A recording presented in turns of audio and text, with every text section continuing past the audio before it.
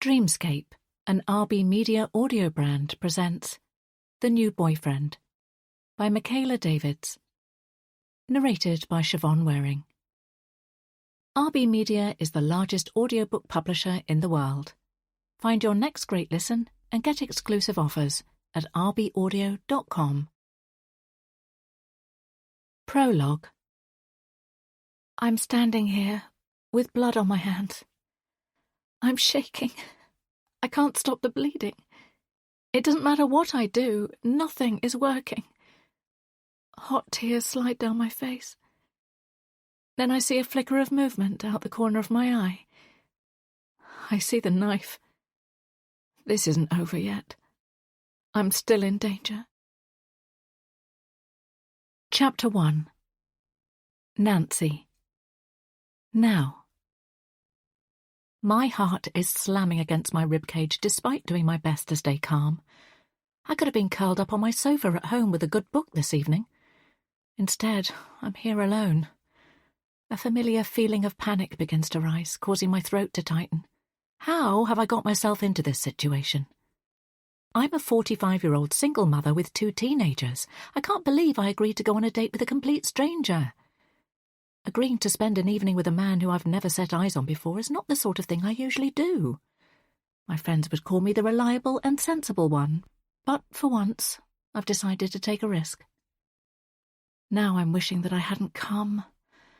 After all, the last time I dated, I was in my early 20s. The world has changed so much since then, and I've changed too. The last person I dated was Jonathan, the man who became my husband and father of my children, and that didn't exactly have a happily ever after ending. Pulling out my mobile phone, I tap the camera app and flip it to selfie mode. I use the reflective screen to check my makeup one more time. Tucking a strand of my raven black hair behind my ear, I wipe a small dot of red lipstick from my front tooth. Satisfied that I look presentable, I click into my messages and check the details once more. I'll see you at 6:30 p.m. Kiss. I definitely haven't got it wrong. Brad, the guy I'm meant to be meeting, confirmed the time just this morning. It's now 6:40 p.m. I reassure myself that there are a million reasons why someone might be running a bit late. Not everyone is as obsessive about being on time as I am, and he might be stalling because he's nervous. I reach for my coffee, inhaling the familiar scent of my favourite blend and feeling comforted by the sweet caramel syrup as I take my first sip. I'm sitting in the high-back chair that I always choose when I come to this coffee shop. My visits here have been more frequent in the last few months. It's become the place where I escape my problems for an hour or two with caffeine and a novel. The cafe is part of a small independent bookshop. I love the smell of roasted coffee beans and the shelves lined with hardbacks and paperbacks. I feel safe here. I've been hopeful about tonight because it's about time my luck changed.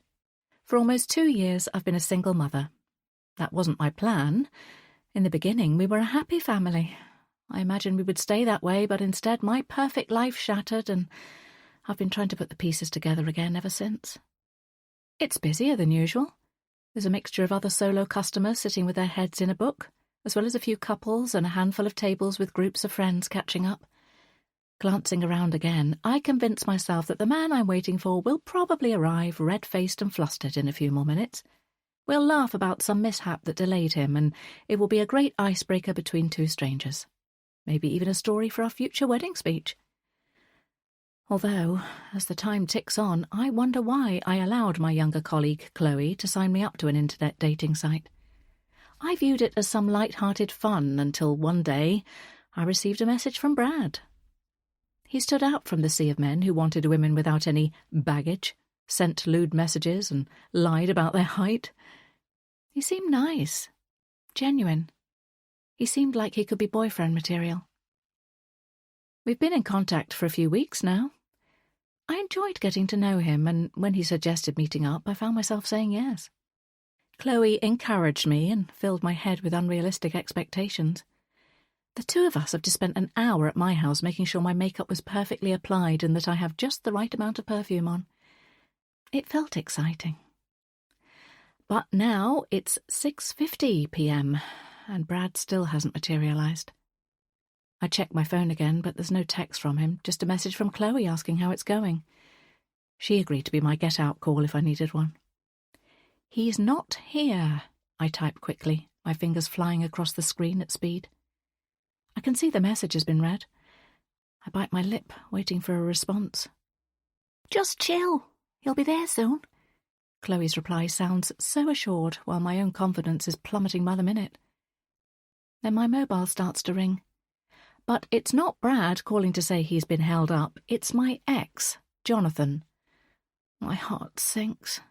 Jonathan phoning me is the last thing I need right now. I reject the call.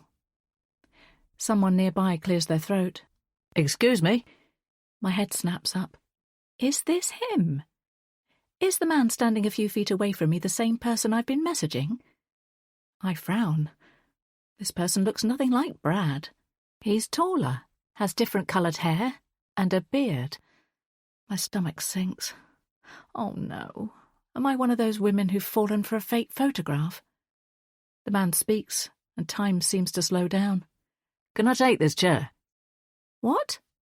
"Is anyone using this chair?" he repeats, this time more slowly as though he's talking to a small child. I untense. This isn't Brad. "Oh, my friend is going to be here soon." The man tuts. "You've already been sitting here by yourself for the last 20 minutes. How long do you expect to hold on to the seat for?" My cheeks redden. "He's going to be here soon," I say as assertively as I can. I glance back down at my phone again, hoping to see a message from Brad to say he's almost with me. The man rolls his eyes. "Oh, that explains it. You're waiting for a date that's not gonna show." His voice seems to get louder as he talks. I'm aware of heads swivelling towards us, eyes landing on me. They're probably taking in the situation and feeling sorry for me. I should have stayed home tonight with a mug of hot chocolate and my adorable cat Betty for company. This was not a good idea. "Sorry I'm late," a voice says. Another man pushes past the guy who's trying to take the chair and in one swift movement plonks himself down in the seat. The rude man tuts in response and finally moves away. My face is on fire with embarrassment, and it takes me a second to realise that the person sitting opposite me also doesn't match Brad's profile picture either. I'm confused. What is going on? "You're not Brad," I say. "Nope," the stranger says cheerfully. "I'm not Brad, but Brad is clearly messing you around, and you didn't need that guy making it worse." I stare at the man who is now grinning mischievously at me. "You can thank me, you know," he teases. "Oh, yes. Thanks," I stutter. "It was good of you to step in." "No problem," the man says. "The dating game is hard enough without jerks like Brad and Mr. Chair Stealer over there." A chuckle escapes me. I take him in. Broad shoulders, dark hair, glasses, and wearing a smart suit. He's very handsome. He looks like about 5 years younger than me, or maybe even 10. I've never been good at guessing ages. He definitely doesn't have the crinkle lines around his eyes that me and my friends of a similar age are now sporting. "My name's Scott Murphy." He smiles. "Mind if I join you?" I say a silent thank you to whatever karma or luck has enabled this moment to happen, because it feels like someone has just dropped the perfect man right into my path. But is he too good to be true? Chapter 2. Nancy. Now. I'm Nancy. For some unknown reason, I stick out my hand as I say this. Scott shakes it as though I'm not being a total weirdo. He holds onto my hand for a beat longer than necessary. A shiver snakes up my spine. "You're single too, then?" I ask out of curiosity, but immediately realise this could be taken for a chat-up line and inwardly cringe. I raise my hands in front of me. "I didn't mean it to sound like... It was just because you said the dating game was hard." I wave my hands around as I talk and, as I do, catch the edge of my coffee cup. It all seems to happen in slow motion. I watch in horror as the lukewarm liquid seems to jump out of the cup and spill absolutely everywhere, including on this nice man's pristine white shirt. "Oh no!" I yelp, grabbing the one napkin I have and ineffectually dabbing at the mess I've created. I'm up on my feet and running for more napkins. When I get back to the table, I'm shaking. I pass some of the fresh napkins to Scott so he can wipe his shirt, and I set about soaking up some more of the spilt coffee on the table. This evening is turning into a total disaster. I bet Scott wished he'd never sat down opposite me. I can't look him in the face, and I just want the ground to swallow me up. When I eventually glance up again, I see that Scott is peeling off his soggy white shirt. My heart speeds up as I think he's about to strip topless in the middle of the coffee shop, but as his shirt comes off, I see he's wearing a white sleeveless sports top underneath. His biceps are now on display, and my heart rate goes up another notch.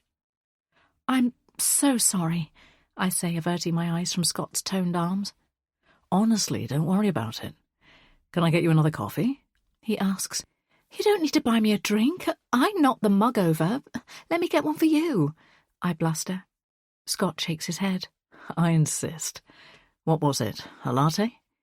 I nod my head, not trusting myself to speak again. I know my cheeks are still red hot, and I need to take a moment to gather myself. This was not how I expected my evening to go. Sitting down, I check everything is dry, then I look at my phone once more. There's a message from Brad. "I'm not going to be able to make it tonight, perhaps another time?" It was sent at 7 p.m, a full half hour after he was meant to be here. I'm baffled. He asked me if I'd like to meet him, so why has he stood me up? My emotions are all over the place. I know I'm not the first woman to experience this feeling, and nor will I be the last, but it's still disappointing. Perhaps I should take this as a reminder that being single doesn't come with the emotional highs and lows of dating or being in a relationship, and quit the dating app before I get truly hurt. "Here you go." Scott places a new coffee in front of me and sits back down. "Thank you." I wrap my hands around the warm mug to anchor myself. A sigh escapes me. "Hey, it was only spilt coffee." Scott smiles. "Don't worry about it." "It's not just that. My date just cancelled half an hour after he was meant to be here," I say truthfully. "It seems like you dodged a bullet," Scott comments. "That's a good way of looking at it," I agree. "Well, he's certainly the one who's missing out," Scott tells me, leaning forward slightly. Is he flirting with me? Surely not. I must be too old for him, and he's way out of my league, whatever age he is. "Let's make this evening one to remember," Scott continues. "Forget Brad. I'll be your date. If you'll have me." I'm about to protest to tell him that he doesn't have to do this, and that he's been kind enough to me already. But then I think about all the things Chloe said to me in her pep talk earlier on. She told me to step out of my comfort zone and embrace whatever happened tonight. I could enjoy an evening in Scott's company. Maybe this is how things were meant to work out. Okay, let's start again, and forget about the part where I spilled coffee all over you. I laugh. "I think you were just trying to get me out of my shirt as soon as possible." Scott winks. I laugh some more, and as the evening progresses, I don't stop laughing. Scott is interesting, clever, and funny. He's well-travelled and has a good job in finance. We seem to have a lot in common. He likes reading and cats almost as much as I do. Our conversation flows easily, and nothing about it feels awkward. "So, do you fancy a browse in the bookshop?" Scott asks. "Always," I reply. He takes my hand in his and leads me through the cafe door and into the high-ceilinged room lined with bookshelves. My soon-to-be ex-husband would never have set foot in a bookshop. We were total opposites in our interests. He loved outdoor sports, and I'm more of a homebody. But that's not the reason our relationship didn't work out. I wonder at what point I tell Scott about my children and previous marriage. I decide I'll mention my family when it feels natural, but I don't want to force the topic right now. We're on a spontaneous, carefree date, and I want to keep it that way. We wander around the store, each seeking out different sections and then drifting back towards each other. We both have a book in hand. Mine is the latest rom-com by my favourite author, and his is a slim poetry book. "Found what you were looking for?" Scott asks, and I feel as though he means more than the book.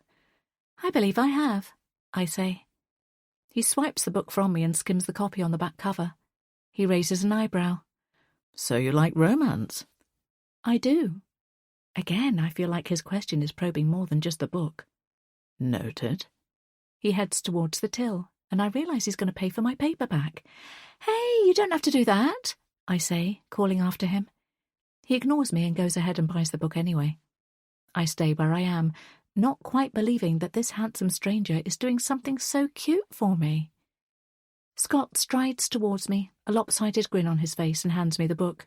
It's a thank you for an unexpectedly lovely evening. Without thinking, I fling my arms around his waist and hug him. Scott loops an arm around me, and then his lips brush my forehead. He smells of books and coffee. I pull back. Likewise. We tumble out of the bookshop. Are you parked nearby? Scott asks. Literally just there.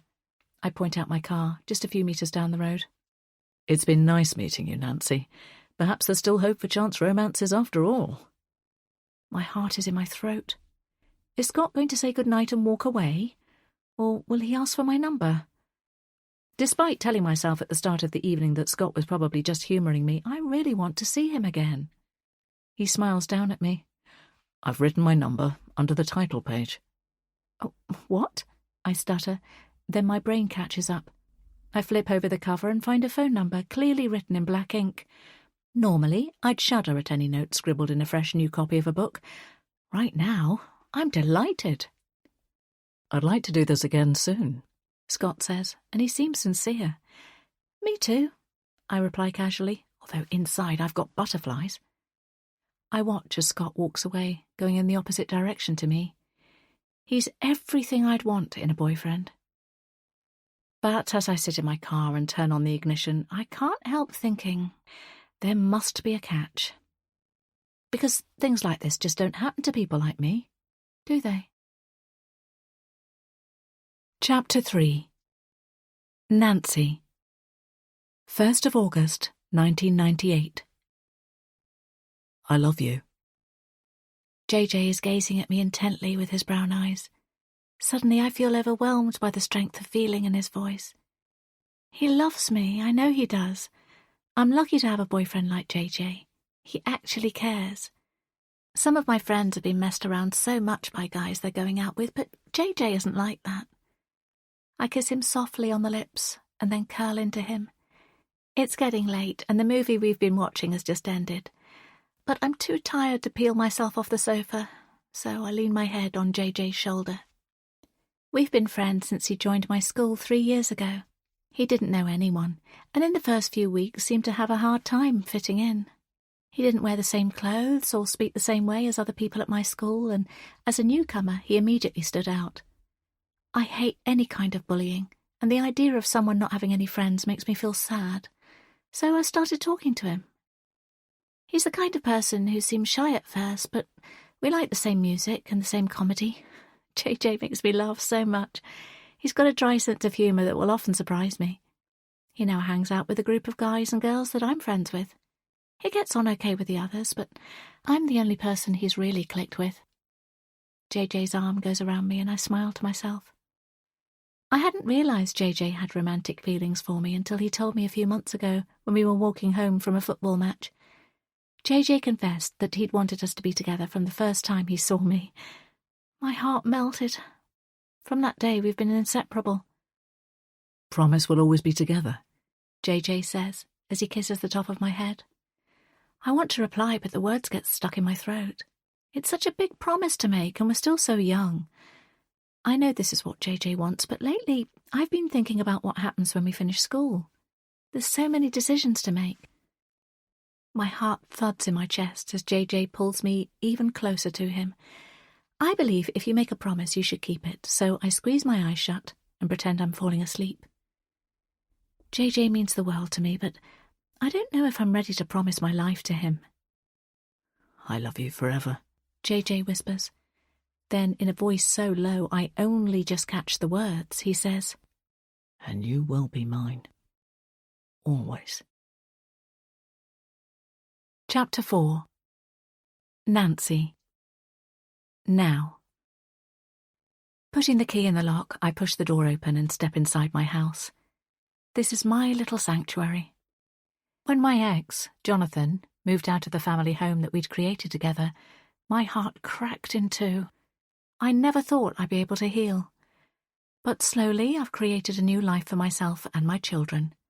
I redecorated every room in the house exactly as I wanted it, and it still feels like home, despite Jonathan not being here. My cat Betty immediately comes to greet me, purring as she winds around my ankles. "Hello, sweetie." I bend down and scratch her behind her ears, and she purrs even louder before wandering off. I've thought about moving house, but the financial costs of doing so were too high, and I also love where I live. The Victorian semi-detached property sits halfway up a hill in what once was a small town but has grown into a sprawling suburbia, like so many other places in northern England. I live in the Old Town. It's full of lovely old historical buildings and has a sweet high street with boutique shops and independent restaurants. I'm more than happy to put up with a half-hour commute to work in traffic so I can live in this pretty corner of the world. I shrug off my coat and hook it onto a peg before easing off my boots and storing them in the shoe rack. Over the last couple of months, with the house revamp done and my eldest now at university, I've suddenly had time to myself. I've updated my wardrobe, joined a gym, and downloaded the dating app. All the things I hadn't had the headspace for while I've juggled a demanding full-time job alongside single motherhood. I'm starting to feel stronger, more in control. "Oh, there you are." Ella is standing at the top of the staircase in front of me. Her hands are on her hips, and she's got a mock frown on her face. "You're later than I thought you'd be." I bite back a smile at this role reversal. I'm proud of the job I've done with 18-year-old Liam and my 16-year-old daughter Ella. 2 teenagers against one parent meant the odds were stacked against me, but the 3 of us managed to pull through some tricky moments, and things are good now. Ella descends the staircase quickly, then stops abruptly in front of me. "So, how'd it go?" "Let me get in the door first." I try to hide my smile, but Ella notices my poor attempt at doing so. "It went well?" she asks, her carefully styled eyebrows shooting upwards. "Yes. Why is that a surprise?" I told Ella where I was going this evening. As this is the first time I've gone on a date since my marriage broke apart, I decided that I wanted to be honest with my children about where I was and who I was seeing.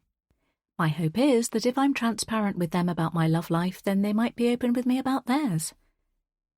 "You were just a bit reluctant. I thought you wouldn't go, or you'd give him an hour and then leave." Ella shrugs. "So tell me all about Brad, then." "Ah, Brad," I say, having momentarily forgotten all about him. "Would you like a mug of hot chocolate? And then I'll tell you all about it." Yes," Ella says enthusiastically. Walking past a framed photograph of my Liam, I smile. I helped him move into halls at the University of Manchester a month ago. He worked hard for his grades, and I'm certain he's got a bright path ahead of him. It's been a lot quieter without him, though. He was my homebody, always happy to spend an evening cooking and watching TV with his mum, whereas Ella loves being out and around big groups of people. It occurs to me that it's unusual for Ella to be at home on a Friday evening. She has a large circle of friends who are always in and out of each other's houses. Usually she'd be hanging out with them on the weekend. I suspect she deliberately waited in to find out about my date, which is very sweet of her. I heat up the milk and cocoa in a pan, just like my own mum used to. I fill a couple of mugs to the brim and then take the drinks into the living room. I settle down on the sofa and Ella sits next to me. It seems Betty is also keen to hear about my date because she pads into the room and lays down by my feet, looking up at me expectantly with her big green eyes. "Brad didn't show up." I explained what happened and how I ended up on a date with a guy called Scott instead. Ella nods approvingly as I tell her how Scott saved me from the man he nicknamed Mr. Chair Stealer, and by the time I get to the part about him writing his number down in a book, she is practically clapping her hands. "He sounds amazing, Mum. It's like a movie romance," she squeals. "When are you seeing him again?" "I'm not sure," I shrug. "Well, you have his number, so you have to message him," Ella says. "I'll do it tomorrow," I tell her, not wanting to appear too eager. "No, don't make him wait after you've had such a perfect first date. Message him tonight," Ella instructs with confidence. "Oh, you're getting all grown up, aren't you?" My voice is wistful as I say this. The last couple of years since my split with Jonathan have been a roller coaster. Sometimes I'm not quite sure how the time between Ella starting secondary school and now has gone so fast. My freckled-faced girl with braces has somehow transformed into an elegant young woman. She rolls her eyes at me. "Don't get all soppy." My world has shifted so much recently, but I'm proud that, despite everything, my children are both happy, and they're now starting to live their own lives. The years of packing school lunch boxes, endless play dates, and cheering on the sidelines at sporting events are definitely now all gone. My time with Ella is fleeting because she's such a social butterfly, so I'm going to enjoy having her all to myself for the next hour, before we both go up to bed. "Do you know, when you were a little girl," I start to say, "don't try to get out of messaging him by taking me on a trip down memory lane," Ella chides me. Okay. You're worse than Chloe. I pull out the phone and tap out a quick message. Then I hit send. Done. Ella looks at me aghast. "What do you mean, done? What have you written so quickly?" My daughter clearly thinks that I can't be trusted and was expecting me to run the wording past her. "It's fine. I just thanked him for a nice evening and let him know this is my number. I'm not going to spend hours agonising over a message." Placing the phone on the arm of the sofa, I reach for the remote. "TV?" Ella nods. I scroll through a streaming platform and select an old comedy series that Ella and I used to love. "We haven't watched this in ages," I remark. Ella snuggles up next to me, and for the next half an hour we enjoy the familiarity of the storyline, but still manage to laugh as though we hadn't seen this episode dozens of times before. As the show comes to a close, my phone beeps. Looking down, I see Scott's name flash up on the screen. I smile with delight. Even though I was trying to play things casually in my conversation with Ella, I'm happy to see that he's replied to me so quickly. "Is it him?" Ella asks, sitting up straighter. I read the message. "I had a great evening. When are you free for a second date?" "Oh, he's keen," Ella exclaims, reading over my shoulder. "Enough of the dating advice." I laugh. "Come on, it's time for bed." I give her a kiss on the forehead, and then we both pull ourselves up from the sofa. This evening has been unexpected, to say the least, but in the best possible way.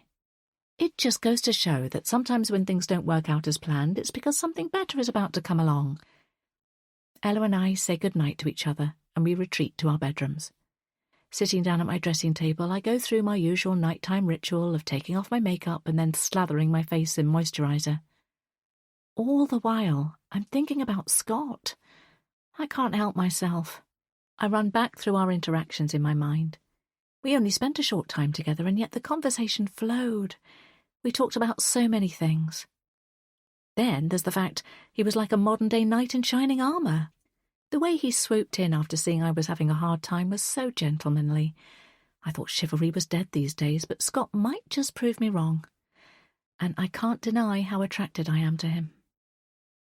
Pulling back the covers, I climb into bed. My phone beeps on the bedside table. Snatching it up, I hope that it's Scott again. But it's not. It's Brad. "Hey, I've been thinking about you. What are you up to?" Sighing, I click out of the message thread and don't respond. Does he really think I'm going to engage in a midnight exchange of flirty messages after he stood me up? Not a chance. Instead, I tap out a reply to Scott, letting him know I'm free on Sunday or next Friday. I see him typing a response immediately. I hold my breath, waiting for his message to appear on my screen. "Sunday it is. 11 a.m. See you at the bookshop again?" I grin. Ella was right. Scott does seem keen.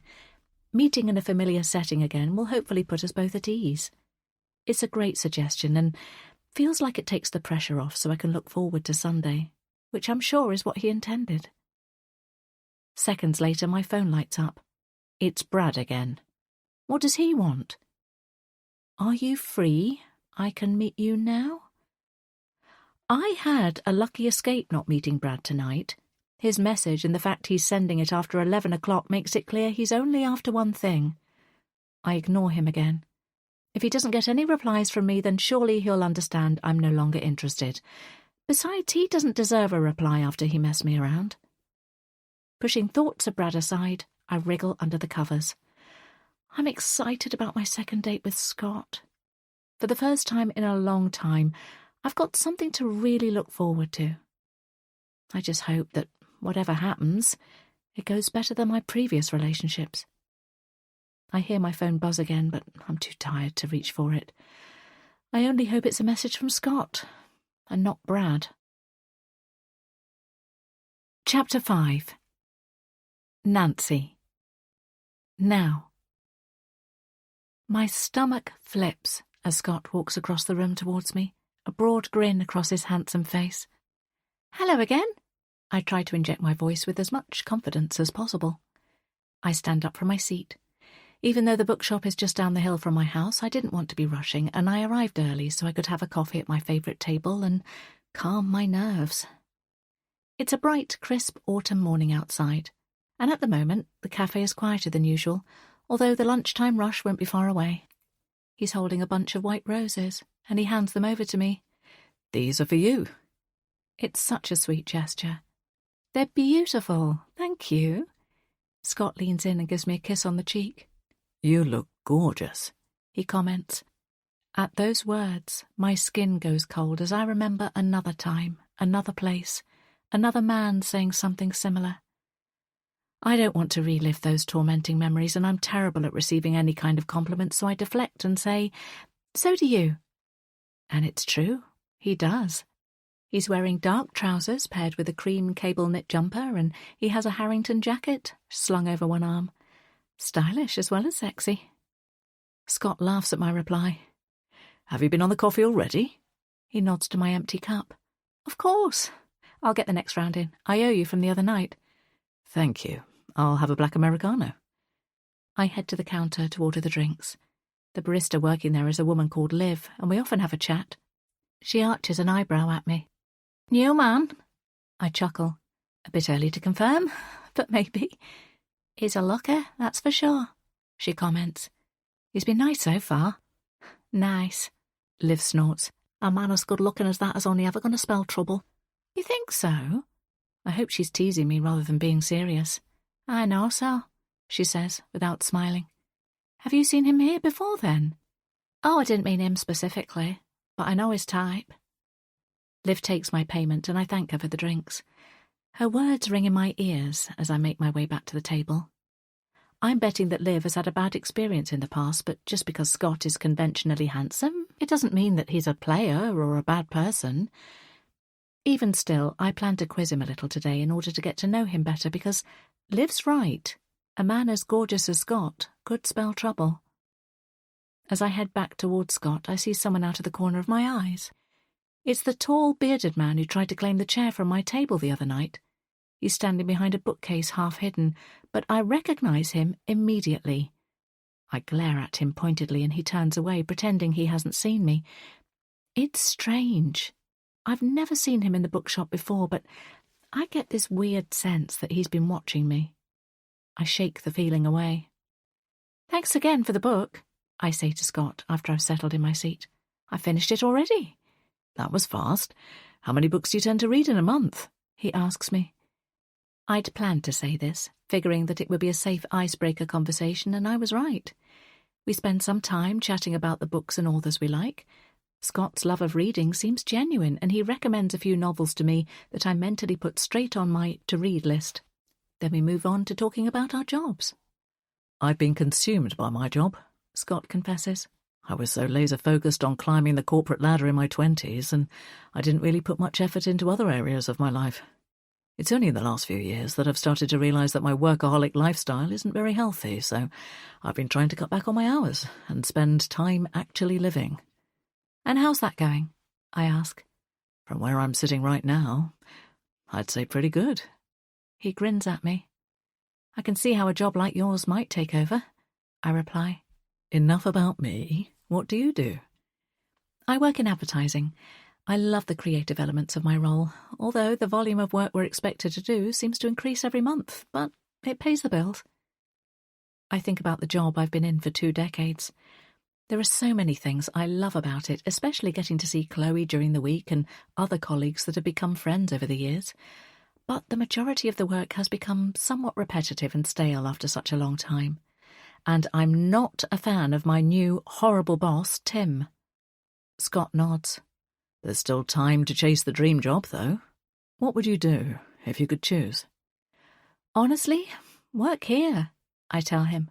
What could be better than being surrounded by books all day? I agree. Sadly, it's probably not enough to pay 2 lots of university fees. Panic washes over me. I haven't even mentioned my children yet. I was planning to, but I've just put my foot in it now. Tripping over my words, I tell him about Liam and Ella, and throw in the fact that I'm going through a divorce and I'm over the age of 40. Everything comes tumbling out in a garbled rush. I'm sure my situation will have Scott scraping his chair back and leaving soon. But once I finish speaking, he just says, "It sounds like you're being an awesome mother." "So the fact that I have 2 teenage children and an almost ex-husband doesn't bother you?" "No, should it?" Scott replies without a beat. "I'd be more concerned if you had a husband who wasn't an ex." I chuckle. Yep, that would be a more complicated situation. "Well, I don't have kids, and I've never been married. As I said, I've been wedded to my job, so there's not much to say. But thank you for telling me about your kids." I exhale a breath I didn't know I was holding. I'm glad I shared my situation early with Scott, as it means I can relax and be myself. He's been accepting and unfazed, which tells me he's the sort of person worth dating. "You don't have any skeletons in your closet, then?" I tease. Scott splutters on his coffee. "What a way to phrase that," he says once he's recovered. "But no, not one. I'm afraid my past is just a bit boring." "That isn't a bad thing," I say. Fiddling with my earring, my mind catapults back to the darkest moment in my own past. A day I would wipe from my memory if I could. It's my biggest mistake, something I've never even shared with my own children, and a truth that I vowed to take with me to the grave. I'm not a liar by nature, but some circumstances force you into keeping secrets, and this is a secret that runs so deep that I don't plan on sharing it with anyone, and certainly not on a second date. "Are you okay?" Scott asks. "I'm fine," I say, snapping my attention back to the present. Our conversation moves on quickly to our favourite places in town, then on to travel and hobbies, before circling back to books. We both drain another drink and then decide to get some lunch. Scott goes for a wrap and I get the soup. There's never a pause in our conversation, and he somehow manages to effortlessly put me at ease. It's like I've known him before. Before I know it, we're halfway through the afternoon. Scott checks his smartwatch. I'm so sorry.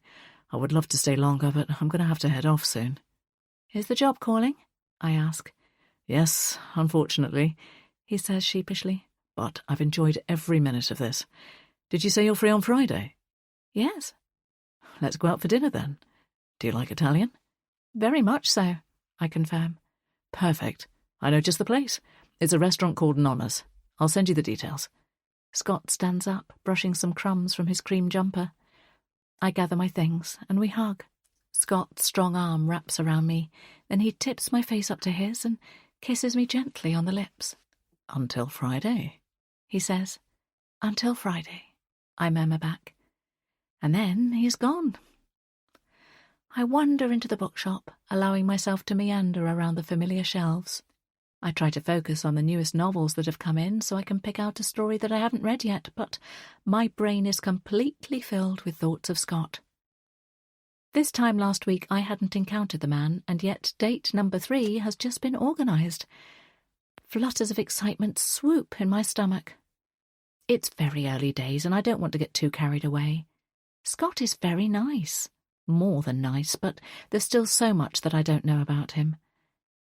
I decide to head home and get cosy indoors, so I exit the shop and walk down the street. As soon as I step outside, a message pings on my phone. I scoop it out of my handbag.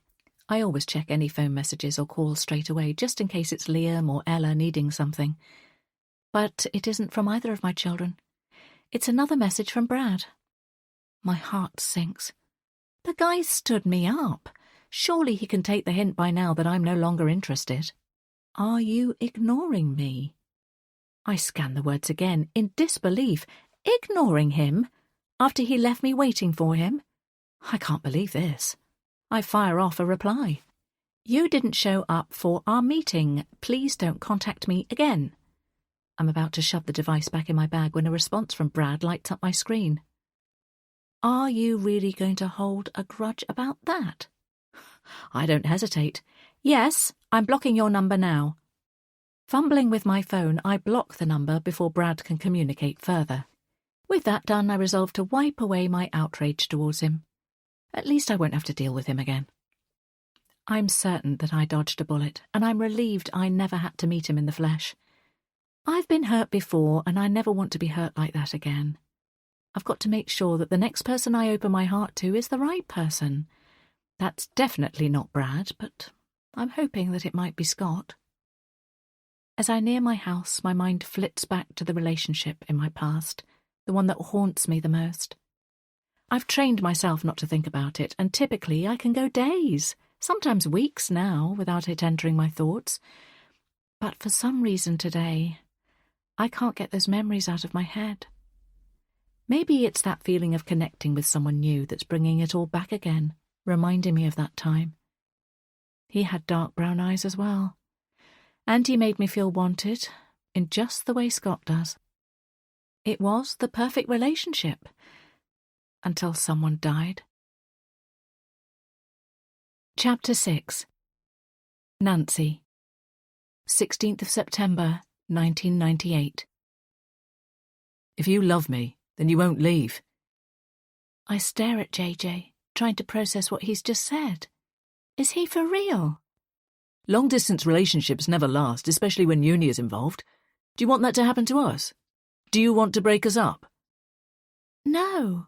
I shake my head, packing my school books into my bag. But it won't happen to us. This would only be for a few years. You're saying that now, but when there's a million distractions, other things to do, other people to see, are you going to come home every weekend? Well, it probably wouldn't be every weekend. See? It's already started and you haven't even left yet. JJ folds his arms tightly across his chest and a dark scowl appears on his face. I've never seen him like this before. I meant because of costs, not because I wouldn't want to see you. I tread carefully, knowing that one wrong sentence could result in him picking holes in my words. JJ is usually so affectionate and romantic, but since we started talking about our options for when we leave school, I've seen a change in him. He's been much quieter lately, and we haven't been laughing so much together. And now, after another school talk on university applications, JJ is trying to convince me not to go. Exactly. Uni is so expensive, it's a waste of money.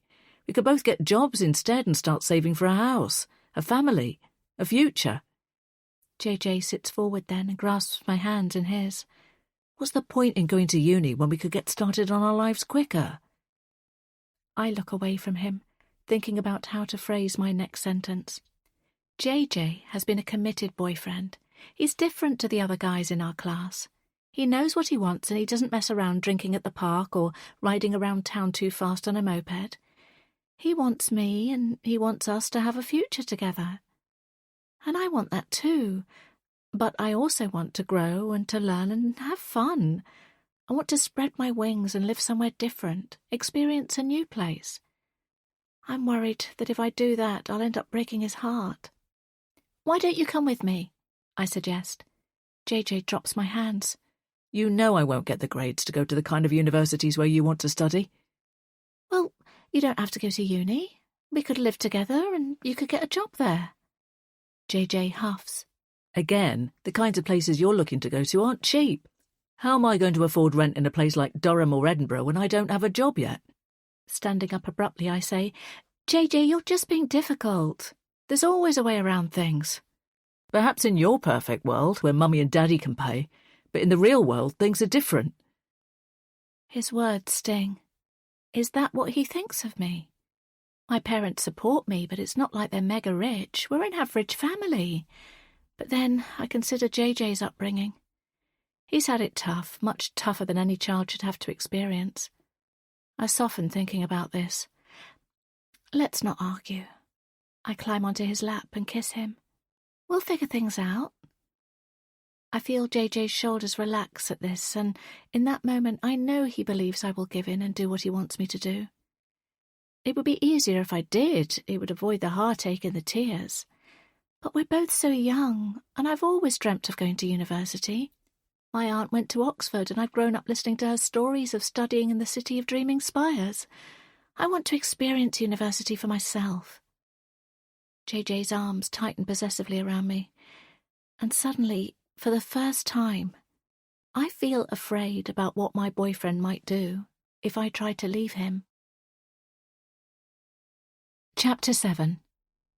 Nancy. Now. This is it. I'm really doing this. I climb out of the taxi, wobbling slightly. I always wear flats, so I'm not as well practiced walking in heels anymore, but they feel like the right call for this evening. I spent ages agonising over my outfit, and Chloe approved the one I'm now wearing after I sent her photos of different options. Smoothing down the skirt, I straighten up and tuck a flyaway curl behind my ear. I spent time carefully styling my hair and preening my eyebrows before leaving, wanting to look my best on my first date with Scott that's somewhere other than the bookshop. And now I'm standing outside the Italian restaurant where a table is booked for us inside, and this is actually happening. Hello, gorgeous. I jump slightly and then have to take a second to regain my balance. Scott is by my side and is placing a steadying arm around me. I feel myself flush as I take him in.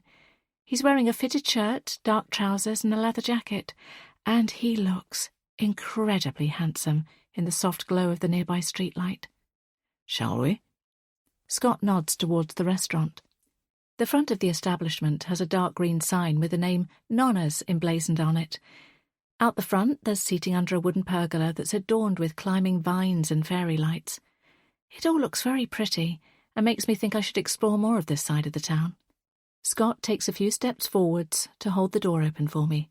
I didn't realise men still did things like this, but Scott is standing in front of me, being the perfect gentleman. If my mother were alive, she would tell me that manners like this were rare in this day and age, and that he was a keeper. Inside the restaurant, the windows are slightly steamy, and the smell of delicious fresh-cooked food hangs in the air. It's packed full of people, all talking and laughing, and it looks warm and welcoming. I can see why Scott suggested this place. It's relaxed and not too formal, exactly what I need to set me at ease and steady my nerves. Scott greets the woman on the reception desk. Hi, Marianne. I've reserved a table. Ah, yes. Scott, how are you? She beams a smile as though she knows him well. Good, thanks. And you? I can't complain, she says in a sing-song voice. Marianne is absolutely stunning. She must be in her early 20s and has a mane of caramel-coloured hair. Her eyes are the brightest blue I've ever seen, and despite wearing little makeup, her cheeks are rosy and her lips have a natural pink stain. I wonder how often Scott comes here, and how well he knows Marianne. She beckons for us to follow her, weaving through the room and showing us to our table for two in the corner by the window. Please, sit down. My chair is pulled out for me. I will be over to take your order in a moment, she says with a twinkling smile. This is my favourite spot in the restaurant, Scott says. It's great for people watching. Settling myself in my chair, I wonder if this means Scott regularly brings dates here. As if reading my mind, Scott says, Sometimes I have lunch here, in between meetings. At lunchtime it's quieter and the service is quick.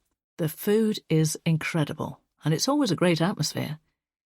I'm very much looking forward to the food, I remark as I pick up a menu. And I'm looking forward to the company, Scott says without missing a beat. What a good line. I laugh. Truly, Scott replies, reaching over to take my hand in his.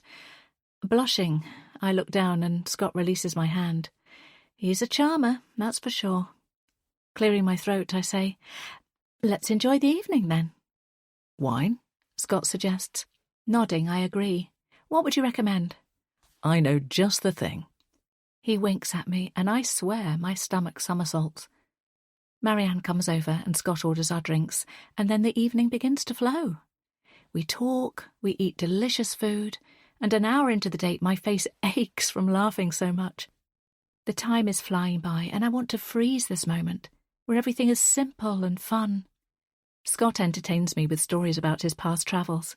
He's the sort of person I could listen to all day long and not get bored. And he keeps looking at me with his deep brown eyes, making me feel like I'm special. It's been a long time since I felt this way. The butterflies in my stomach multiply over the course of the evening, making me feel giddy with excitement. But the combination of Scott's gaze and the sweetness of the wine is intoxicating, and I find myself thinking about if we might spend future nights out together like this.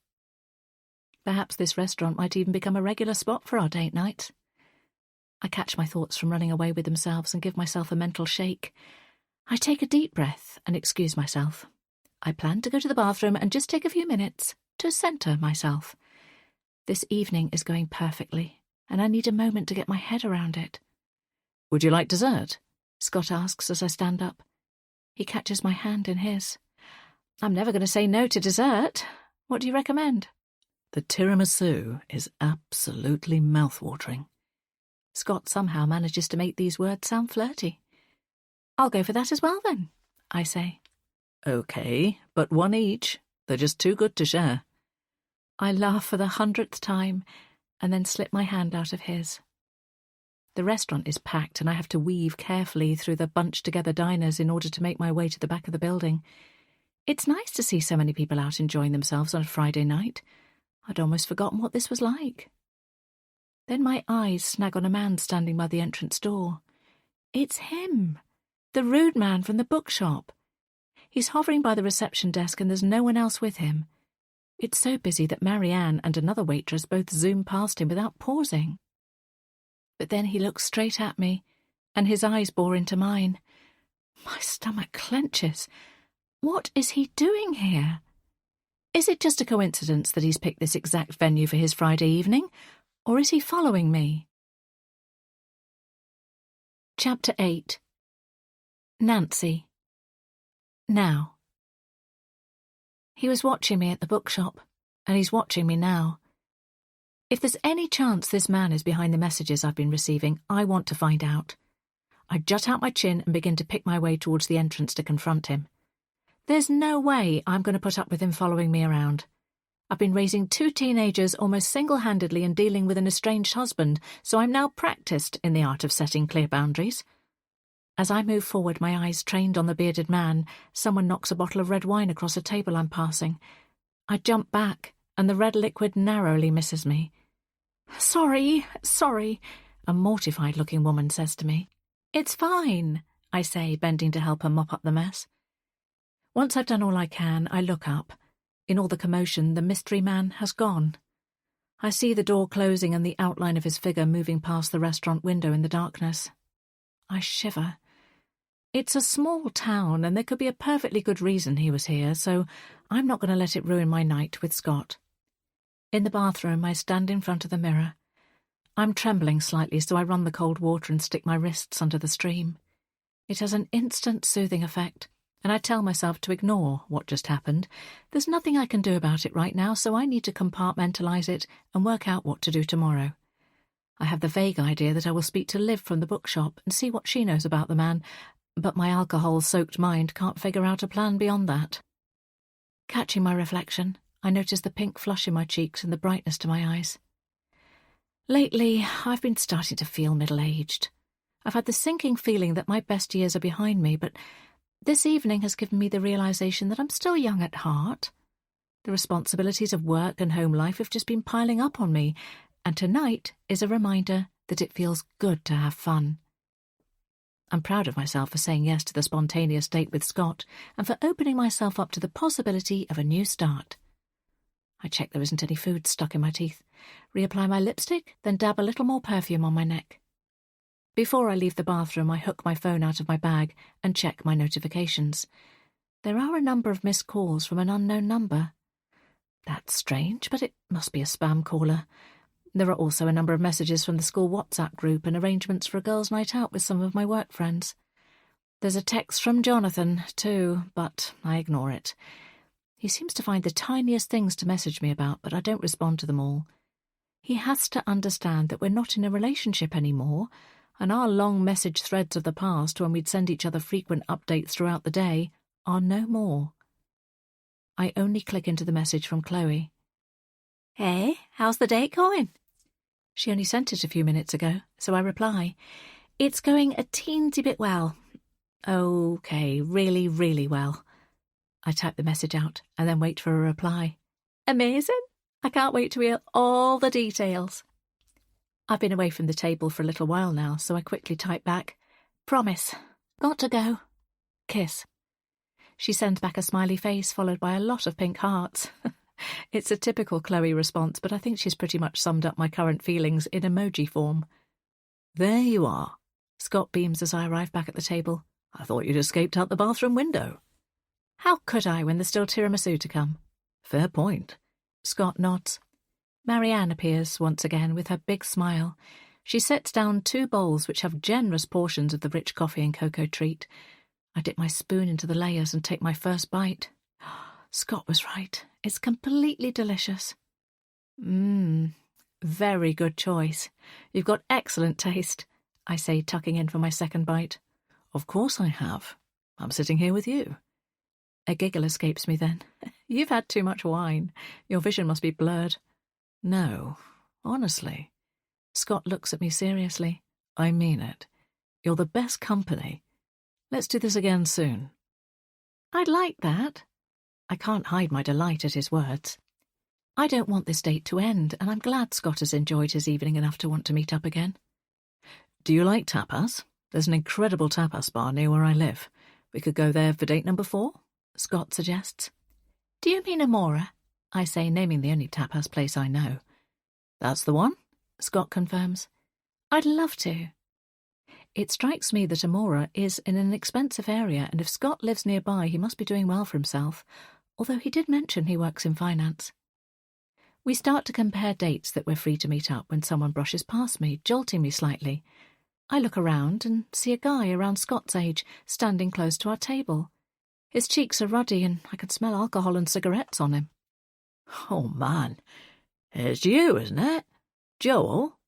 I haven't seen you in... what? He pauses to think. About 15 years? Scott swivels in his seat to face the stranger. Joel? He questions. Not me, I'm afraid. Come on, what is this? A prank? I'd know your face anywhere. Scott's brow creases. I must have a lookalike roaming around out there. Sorry, I can't help you. Have a good evening. But the man doesn't budge. It's me, buddy. Harrison. Remember, we used to work in that phone shop together? Not me, I'm afraid, Scott insists. I must have one of those faces. Harrison raises his voice. It is you. There's a ripple on the tables around us and they fall silent, picking up that something isn't right. Look, Scott pulls out a business card. I'm Scott Murphy. Harrison shakes his head, still not believing what he's hearing. He opens his mouth again, but before he can speak, our waitress appears. Is everything okay? She asks tentatively. Scott signals that no, everything is not okay.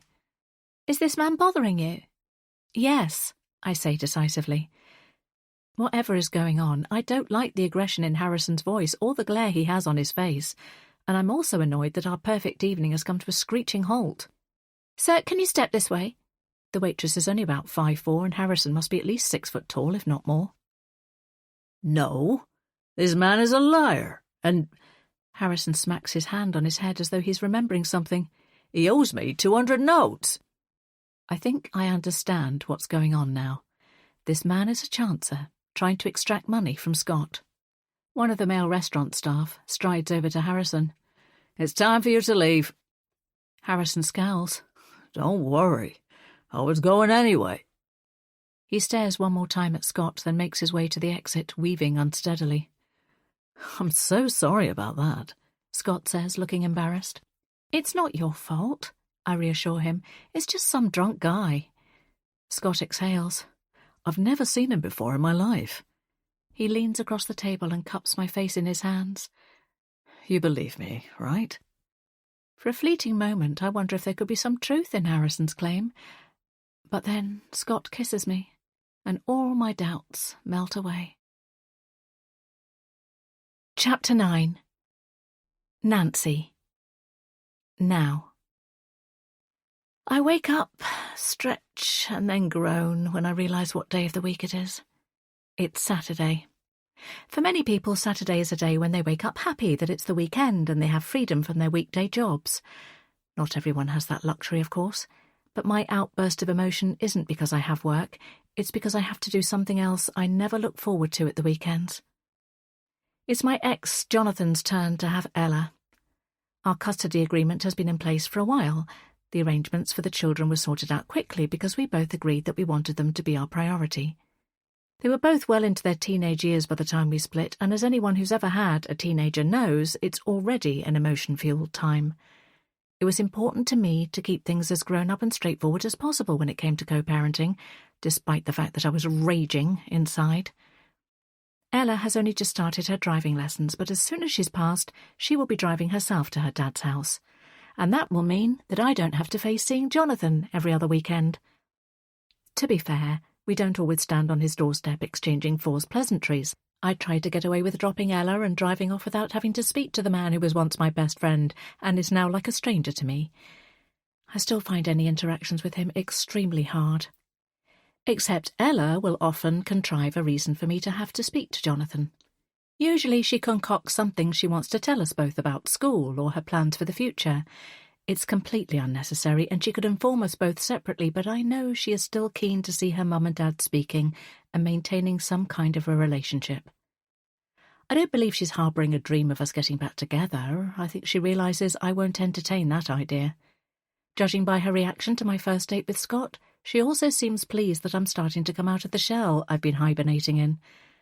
My theory is that she just wants there still to be a thread of connection between her mum and dad, which I can understand. But I've kept up the niceties for longer than most women would, and I have a timeline on how long I will continue to tolerate conversations with Jonathan. As soon as Ella is able to drive herself, I don't see a need for such regular contact between me and the man who betrayed me. Huffing, I swing my legs out of bed. I'd happily stay under the covers for a little while longer, but the clock is ticking and I don't want to make Ella late. I open the door to my ensuite bathroom and step under the warm rivets of water in the shower. I would love to just throw on my tracksuit and head out the door with no makeup on, but I just can't bring myself to do it. Whenever I drop Ella off, I always do so with a fully made-up face and wearing decent clothes. It's not because I want to make Jonathan notice what he's missing or because I'm trying to entice him back or anything like that. It's because I never want to feel vulnerable in front of him again. Not after what happened between us. "Mum, are you ready?" Ella calls up the stairs. "Just coming," I shout back down. Hurriedly, I pull on a new leopard print jumper and some dark jeans. I hastily apply my foundation, blusher, eyeshadow and mascara before finishing off my look with a little bit of lip gloss. I hate the fact that I'm making an effort, but just the process of putting myself together makes me feel calmer. Taking a deep breath, I descend the stairs. The front door is wide open and Betty is purring on the doormat, looking up at me with her adorable cat's eyes. "Oh, I wish I was staying here with you, Betty, but I've got to go." I square my shoulders and lock the door behind me. Ella is leaning against the car, head bent and fingers flying over the keypad of her phone. I remind myself I'm doing this for her. She still loves her dad, and despite his faults, he's been a good father, so I'll continue to go through this for a little while longer for her sake. "Hello, Nancy." Looking over to the house next door, I see my neighbour Denise standing at the bottom of her drive. She's laden with bags and clearly returning from a trip to our local corner shop. "Hi, Denise. How are you?" I smile back. Denise has lived in the pretty Victorian house that's one along from mine for the last few years. We're around the same age and we have similar interests. Her home is only separated from mine by a small pathway, and the closeness in living proximity reflects the closeness in our friendship. Even in the short time we've known each other, we've been through a lot together. We've shared the highs and lows of life, including Denise's job changes and my separation from Jonathan. I thank my lucky stars she moved in next door because I don't know what I'd do without her. Everyone should have a Denise in their life. "Good, thanks. Just popped to the shops for a few bits," she laughs. "I came back with all of this." "What are you like? You should have called me and I'd have driven you back with all of those bags," I say. She shrugs. "It gets my daily steps in." Putting down the bag, she hooks her house keys out of her coat pocket. "Is it that time of the week again?" I nod. "Yes, I'm just going to drop Ella at her dad's. Fancy a coffee when I'm back?" "Of course I do." Denise gives me a little wave as she stands outside her house. "I'll see you later on then." I wave back and then unlock the car and climb in.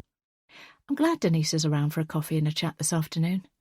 I often find it too quiet when I come back to the house and I'm on my own. After having two noisy toddlers who somehow morphed in the blink of an eye into two noisy teenagers, I'm not used to the silence that greets me when Ella is at her dad's house. It's been hard enough to adjust to having just one of my children around with Liam at university, but the silence is deafening on the weekends when I'm at home by myself. Putting the car into gear, I swing onto the road and resolve to get this over with. I try to hide my feelings about Jonathan in front of Ella, although it's not always easy. On the drive over, I chatter away about plans for the upcoming week. Ella still has her head in her phone and is giving me one-word answers, her attention stolen by the videos she flicks through on the screen.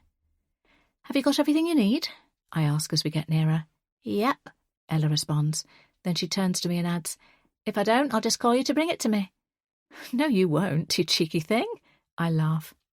My daughter finally puts her phone down and starts to tell me about a few things that have happened at school recently.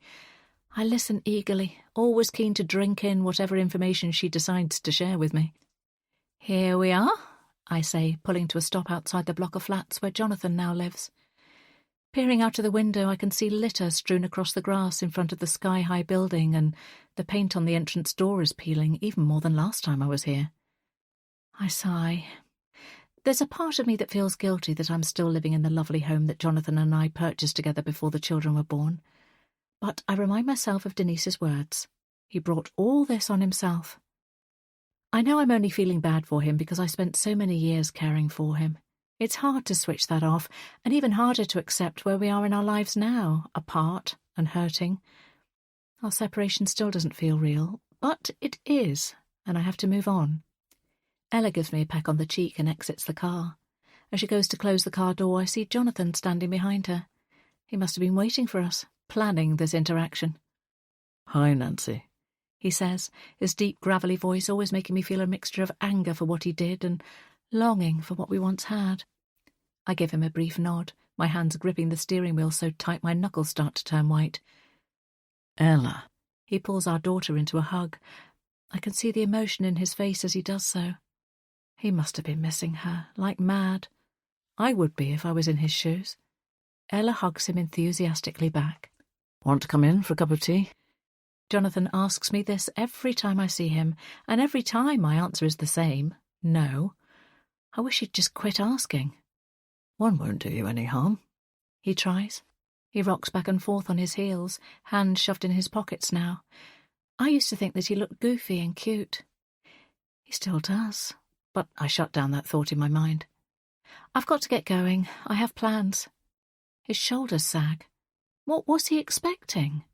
"I was hoping to talk to you about arrangements for the Christmas holidays." He persists. I bite my tongue. Christmas used to be my favourite time of the year until I unearthed Jonathan's secret the day after Boxing Day almost 2 years ago. Last Christmas was just as bad. Jonathan and I shared the children, swapping them partway through Christmas Day.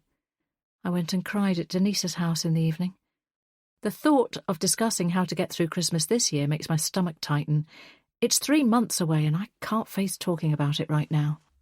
"Just message me." My voice is abrupt, more abrupt than I mean it to be. Jonathan's face falls. "Okay, will do." "Bye, Ella," I call, then lean over to yank the door shut. If I stay much longer, then I know the tears will start to well in my eyes. It's all still so raw. Will that ever change? I hate the way Jonathan makes me feel like it's my fault we're in this situation. I asked him to move out, but what did he expect? That I'd forgive and forget and our lives would continue as normal? In my rearview mirror, I can see my ex and my daughter staring after me. As much as I wanted to keep our precious family together, I could never, ever be with someone who broke my trust, because he cheated on me and then lied about it. Tears sting and I blink them away. I just want to erase the whole thing. Jonathan didn't seem the type to betray me. I trusted him completely. But then, they do say it's always the quiet ones that you should watch. Chapter 10. Nancy. Now. I can't put it off any longer.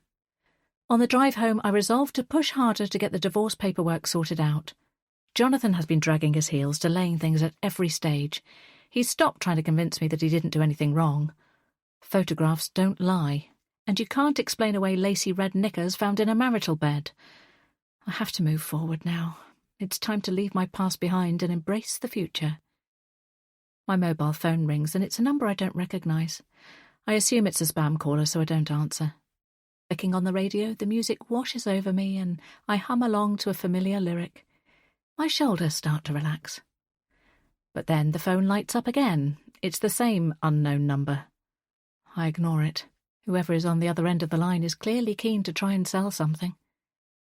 Turning up the sound, I pull my thoughts away from Jonathan and think about catching up with Denise. We often end up talking for hours, setting the world to rights, and I always feel so much better afterwards. A girly morning is just what I need. The tune ends, and another comes on. Music that makes my heart ache.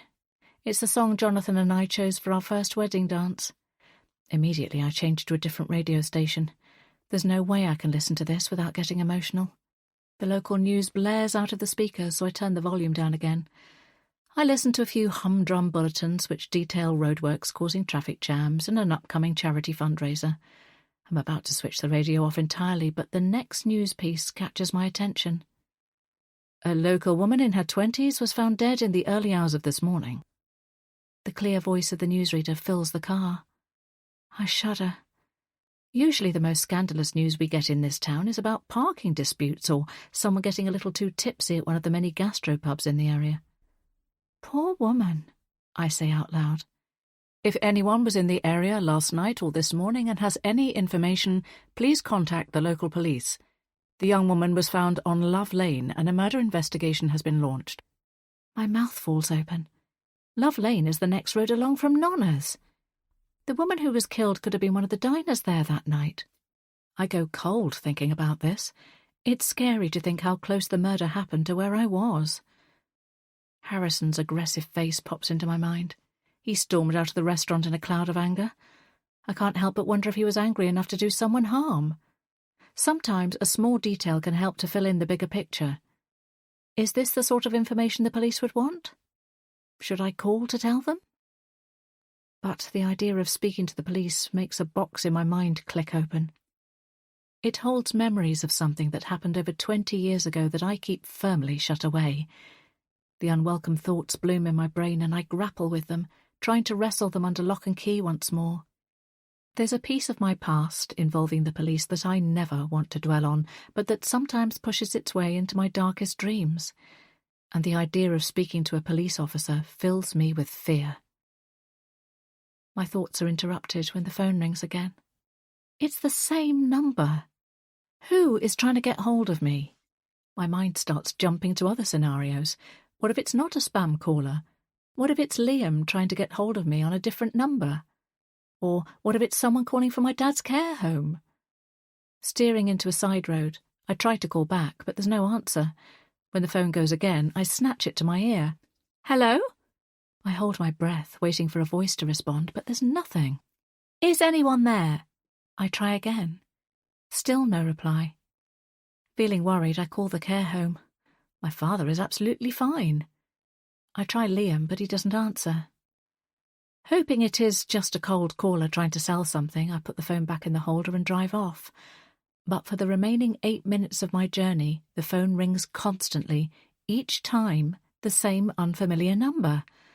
The buzzing is irritating, but I grit my teeth and decide not to stop again. The minute I pull into my drive, I pick up the phone and demand, "Who is this?" Silence. A shiver runs down my spine. Who is calling me incessantly like this? Jonathan's name flits across my mind, except he's with Ella. He wouldn't be wasting his precious time when she's with him. And it would be out of character for him to do anything like this. So who else could it be? Then I realise. Brad. Chapter 11.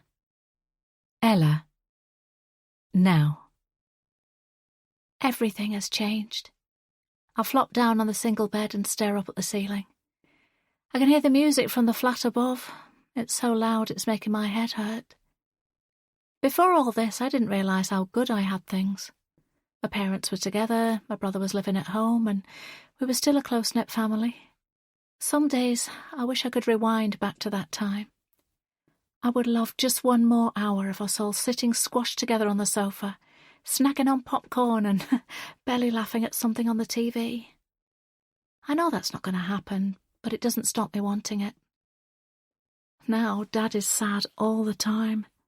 I swear he's behaving weirder and weirder every time I see him, and he won't stop asking questions about Mum. It's super awkward. Opening up my phone, I look at my screensaver. It's an image of the four of us on my 13th birthday. We're all beaming so widely our teeth are on show. My eyes are drawn to my mum in the photo. She looks so happy. Yesterday, for the first time in a long time, I saw her properly smiling again. Her date seemed to go well. I don't want her to be dating anyone else, not really, but I do want her to get back to being a happy version of herself again. I've decided to be supportive, to cheer her on. I just hope my dad will find someone new as well. But they're adults, they just need some time to figure things out for themselves. It also means that while they're focusing on their own problems, they're not quite so glued to what I'm doing. That's why neither of them knows about the latest development in my life. They haven't got a clue what I've been up to lately. And that's the way I intend to keep it. Because Mom isn't the only one enjoying a romance. I've been dating someone too. He's completely gorgeous and he makes my heart leap every time I see him. We've been dating secretly because we don't want the pressure of our parents interfering in our relationship. It's finally my time. So many other girls at school already have boyfriends, and I thought it was never going to happen for me. Then with everything going on with my parents, I thought maybe relationships just weren't worth bothering with. Not if they resulted in the kind of heartache I've seen Mum and Dad go through. But about a month ago, my world changed, because I met someone. He's the same age as me, but goes to another school. He seems different to all the guys in my class. He's so spontaneous and fun. It's all I can think about. And I can't wait to see my secret boyfriend again. Chapter 12. Nancy. Now. Who's calling?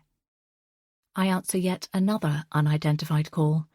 There were more over the weekend, so many that I had to switch my phone off yesterday. I'd hoped that whoever it was would get bored and move on. But now it's a new day and a wave of frustration washes over me. Tell me who this is, I snap. Whoa, chill a bit, Mum. Liam's voice comes through clearly at the other end of the line. Liam, how are you? Good. It's been a busy week as I had an assignment due in, but it's done now, so I can enjoy myself. What phone are you calling from? I ask. That's why I'm ringing. I lost my phone when I was out 2 nights ago, so I'm calling from a friend's number. Oh no. Are you sure your phone has definitely gone? Yeah. It must have slipped from my pocket when I was in a bar. I went back and searched for it, but I couldn't find it. Have you blocked your other phone? I check. I'm going to do it soon. Liam says casually. Make sure you do, because you don't want anyone accessing your emails or your bank details. It's moments like these I realise that I sound like a proper mum. Even though my children are on the cusp of adulthood, I still have days when I wonder how it's possible that I have raised 2 children. How quickly those years have gone by. I will do, Mum. I'm sure my son is rolling his eyes at me right now. Do you want me to organise a new phone for you? I suggest, tentatively. It's okay. I'll get one. Liam assures me. I'll go into town and sort one this afternoon. Were you trying to call me over the weekend? I ask suddenly, wondering if the mystery number could be connected to Liam's phone disappearance. No, I was in bed with a headache yesterday, Liam says. I'm translating this to mean that Liam had a hangover he was sleeping off. Even though Liam wasn't the one trying to call me, there's a chance the mystery caller could be connected to Liam's lost mobile. Another student might have got hold of the numbers saved on Liam's phone and decided to make prank calls. We chat a bit more about Liam's course and university life. It's been his dream to go to university to study medicine, and now he is exactly where he wants to be. After a few minutes, he's saying goodbye, as he has to go to a lecture. I continue the walk from the car park to my work. A dark cloud rumbles overhead and there's a heaviness in the atmosphere. It's like the weather is echoing my emotions. My mind has been all over the place this morning and I feel weighed down by worry and lack of sleep. Last night I was tossing and turning, my thoughts circling around all the paperwork I need to do to push my divorce forwards. Then I couldn't stop thinking about what Jonathan will do next. Will he move on with his life? Will he get a new partner? The thought of him being with another woman still makes me feel sick. That's how all this mess started. If he was able to chase after someone else while we were still together, then I'm sure he won't have any qualms about doing so now we're separated. He may already have someone in his life. I still can't shake the disbelief that he cheated on me. But then again, doesn't everyone like to think their partner would never betray them? Hi, Nancy. Chloe greets me in a sing-song voice and gives me a huge cuddle. She's always been a tactile sort of person, and you can guarantee a lot of affection when she's around. You're far too chirpy for this time in the morning, I tease her. I remove my warm coat and hang it over my desk chair before joining Chloe in the small kitchenette area. She's already making instant coffee for us both. I thought you'd be dancing into the building after your successful date, Chloe comments. I make a non-committal noise, feeling the opposite. What's the matter? He's not being an ass already, is he? I shake my head. Not Scott. He's dreamy. It's this Brad guy. I bring Chloe up to speed on the calls and texts. Oh, wow. That is odd. Chloe pauses thoughtfully, halfway through stirring sugar into her drink. You blocked him, but then you started getting calls from another number? Yes, I confirm. But it must be him. Could just be a spam caller, she suggests. I hope she's right. We make our way over to our desks. We're the only ones in the office at the moment. We both like to get into work early and have a chat before the day begins. It's not a coincidence. I just know it, I tell her. Placing her mug down, Chloe looks at me with concern and puts her hand on my arm. If you're worried, you should go to the police. And say what? Some weirdo from a dating app is being a bit too keen? I'm sure they've got more serious things to be dealing with. This could end up being serious. Chloe flaps her arms around as she talks. It could be a stalker, or a murderer, or... Chloe! I give her a scornful look. I've been trying to convince myself that he's just a prankster. And I would have said the same, except the volume of calls you're describing is high. Despite being younger than me by almost a decade, Chloe's confident when it comes to giving advice. She's my workplace agony aunt. I thought you'd make me feel better about this, I groan. It's probably nothing, but I'd still report it to the police if it were me. Do you want me to take you down to the local station at lunchtime? Sitting down, I'm about to say no, but before the words leave my mouth, my phone vibrates with a message. My stomach drops as I take it in. Is it him? Chloe is by my side, leaning over me and craning her neck to read what I've just read. It's a text message from a random number. A different one this time. You can't avoid me forever. Chloe looks appalled. Nancy, that's so creepy. I know, I exclaim. Leaning my elbows on my desk, I massage my temples in an attempt to soothe my racing brain. You have to report him, Chloe is saying, and block the sender of that message. A few of our other colleagues begin to filter in, so I want to wrap the conversation up quickly. Thanks, Chloe. I'll sort it. Don't mention it to anyone else. Of course not. Let's chat more at lunch, and then you can tell me about Scott as well. We both fire up our computers and make a start on wading through our to-do lists. When I first started working for this company, I used to have reams of notebooks and post-its detailing what I needed to do during the day and capturing my thoughts. These days, everything is online. I even have an app that takes my to-do list and helps me organise it in the most efficient way. It's crazy to think how much technology has changed in such a short time. I've got several messages from my new boss, Tim, to respond to, but Chloe's talk of murderers has reminded me of the news report about the murder of the woman found in Love Lane. I checked my news app over the weekend, but the police hadn't released further details to the public. I feel particularly invested in this case. Something like this happening so close to where I was and so close to home is unsettling, especially when I have a daughter not many years younger than the woman who died. I pull the local news up on my computer, and there, filling the top section of the whole website, is an image of a woman that I recognise. There's not a shadow of doubt about who this is. Her caramel-coloured hair and blue eyes jump out at me from the screen. It's unmistakable. The woman who was killed near Nonna's is the pretty waitress. It's Marianne. Chapter 13. Nancy. Now. I can't believe what I'm reading. Marianne was so full of sparkle, so vibrant, and now her young life has been snuffed out before it really got going. The discovery that the chatty woman who served Scott and I food and drinks on Friday night is now dead has shaken me to the core. It just goes to show you never know what's around the corner or when your time is up. It's desperately sad that a person who seemed so lovely is no longer living. I only crossed paths with her for a short period of time, but it was clear to me that she was a kind soul. I can't help but wonder if she has a mother, a partner, or even a child who is going to be devastated about her brutal death. I wonder if Scott has seen the news yet. He seems to be on friendly terms with Marianne, so I'm sure he will be upset to learn of her untimely passing. It's not the sort of thing I want to message him about, so I make a mental note to ask him next time we're together. The knowledge that Marianne is the person who has been killed makes me feel I should contact the police in case any of the information about my evening at Nonna's is valuable to them. Harrison may well be innocent, but as Marianne was the person who asked him to leave the restaurant, there's a chance he may have waited around for her to finish her shift before pouncing on her. I could make the call anonymously to limit my contact with the police, but then I know I should also report the unwanted attention I've been receiving as well. The thought makes my stomach churn, so I immerse myself in work in a bid to distract myself.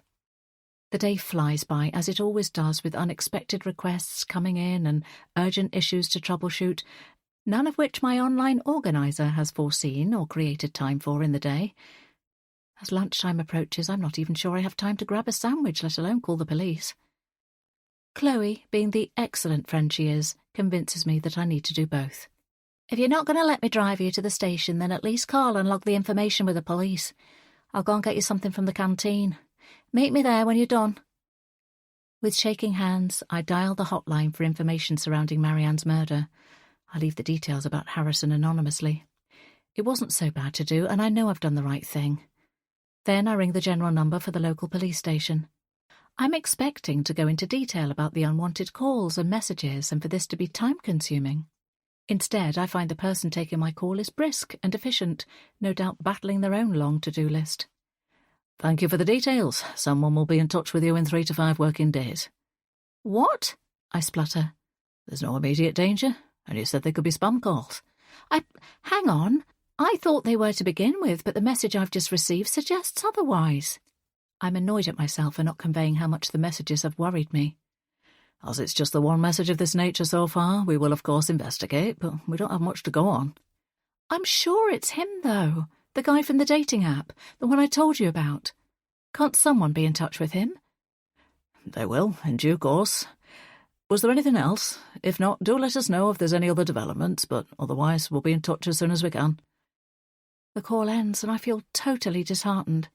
I know the police are busy, but I'd hoped they might be able to look into things a little bit sooner. At least there haven't been any more calls or messages. I'm crossing my fingers that this whole thing will be fleeting and the police involvement will be unnecessary. I head to the canteen downstairs where Chloe is waiting for me. True to her promise, she furnishes me with a sandwich, crisps, and chocolate. Not the healthiest lunch, but it's what I need right now. We dissect the police call, then Chloe insists on getting me to give her a minute-by-minute rundown of my impromptu date with Scott.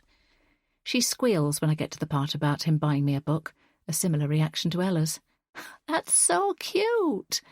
I agree. And date number 4 is coming up fast. Do you know what you're going to wear to dinner tomorrow? We spend the last few minutes of our lunch break running through my wardrobe choices and then drift back to our desks.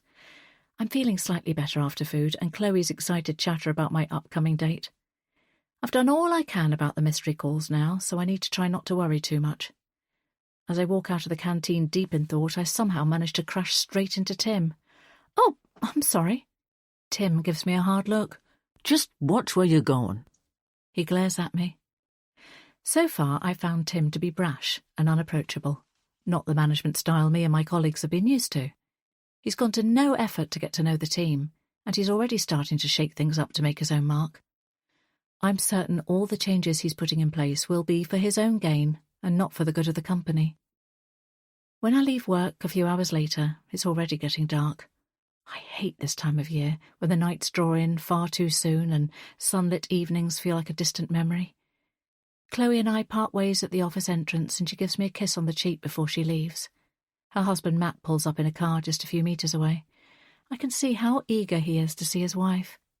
My heart squeezes a little, as I remember Jonathan and I were once like that. Take care of yourself, Chloe calls as she's getting in the car, and ring me if you need anything. You're such a good friend, Chloe. I'm fortunate to have two wonderful women to call friends in Chloe and Denise. It's good to know that I have them both in my corner. Zipping up my coat, I trudged towards the car park where my own vehicle is.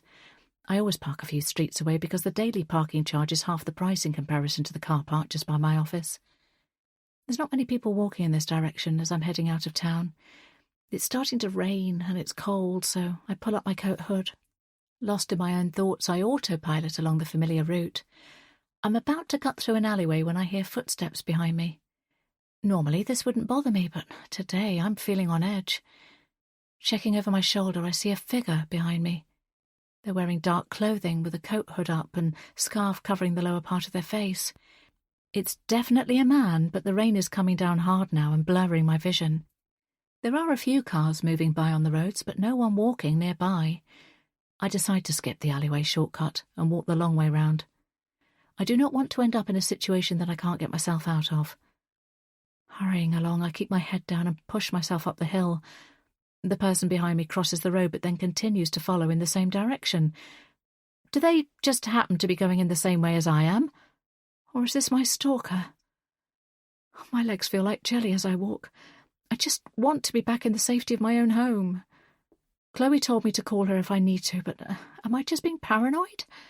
Slipping my hand into my pocket, I clasp my phone just in case I need to make an emergency phone call.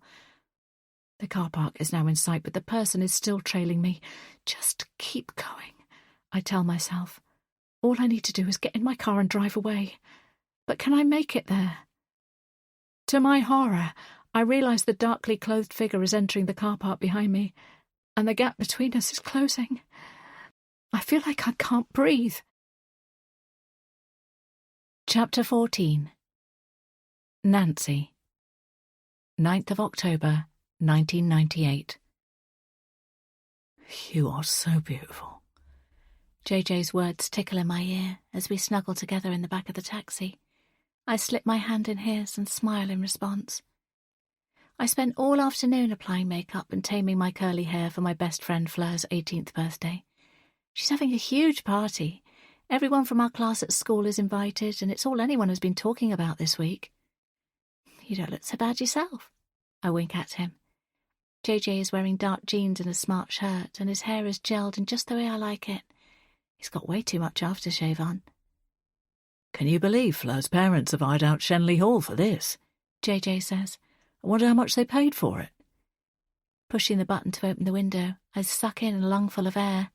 She didn't say. And I don't care as long as we have a good night. JJ grins at me. It'll be the best. I'll make sure of it.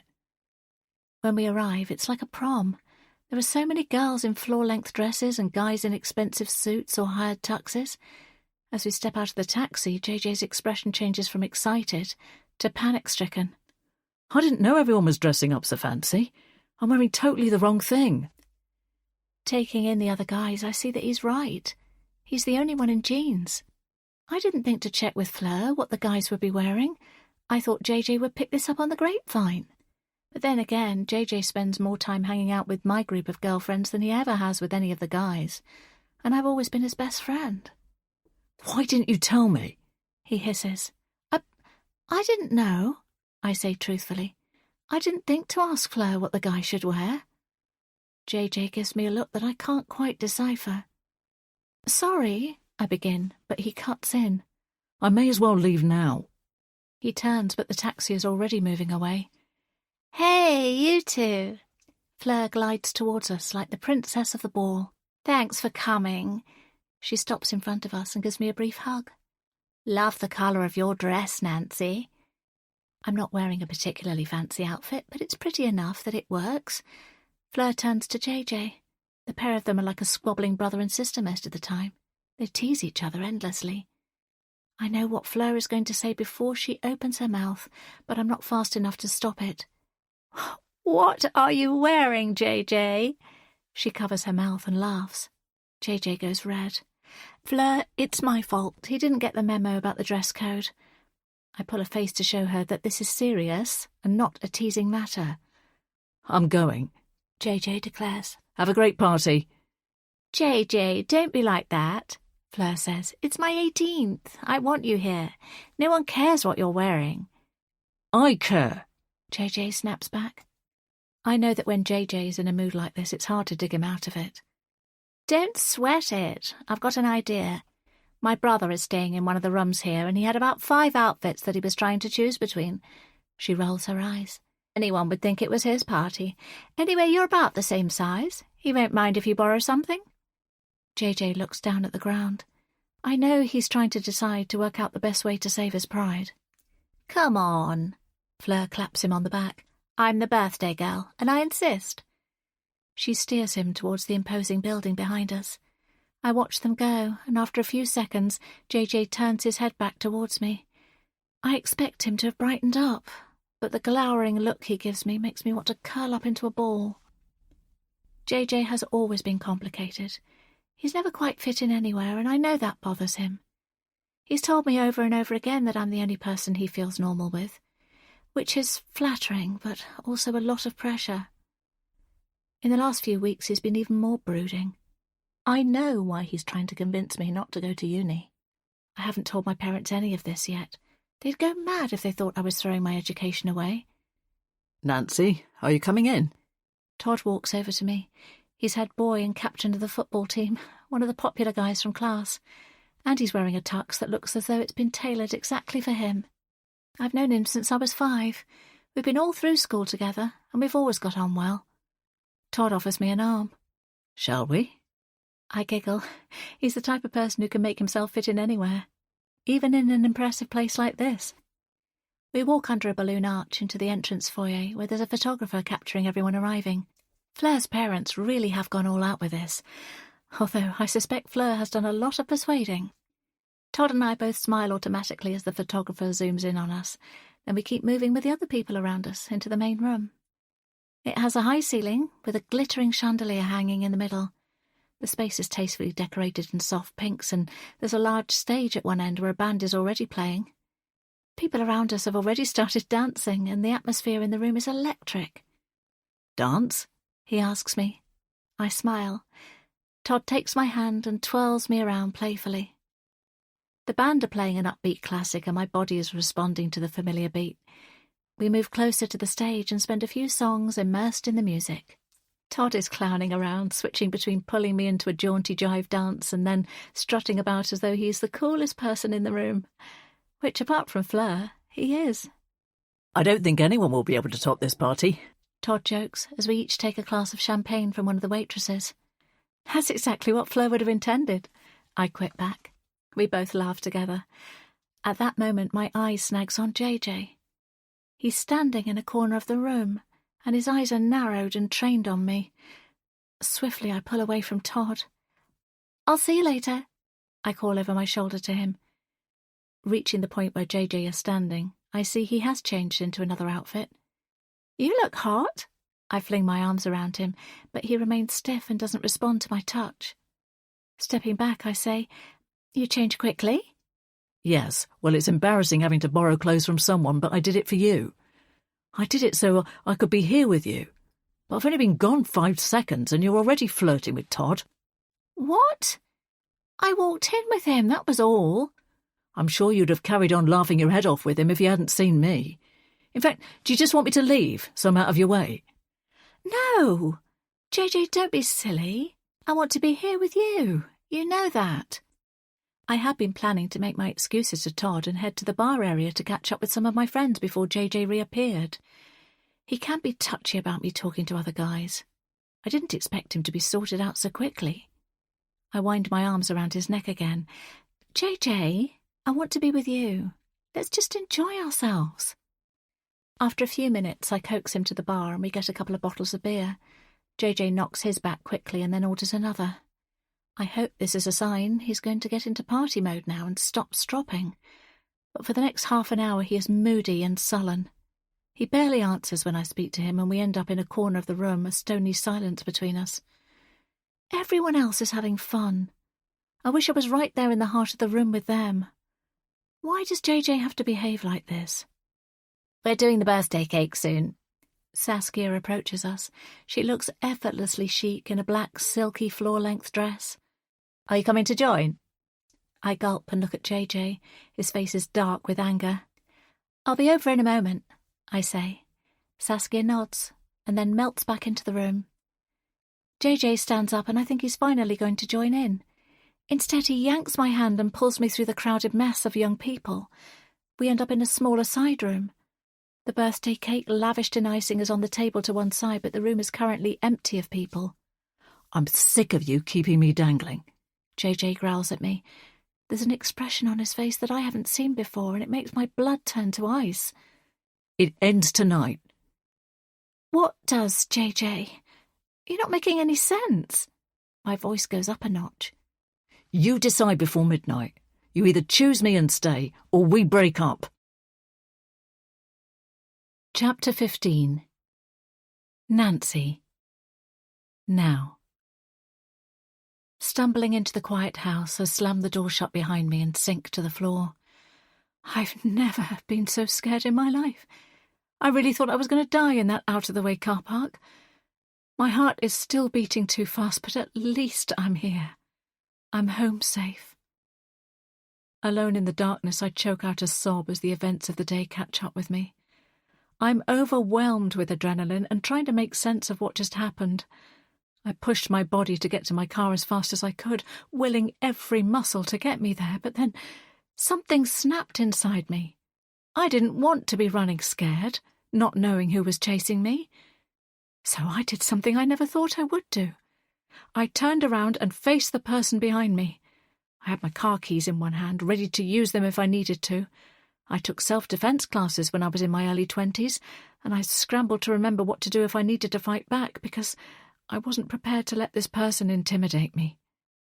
"What do you want?" I yelled. The person had stopped in their tracks, clearly surprised to see me confronting them. "You've been following me. What do you want?" I demanded. The man took a gloved hand and pulled the scar from his face. He looked younger than I expected, perhaps not much older than my own son. I'm sorry if I frightened you, he said in a polite voice. That's why I crossed the road. I didn't want you to think I was following you or something. I'd exhaled then. There was something in his expression and the way he spoke that immediately made me believe him. He wasn't following me and he wasn't about to attack. I was just being paranoid. I managed to stutter an apology. I really am sorry, he insisted. I'd felt mortified, but at least my fears hadn't been real. Before the young man turned away, he said, I admire your guts, but if you ever do find yourself in an unsafe situation, promise me you'll choose flight and not fight mode. He gave me a wry smile before walking to a red car that was parked just a few bays away from mine. Now, here I am, sitting on the floor, and my mind is all over the place as I try to pull myself together. I hadn't realised how much those messages have been bothering me. They've gotten under my skin more than I thought. Thankfully, there haven't been any more anonymous calls or messages, so I need to put things in perspective. The best thing I can do is try to have a chilled evening and an early night. But I stay where I am, feeling paralysed by the confusing thoughts crowding my brain. The clock in the hallway ticks, marking the time passing by. I still don't have the energy to move, despite knowing it would be better to get up and switch the lights on. I haven't had enough to drink today, and some water would help clear my head, but my body doesn't want to move. Before I can haul myself up, I hear a crash. It makes me jump because it's so loud. It sounds like it's coming from the kitchen. I remain frozen, wondering what just happened. Then there's another loud bang. I leap up, hit the hallway light switch, and the overhead bulb comes on. Ella is staying at her dad's this week, and Liam is at university, so there shouldn't be anyone else in the house. So what's going on? The young man in the car park was right. I was foolish to confront a potential attacker, and I'd be even more foolish to do so in an enclosed space like this. But is there someone on the other side of that door, or is there just a simple explanation for the noise? Holding my breath, I stand by the closed wooden door that's the only divide between the hallway and whatever is going on in the kitchen. I wait silently, straining to hear any other sounds. I wait and wait, but there's nothing. I push down the silver handle and open the door. Stepping inside, I'm greeted by darkness, so I flick the light switch on in here as well. I'm momentarily blinded, and it takes a few seconds for my eyes to adjust. I blink a few times and then discover that it's in fact empty. There's no intruder in here, and the kitchen door that leads to the garden is very firmly shut, so there's no sign of a break-in. But the kitchen is an absolute mess. A ceramic vase has been knocked over and has shattered all over the floor. The delicate white roses that Scott bought me are scattered amongst the shards. I bend down to pick one up and withdraw quickly. Ouch! One of the sharp ceramic pieces has cut my finger. A surprising amount of blood spills, dripping over the floor and one of the white roses before I can register what is happening. Swiftly, I grab a tea towel to stem the flow of blood. As I do so, I almost trip right over a small black shape. "Betty!" I exclaim. "Did you do this?" She circles around my ankles and looks up at me, purring. I was in such a state of anxiety that it didn't even occur to me that the noise might be down to the cat knocking something over. "I hope you haven't trodden in any of this," I scold her. Running my finger under a cold tap, the flow of blood soon begins to lessen. I wrap my finger up in a plaster and then turn my attention to the cat. Checking all of her paws meticulously, I make sure there aren't any sharp bits of ceramic embedded anywhere. Once I've done this, I shoo her from the room and then set about tidying up. Now I'm over my initial shock, I think at least this has given me something to do and jolted me out of my emotions. I still feel unsettled being in the house all alone after receiving those strange messages, but I need to distract myself, so I set about creating an evening of pampering for myself. I love going to a spa or for a massage to relax, but that kind of self-care gets expensive, and being able to paint your own nails or pop on a face mask at home can be just as soothing. Before long, I'm reclined on the sofa, with my whole body moisturised and wearing my favourite cotton pyjamas. I've got an avocado face mask on, a foot mask on my feet, and my fingernails have been painted a deep red colour. I'm listening to an audiobook, the latest story in a series I've been completely hooked on, and the fire is warming up the room, making it feel nice and cosy. Quite frankly, this is my idea of a perfect night in. I'm content here, in my home. I push away thoughts of divorce papers and unwanted attention, allowing my limbs to uncurl and to let go of the tension in my back. And I let my mind think about the future instead. Scott might just offer a few dates of fun, or he might be a more permanent feature in my life. Whatever happens, I'm going to try to go with the flow and enjoy it. After an hour, I make a herbal tea and tidy the house before I go to bed. Wiping down the kitchen worktops has always been a before-bed ritual for me. It's been so much nicer to wake up in the morning to a clean space. My phone has been on silent, but I check it before I head upstairs, just in case Ella has been in contact. Drifting into the lounge to tidy up, I see my daughter has sent a sweet good-night message. And there's a cute text from Scott saying he's looking forward to seeing me. But before I hit send on my reply to Scott, the same unknown number flashes up on my phone. My stomach drops. Not again. These are becoming too frequent now. I hate not knowing who is doing this, and it's unnerving to think that someone is deliberately trying to scare me. All the relaxation of the last hour is instantly undone, and I feel the anxious tension creeping back into my body. Then suddenly the window in the lounge shatters, the glass falling inwards. I spring backwards, just missing the spray of jagged edges. My breath catches in my throat. A brick has landed a few inches away, in the exact spot I was standing just seconds ago.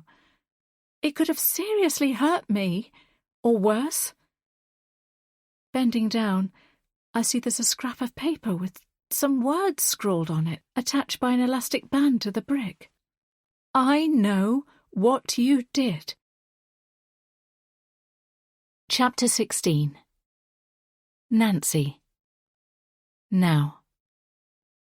Oh my God! Nancy, are you all right? Denise rushes to hug me. I'm shaking from head to foot.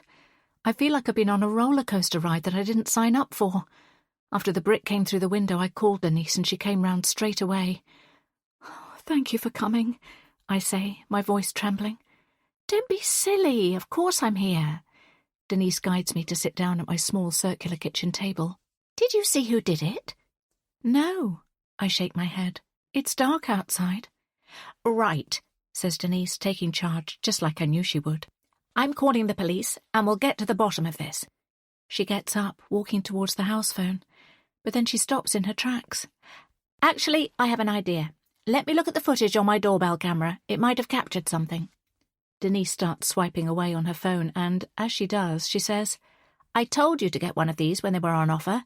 You must get one now. You can't put a price on security. Nodding, I murmur my agreement. I wish I'd got the security bargain when Denise sent me the link a few months ago. The thought that having a camera may have deterred someone from doing this niggles my brain.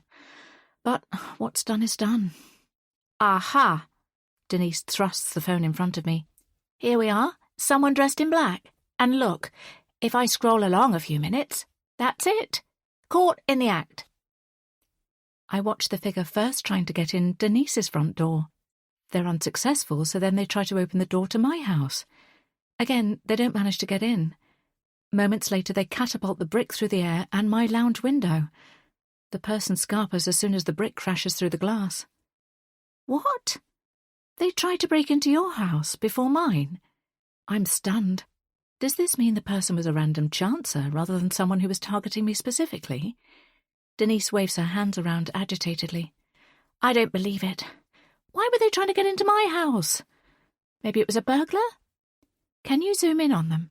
I ask. Denise tries. A little, but unfortunately it doesn't show any clear features. They have a balaclava over their face. Well, the police might be able to get something from it. Thanks, Denise. Denise drapes my dressing gown around me, then makes the call to the police. She goes into the lounge, and I catch snippets of the information that she's relaying to them. How is this happening? 1 minute my life is completely normal, and now this. One thing is for sure, if things don't work out with Scott, then I will never be tempted to dabble with internet dating again. The police are sending someone round as soon as they can, Denise announces as she comes back into the kitchen. Tea? She asks. Yes, please. Now something physical has happened, the police might take my concerns about having a stalker seriously, although the idea of a police officer being home makes me tremble even more. Denise places the mug down in front of me. I put in a few sugars. I think you need it. Shaking my head, I say, Are you okay, Denise? I take her hand in mine. After all, they tried to get into your house too. She nods. They didn't succeed, though, did they? Then she adds quietly, From the footage, I think they may have been outside my house by mistake.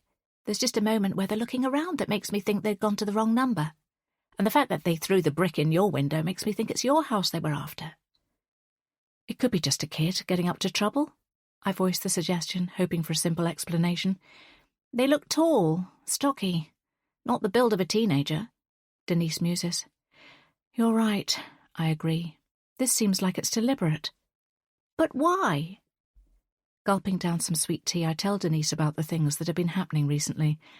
As I talk, Betty climbs onto my lap and nuzzles into me. She knows I'm upset. I stroke her silky fur and it helps to calm me as I'm relaying everything to my friend. That's a lot to be dealing with, Denise says once I've finished. I think we need something a bit stronger to drink than tea, don't you? I chuckle at this. What do you fancy? Wine, gin, cider, or all three? Let's go for the wine. Denise grabs a new bottle and sets about pouring it into ceramic mugs, not bothering with glasses. Taking a sip of the lukewarm liquid, I grimace. Sorry, I should have chilled this. I'll put the rest in the fridge. I'm sure we'll have more than one glass. Denise moves around with the confidence of someone who is just as familiar with my kitchen as she is with her own. What do we like? Denise giggles. Sitting here at midnight, sipping on warm wine. I try to laugh, but I'm feeling too fragile. The two of us have spent many an evening sitting around my kitchen table, sharing our highs and lows, but this is different. At least Ella wasn't here with all this going on. She's staying at her dad's this week, as there's been a few weekends lately where she hasn't seen him as much due to plans with her friends. Look, I know this is scary. Denise hits the nail on the head. But it will get sorted. Hey, think of it as our chance at turning Miss Marple. We've always loved murder mysteries, haven't we? Denise, I cry. I hope we're not in the middle of a murder mystery right now. Oops, sorry. Denise covers her mouth with her hands. We sit quietly for a few minutes, sipping wine, each lost in our own thoughts. I'm feeling embarrassed, ridiculous even. This could all be happening because I went on a quest to find romance again. I've been swiping away on an app like a teenager. Why did I think that would be a good idea? Want to share your thoughts? Denise asks gently, looking at me kindly with her chocolate-coloured eyes. I blow out a breath. Just wondering why I thought it was a good idea to enter the dating pool again. Listen, Denise says seriously, this is not your fault. You have every right to go after a chance of happiness. You deserve it, especially after all you've been through in the last few years. But what if I brought trouble to my door? And yours too? You're not responsible for how other people behave. If this is some nutter from the internet, then the police will catch them, and then you can put this whole thing behind you. I'm convinced it must be this Brad guy, I say out loud. Who else could it be? Denise pulls a face that suggests she disagrees. You think it could be someone else? Well, Brad isn't the only man in your life. What do you mean? How much do you know about this Scott? He could be behind it all. My face falls. Scott has been nothing but a true gentleman in his interactions with me so far. What reason would he have to throw a brick through my window and harass me? No, I shake my head. He's the nicest guy. When you meet him, you'll see that. Denise holds her hands up. I'm not accusing him. I'm just working through the list of potential suspects. You're taking this Miss Marple act seriously, aren't you? I chuckle. The police are taking their sweet time getting here, so someone's got to do it. Denise winks at me cheekily, and I know she's trying to make me feel better. Let's crack open the cookies. I fumble in the cupboard, reaching for the double chocolate chip cookies I'd hidden at the back behind the containers filled with dried fruit and nuts. These are the emergency cookies, and tonight they are definitely needed. We both demolish one cookie each, and I immediately dive into the packet for round 2. I have a feeling we'll finish them all between us before the police turn up. The other person, it could be... Denise stretches out her words as though she's tentatively testing the waters. Go on. Who is suspect number 3? Jonathan. I raise an eyebrow. Jonathan? Really? Yes, really. You're in the midst of a divorce. He's clearly bitter about the split, and his current living circumstances aren't exactly great.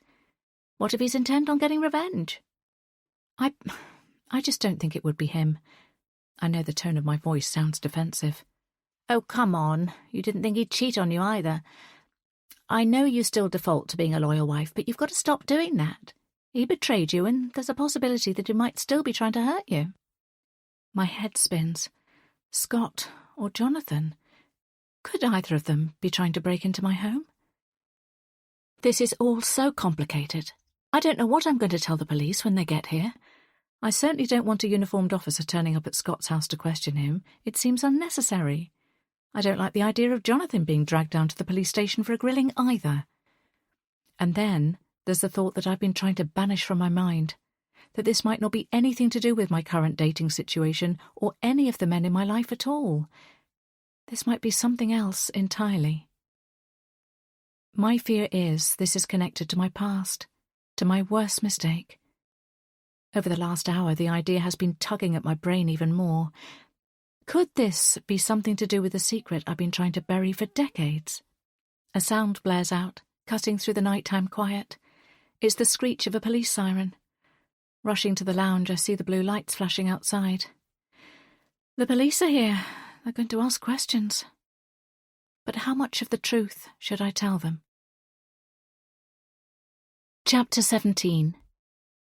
Ella. Now.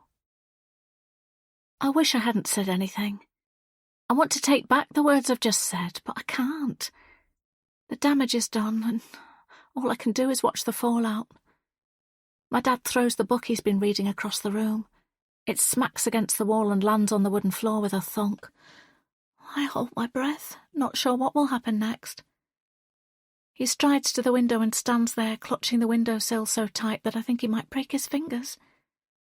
I squeeze my eyes shut, wanting to transport myself out of this room. I wish I could click my heels together like Dorothy in The Wizard of Oz and zoom out of this room to wherever my brother Liam is right now. That's just wishful thinking. Opening my eyes, I see my dad has turned back towards the room. His face is red, almost purple with emotion. I've never seen him like this before. How long has this been going on for? His voice cracks as he speaks. Not long, I squeak. Only this week. He picks up the fallen book. I can see him trying to hold back his emotions. I don't know how I thought he'd react to what I'd just told him, but I didn't imagine it would be like this.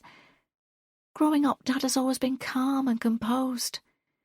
Even throughout the recent separation with Mum, all I've witnessed is sadness. But now he seems frustrated.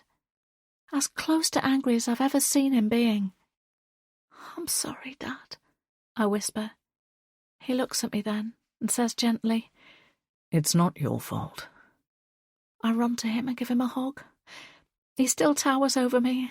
I want to erase the knowledge I've just given him, but it's out in the open now. He was going to find out eventually that Mum is dating. "Maybe you should try and meet someone new," I suggest tentatively. "I don't want to meet anyone," he replies forcefully, stepping back from me. "All I want is to be with your mother. We made wedding vows I intended to keep until the day I die. She just won't believe me." He shakes his head. "I'm going to have an early night. Don't stay up too late." The look he gives me before he leaves makes my heart break. He seems so lost. My parents have never explained exactly why they broke up. Liam and I have discussed it a lot. They weren't the type of couple who argued constantly, and they didn't really bicker either. I can see now that perhaps the opposite was happening. They were drifting apart and not speaking as much. From what Liam and I have pieced together, Mum seems to have accused Dad of something. It was definitely her who ended the relationship. They won't tell us, despite me asking repeatedly. Liam thinks that Dad cheated, but I just don't believe that happened. Their marriage might not have all been hearts and flowers, but I know Dad genuinely loved her, still loves her. I want my parents to be happy. For Mum, it seems she needs a new start, but Dad wants his life to go back to the way it was, and for their marriage to continue. It's so hard to see. I wish there was something I could do to get my parents back together again. Opening up my laptop, I check my emails. There's a message in my inbox that makes my blood run cold. I've been so caught up in my parents' issues that I haven't been thinking straight. I've made a huge mistake of my own. I've been trying to ignore it, hoping that it would go away. But it looks like my problem isn't going anywhere. And it's about to get a whole lot more complicated. Chapter 18. Nancy. Now. It's the morning after one of the worst nights of my life. I barely got any sleep and I feel like a zombie. I'm on my third cup of coffee already, but instead of feeling energized, I just feel jittery and spaced out. The last time I remember feeling like this was in those early days after having Ella, when she was still a newborn and didn't sleep for more than a few hours at a time. It was the early hours of the morning by the time the police left, and I eventually got to bed. But I couldn't relax. The police weren't as reassuring as I'd hoped, and I laid there tossing and turning, feeling like there was an obvious clue staring me in the face that I was somehow missing. The two uniformed officers did everything required of them. They took the brick as evidence, they noted down all of the information I gave to them, and they even helped me to put up a temporary board at the broken window. But I could tell they weren't really invested in the case. I'm sure they've got bigger problems to be dealing with. I decided not to say much about Scott or Jonathan. Now I wonder if I did the right thing. Should I call them and add to my statement? Or would they just think I was a paranoid middle-aged woman with a deep mistrust of men? I did at least go over my concerns that someone on the dating app, Brad, was stalking me. They listened and gave me some cursory advice, but didn't go rushing out to find whoever did this. For them, it's just another job on a long list of jobs for them to do. This morning, I've gone into practical mode. I called my insurance and rang around local tradesmen to try and get the gaping hole in my house mended as soon as possible. The earliest I was able to get a window repairer organised for is tomorrow morning, which means one more night of my house not being completely secure. And that's not a situation I want to be in when an unknown person has been lurking around my property. Shrugging on my coat, I prepare to leave the house. Partly because I want to escape these four walls because my safety haven no longer feels safe, and partly because I'm doing what I can to remain in control. So I'm off to the local hardware store to purchase a security system. I can then keep my brain engaged with working out how to set it up in the next few hours. I'm worried about going out when someone could easily knock through the flimsy plywood box that's nailed up at the broken window, but Denise said she'd keep an eye on things. The hardware store is close by, which means that it only takes me a few minutes from leaving home to stepping inside the shop that smells like a mixture of sawdust and fresh paint. I allow myself to browse the different aisles, and I soon fill up my trolley with some new plant pots, an additional lock for the front door, outdoor lights, and a sturdy-looking torch. Once I make it into the technology section, I see there are multiple different security systems, and the price tags on all of them are high. Denise's words from last night come back to me. You can't put a price on security. Well, this shop has certainly managed to do so. But she's right, it's not just my safety, but Ella's too that I need to think about. After reading through the information on each system, I inevitably end up going for the most expensive one. I stop by at the adjacent cafe for a takeaway coffee before heading home. I go for the strongest blend with plenty of sweet syrup added to get me through the day. I want to call Liam to check in on him, but he hasn't been in touch. I bet he's been too distracted by his new friends and university course to sort out a replacement phone. I'm about to type out an email to him when I receive a text. It's from a number I don't recognise, but it says, "Hi, Mum, I've got a new number. Save this one. We'll call you soon. Kiss." I'm glad Liam's got the phone situation sorted out. I didn't like him not having a way of contacting me. I replied to him straight away. "Thanks for the number. Have a good day. Kiss." The next thing on my to-do list is to figure out whether or not to go ahead with or cancel my date with Scott tonight. Denise's words circle round my brain, but I really don't believe Scott had anything to do with this. He's given me no reason whatsoever to doubt him, whereas the idea of Jonathan being connected to this has taken shape as more of a possibility in my mind. It's true. He's lied to me already, and he does have reasons for wanting to rattle me. Perhaps he wants to scare me to try and make me feel unsettled living on my own. There could be two reasons for this. One, he wants us to get back together and live as a family unit once more. He's tried on several occasions to broach the subject of us becoming a couple again, but every time he has, I've backed away from the conversation quickly. I couldn't live with a man who had cheated on me. The second reason could be that he's hoping for me to move out of the house we bought together sooner rather than later. The terms of our custody agreement state I can remain in the family home as long as one of the children is in full-time education up to the age of 21, and a minimum until Ella turns 18. Liam is only at the start of his university stint, and Ella is planning to go and study further as well, so it could be another 4 years before I have to think about selling the house and splitting the proceeds of the sale. If I decide to move before then, Jonathan would get his money sooner.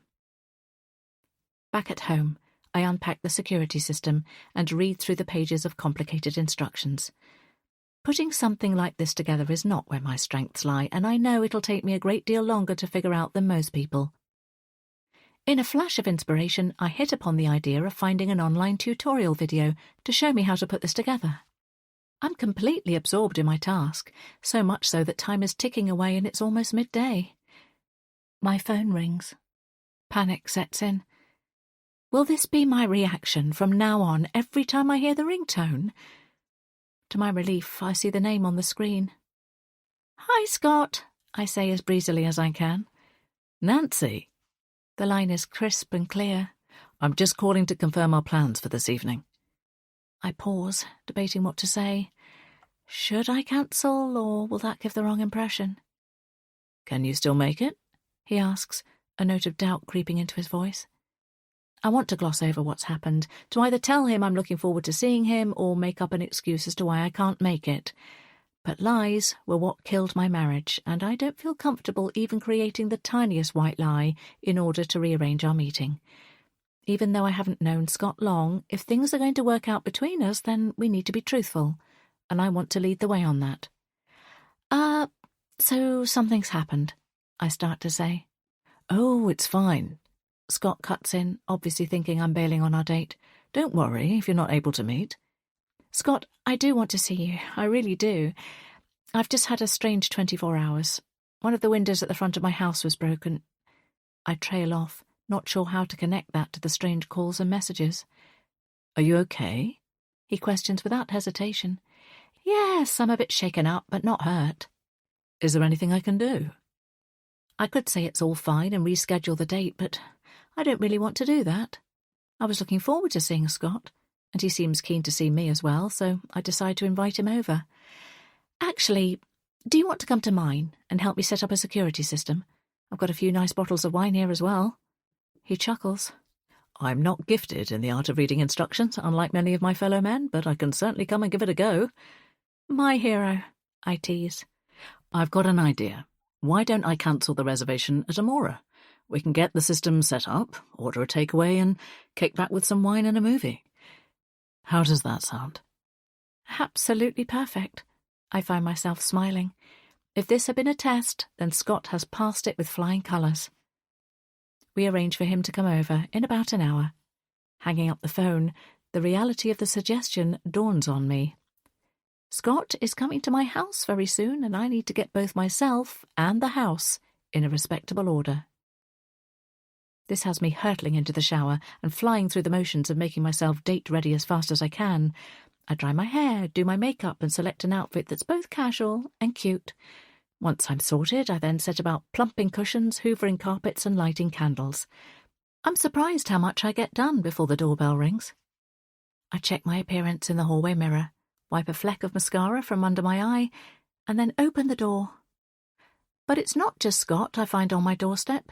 It's Denise, too. My next-door neighbour might be short in stature, but she certainly makes up for it in ferocity. She's firing questions at Scott like a professional interrogator.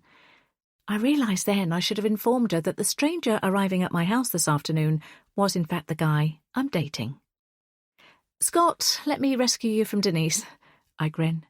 Denise looks at me baffled. "You know him?" "Yes, this is Scott. Sorry, I should have mentioned he was coming round. I got one of those security systems you recommended, and he's going to help me get it up and running." A deep crease appears between her eyebrows. I know what she's thinking. She doesn't trust this newcomer, and she doesn't approve of him getting his hands on the equipment that's meant to keep me safe. She plants her hands on her hips. "Thank you for being such an eagle-eyed neighbour," I say, trying to unruffle her feathers. But Denise isn't having any of it and rounds on Scott. "How do I know I can trust you? Were you the man smashing windows last night?" Scott steps back in surprise, clearly not expecting such a direct accusation. He looks from Denise to me and back again. "You've got a good friend here," he says eventually. "I can understand why you'd ask that." He goes on diplomatically. "But I can assure you I was working late last night, and I've got colleagues who can vouch for that." "Well, I believe that when I hear it." Denise pouts. "Denise, calm down. Scott doesn't need an alibi. He's here to help me. Why don't you come in and have a coffee with us instead of standing out here in the cold?" She huffs. "I've got potatoes to peel for dinner, and they won't do it themselves."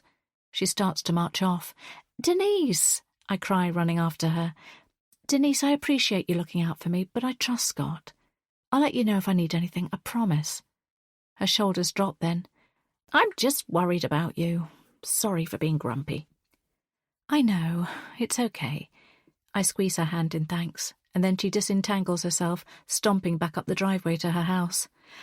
"Sorry about that," I say to Scott. "Not exactly the welcome I was planning to give you." "It's all right. What welcome was I meant to receive?" Standing on my tiptoes, I tip my head upwards and kiss him full on the mouth. "Now, I have to admit, that was a much better greeting," he says when we break apart. Inside, I play hostess, making the drinks, putting on background music, and chatting brightly to make up for the fact that my neighbour accosted Scott outside. In no time at all, he's got the new security camera outside and the corresponding app set up on my mobile device.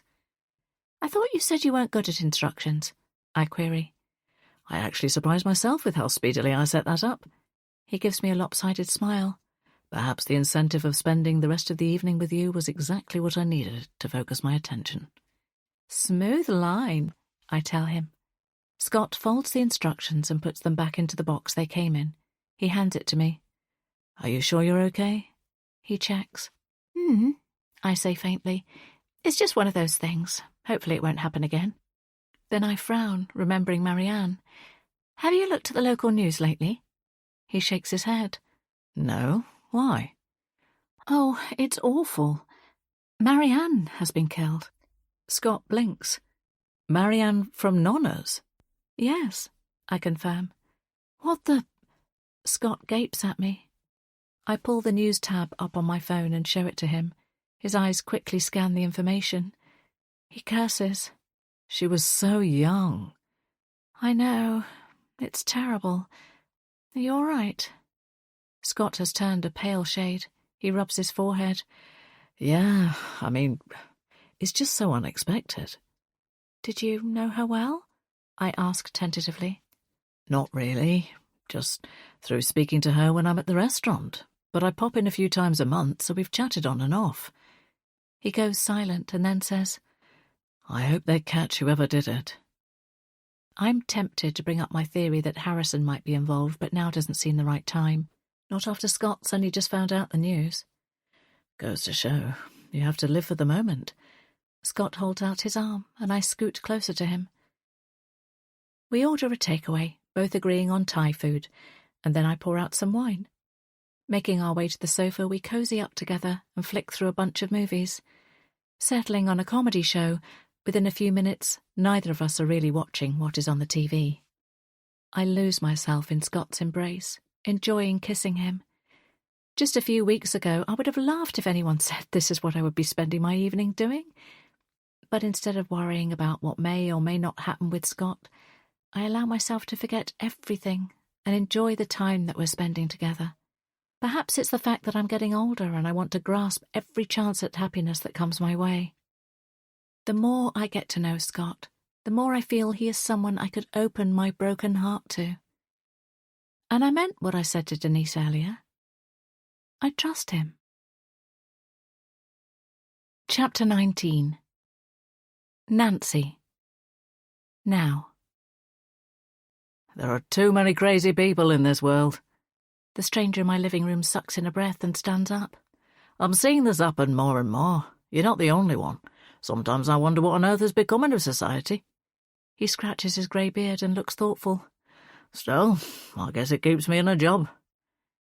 This isn't making me feel any better about the situation. After 2 days of having a boarded-up window in a house that has felt very insecure, I thought having the window fixed would make me feel safe again. I've been on edge for the last few days, terrified that whoever is responsible for the damage was going to come back. Instead, the repairman has spent the whole time he's been here banging on about the rise in local crime rates and the lack of police officers on our streets. Likely there's truth in the things he's saying, but I would rather be blissfully ignorant than awake all night worrying about these statistics. This week has been stressful enough. I've worked from home for the last few days, partly because I've been so shaken up and partly because I didn't feel comfortable leaving the house when there was only a bit of plywood in place of the gaping window. My boss, Tim, wasn't happy about it, but there wasn't much else I could do. I'm feeling a bit stir-crazy from not having left the house. I hope that now the glass is in place, things will go back to normal and I can put this whole episode behind me. Thanks for sorting the window, I say, attempting to usher the man towards the front door. No problem, he responds. You take care of yourself. There's something ominous about the way he says this, and a shiver runs down my spine. Thanks again. As soon as he stepped outside, I closed the door, then pulled the bolt over. I sighed deeply. The last few days haven't all been all bad. Scott has been staying on my sofa for the last couple of nights. It's really sweet that he wanted to be here to make sure I was okay. It's also meant we've spent hours talking and we've both been able to get to know each other better. Getting closer to Scott has been the silver lining to the damage to my property. He's been so supportive and he's made me feel safer than I otherwise would have done. I need to look forward and try not to allow myself to dwell too much about the brick that came through my window. Although, that's easier said than done. I think I could have convinced myself that it was just a random incident if it hadn't been for the note attached to the brick. I know what you did. Was the message intended for me, or did the brick go through the wrong window? If it was for me, what does it mean? I've got a pile of washing to get through and the house needs a proper clean, but I don't have the energy to deal with it all right now. I'm jittery with anxiety, so I decide to call the police to see if there's been any development with my case. Tapping the number of the local station into my phone, I wait while it rings and rings. There's no answer. They must be busy. To distract myself, I go and put the kettle on to make a hot drink. Once that's done, I sit down at the kitchen table and dial the number again. This time, there's an answer. 20 minutes later, I'm not filled with confidence that the police are going to be able to get to the bottom of who is responsible for my shattered window. The female officer I spoke to sounded busy and very stressed. She said they'd run fingerprints through their system, but it would take some time for the results to come back. I know this crime is at the bottom of their pile, but it matters to me. I could have a dangerous stalker out there. I persisted and asked if they were checking CCTV in the area, if they were looking into the dating site that I'd shared with them, or making any progress with tracing the phone calls to my mobile. It seems that nothing other than the fingerprints have been looked into so far. No wonder there are so many amateur sleuths in TV crime shows these days. I tell the police officer I will call again tomorrow to see if there's any further updates. I've got to the stage in life where I've realised you have to keep standing up for yourself, and sometimes being persistent is necessary. At least the house is now secure, but I feel unsettled in my own home. I'm not going to spend all day feeling downcast, though. If channeling my inner Miss Marple is what's going to get me answers, then that's what I'll do. I put on my coat, with the planning of walking along my street and knocking on the houses of any neighbours who have security cameras to see if they have any useful footage. But I only get as far as the bottom of my driveway when I see a man walking towards me. My face falls. This is the last person that I wanted to see today. What is he doing here? Hi, Nancy. Hi, Jonathan. He holds out a big bunch of flowers between us. They look like the fancy sort that must have come from an actual florist, rather than from the supermarket. These are for you, he says awkwardly. A memory sears across my brain. Jonathan on one of our very first dates, behaving just as awkwardly as he is now.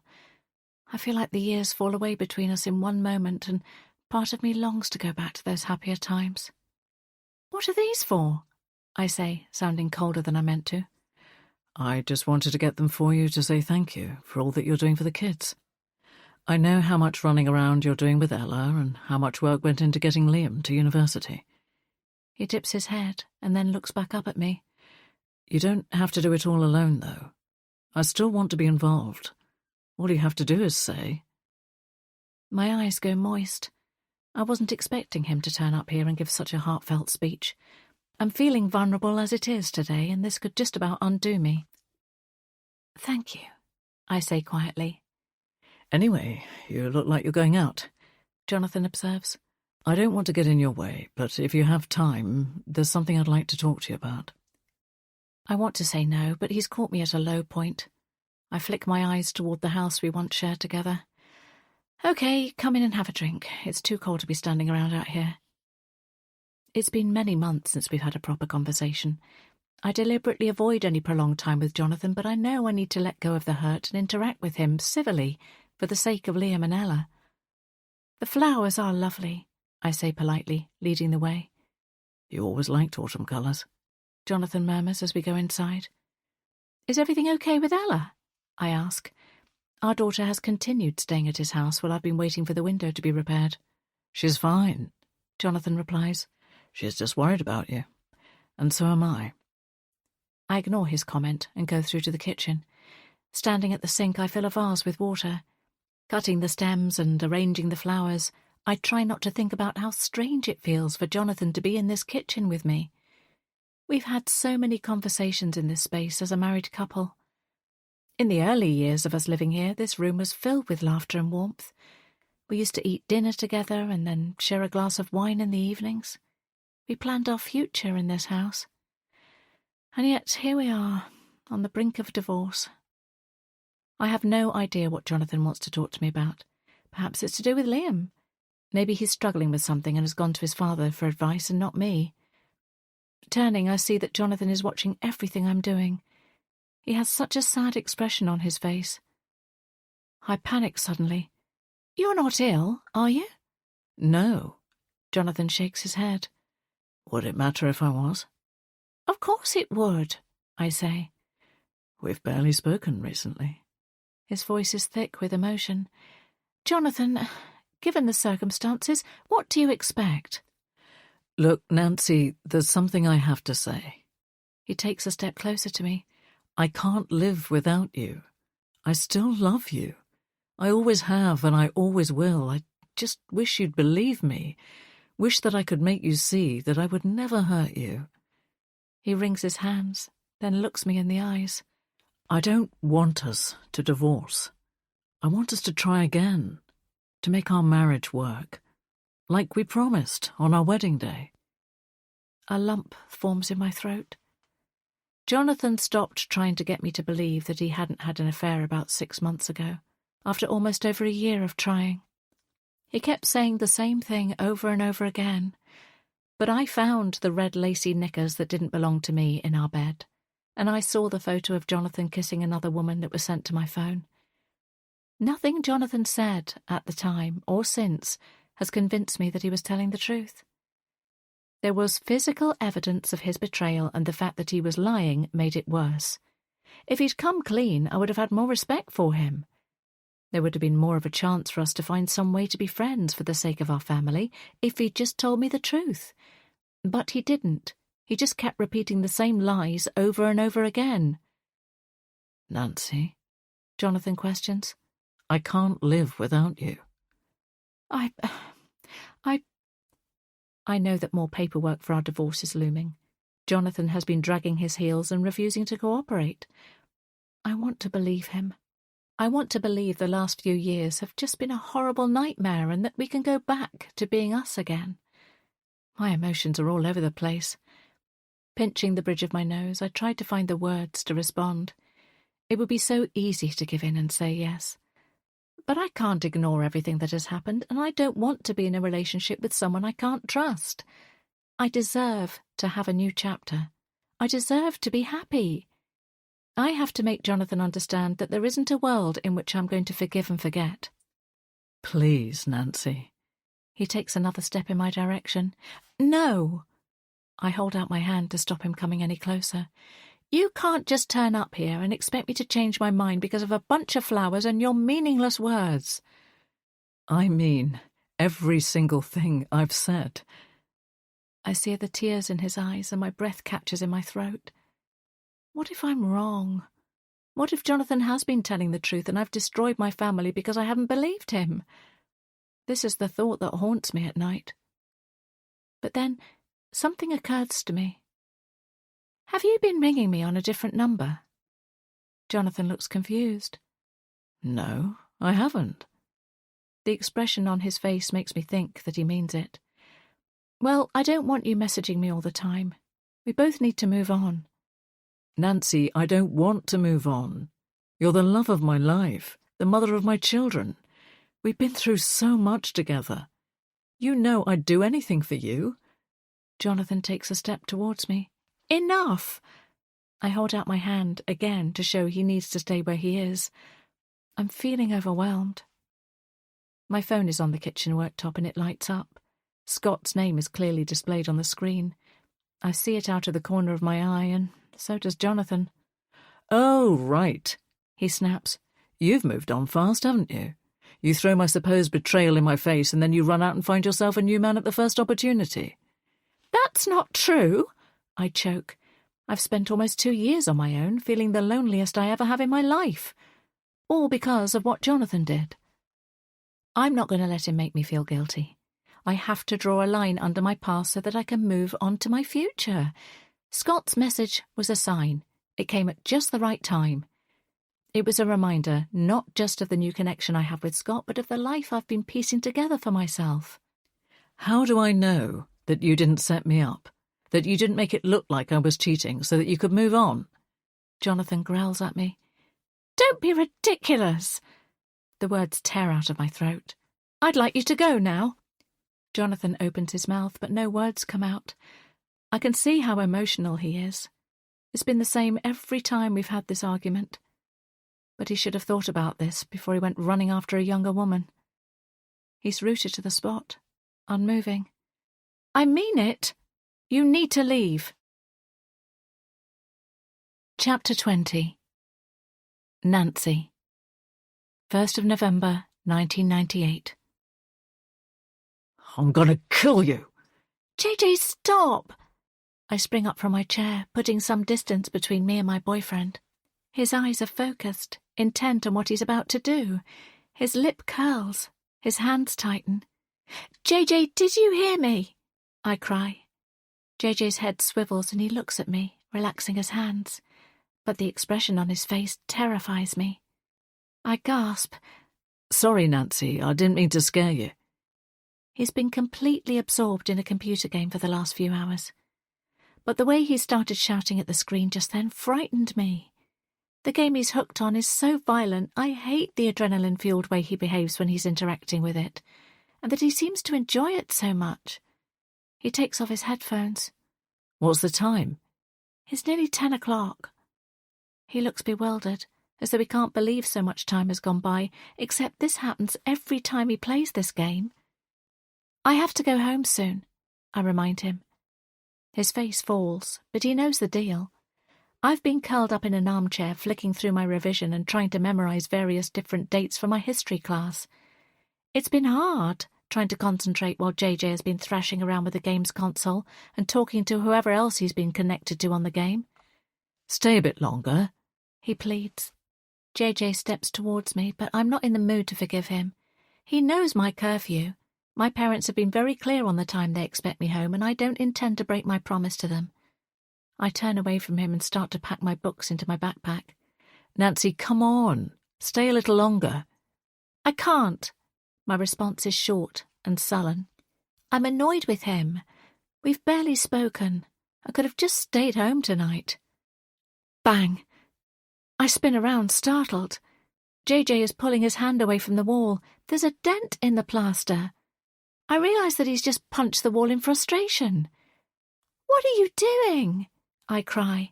You could have broken your hand. He's not listening to me. He kicks over his gaming chair and stomps out of the room, slamming the door behind him. I flinch at the sound. My boyfriend has always had an emotional side to him, but the combination of watching him play the game and his behaviour just now makes me feel panicky. I always thought that I was safe with JJ, but could he be as violent in real life as he was in virtual reality? I stand unmoving in the middle of the room, my muscles tense, waiting to see what he will do next. A few minutes later he returns into the room, head hanging and knowing he's in the wrong. Sorry, he says meekly, and opens his arms to me. I don't want to be near him at the moment, not when he's behaving so erratically, but I know that if I don't respond it will only start another argument.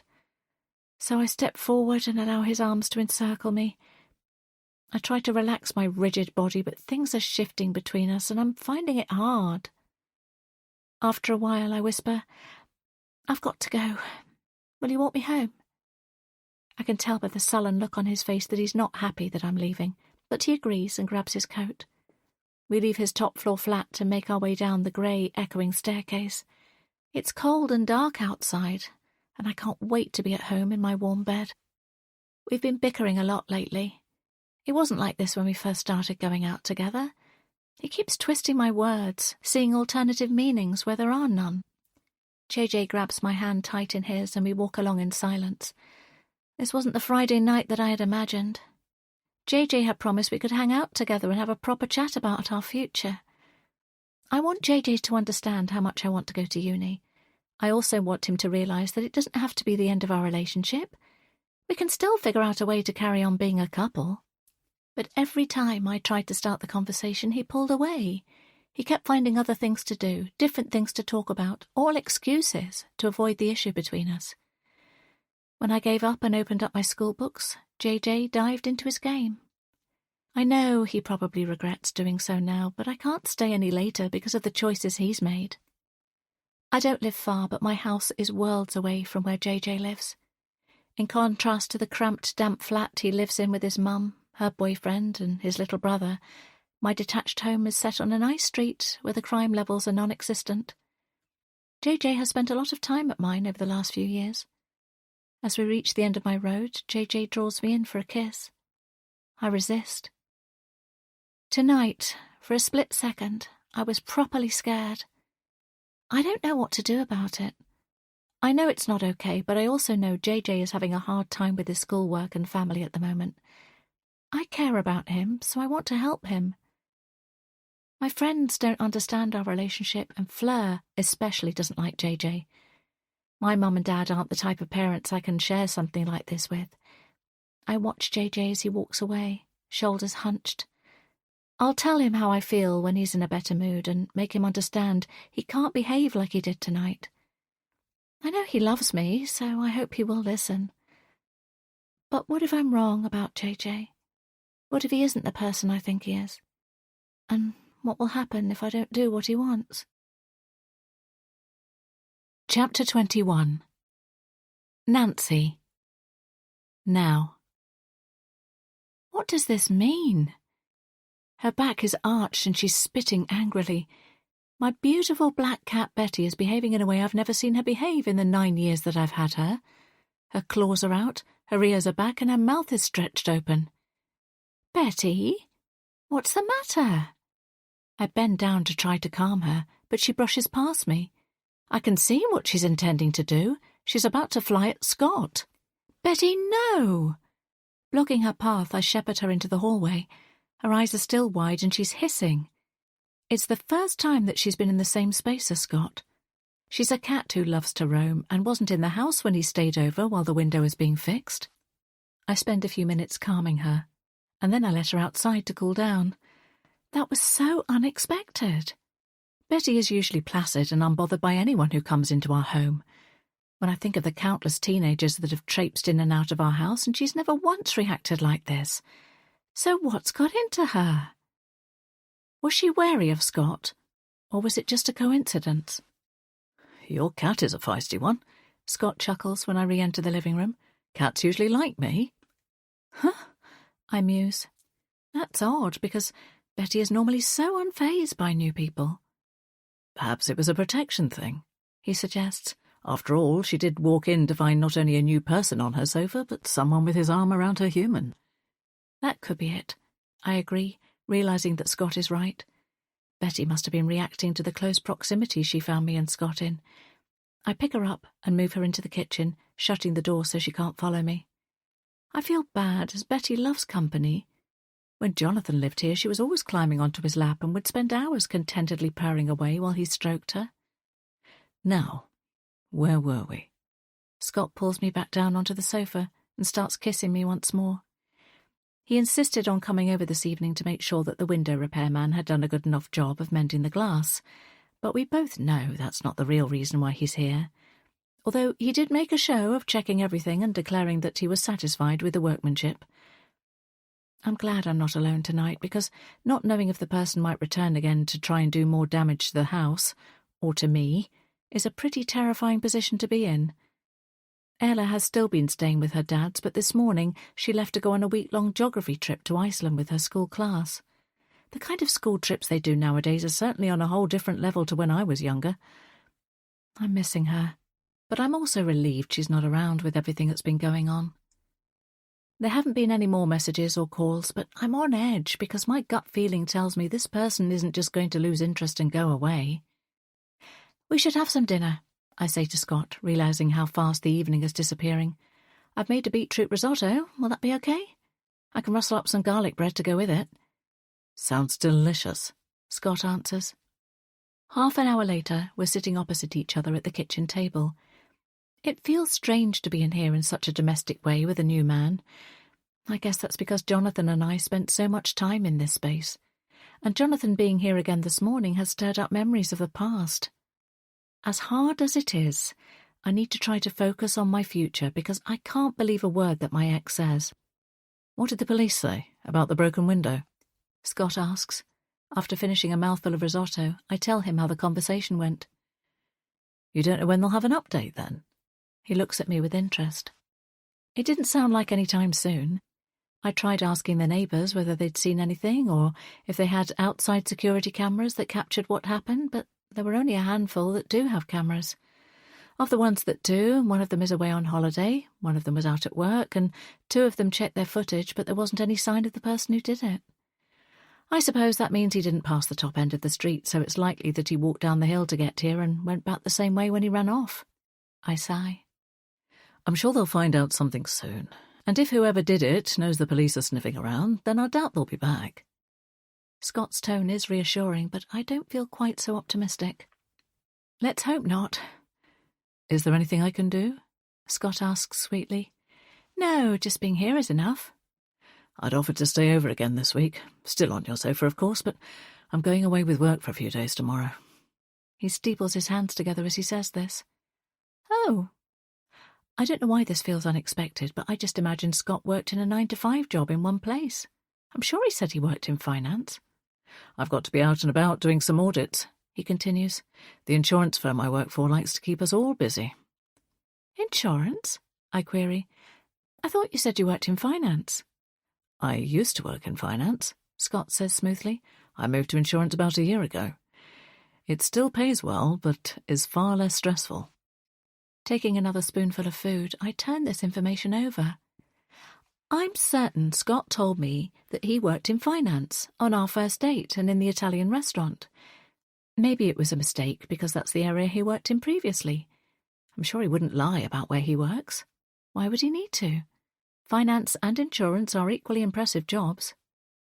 Tell me about what you do, I say, taking the opportunity to ask him more about himself. Scott launches into telling me about his current role and his career path so far.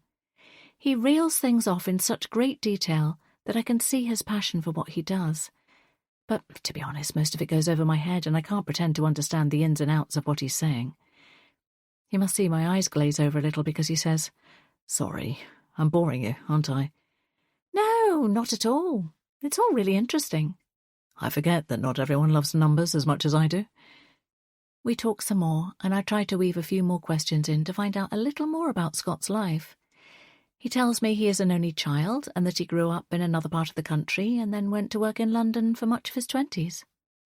I was married to my job. I spent so many hours chained to my desk. And then my boss, who was only in his late 40s, had a heart attack. He survived, thankfully, but it got me thinking. Did I want that to be me in 10 years' time? Scott rubs his jaw. That was the moment things changed for me. I wanted to start living. Properly living. Scott doesn't seem to be holding anything back. Then he says gently, "It would be nice to have someone by my side while I'm making up for lost time." My heart squeezes. I get a bottle of wine out of the fridge and fill both of our glasses to the top. As Scott has been sharing things with me, I fill him in on more of my past and I briefly tell him what happened with Jonathan. So the thing I need most from anyone right now is honesty. I hold his gaze as I say this. He reaches across the table and takes my hands in his. Honesty is so important. I don't think I could go through something like the breakup I've just had again, I whisper. I didn't mean to be so emotional, but the wine has been flowing as we've been opening up to one another. My first girlfriend left me, Scott says. I understand how you must feel. She left because she thought she could do better. She cheated on you? Something like that. Scott rakes a hand through his hair. I don't even know why I'm telling you this. It was all such a long time ago. But it still hurts like hell when I think of it. He picks up his wine glass and raises it towards me. We clink them together as Scott says, "Here's to honesty." To honesty, I echo. The night moves on, and we end up on the sofa, smooching again. The fire is burning in the grate, the room is cosy, and the atmosphere feels romantic with the low lighting and the flickering flames. I don't want the evening to end, and I don't want Scott to go.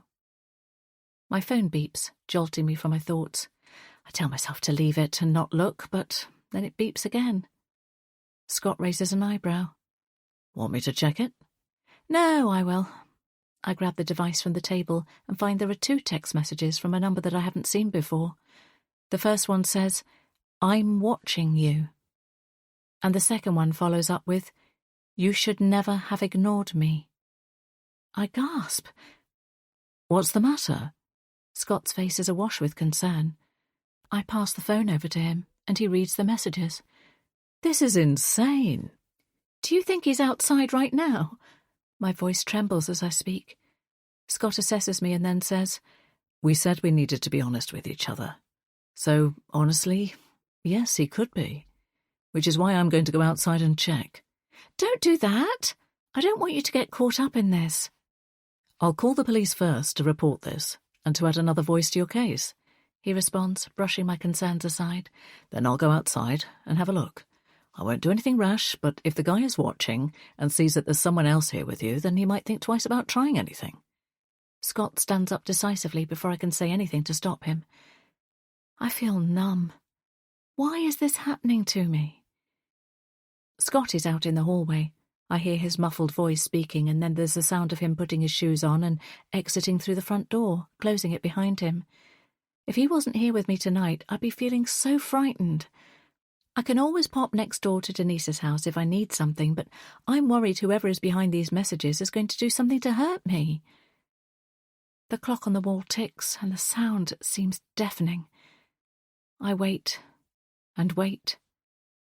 10 minutes go by. I strain to hear any movement or noises outside, but all I can hear is the sound of cars going by on the wet tarmac road. I wonder what is going on. Fidgeting in my seat, I tell myself I will wait 5 more minutes, and if Scott isn't back in the house by then, I will go after him. Then 5 minutes pass, and there's still no sign of Scott. With trembling hands, I dial his number. There's no answer. I can't wait any more. My mind races, filling up with terrible thoughts.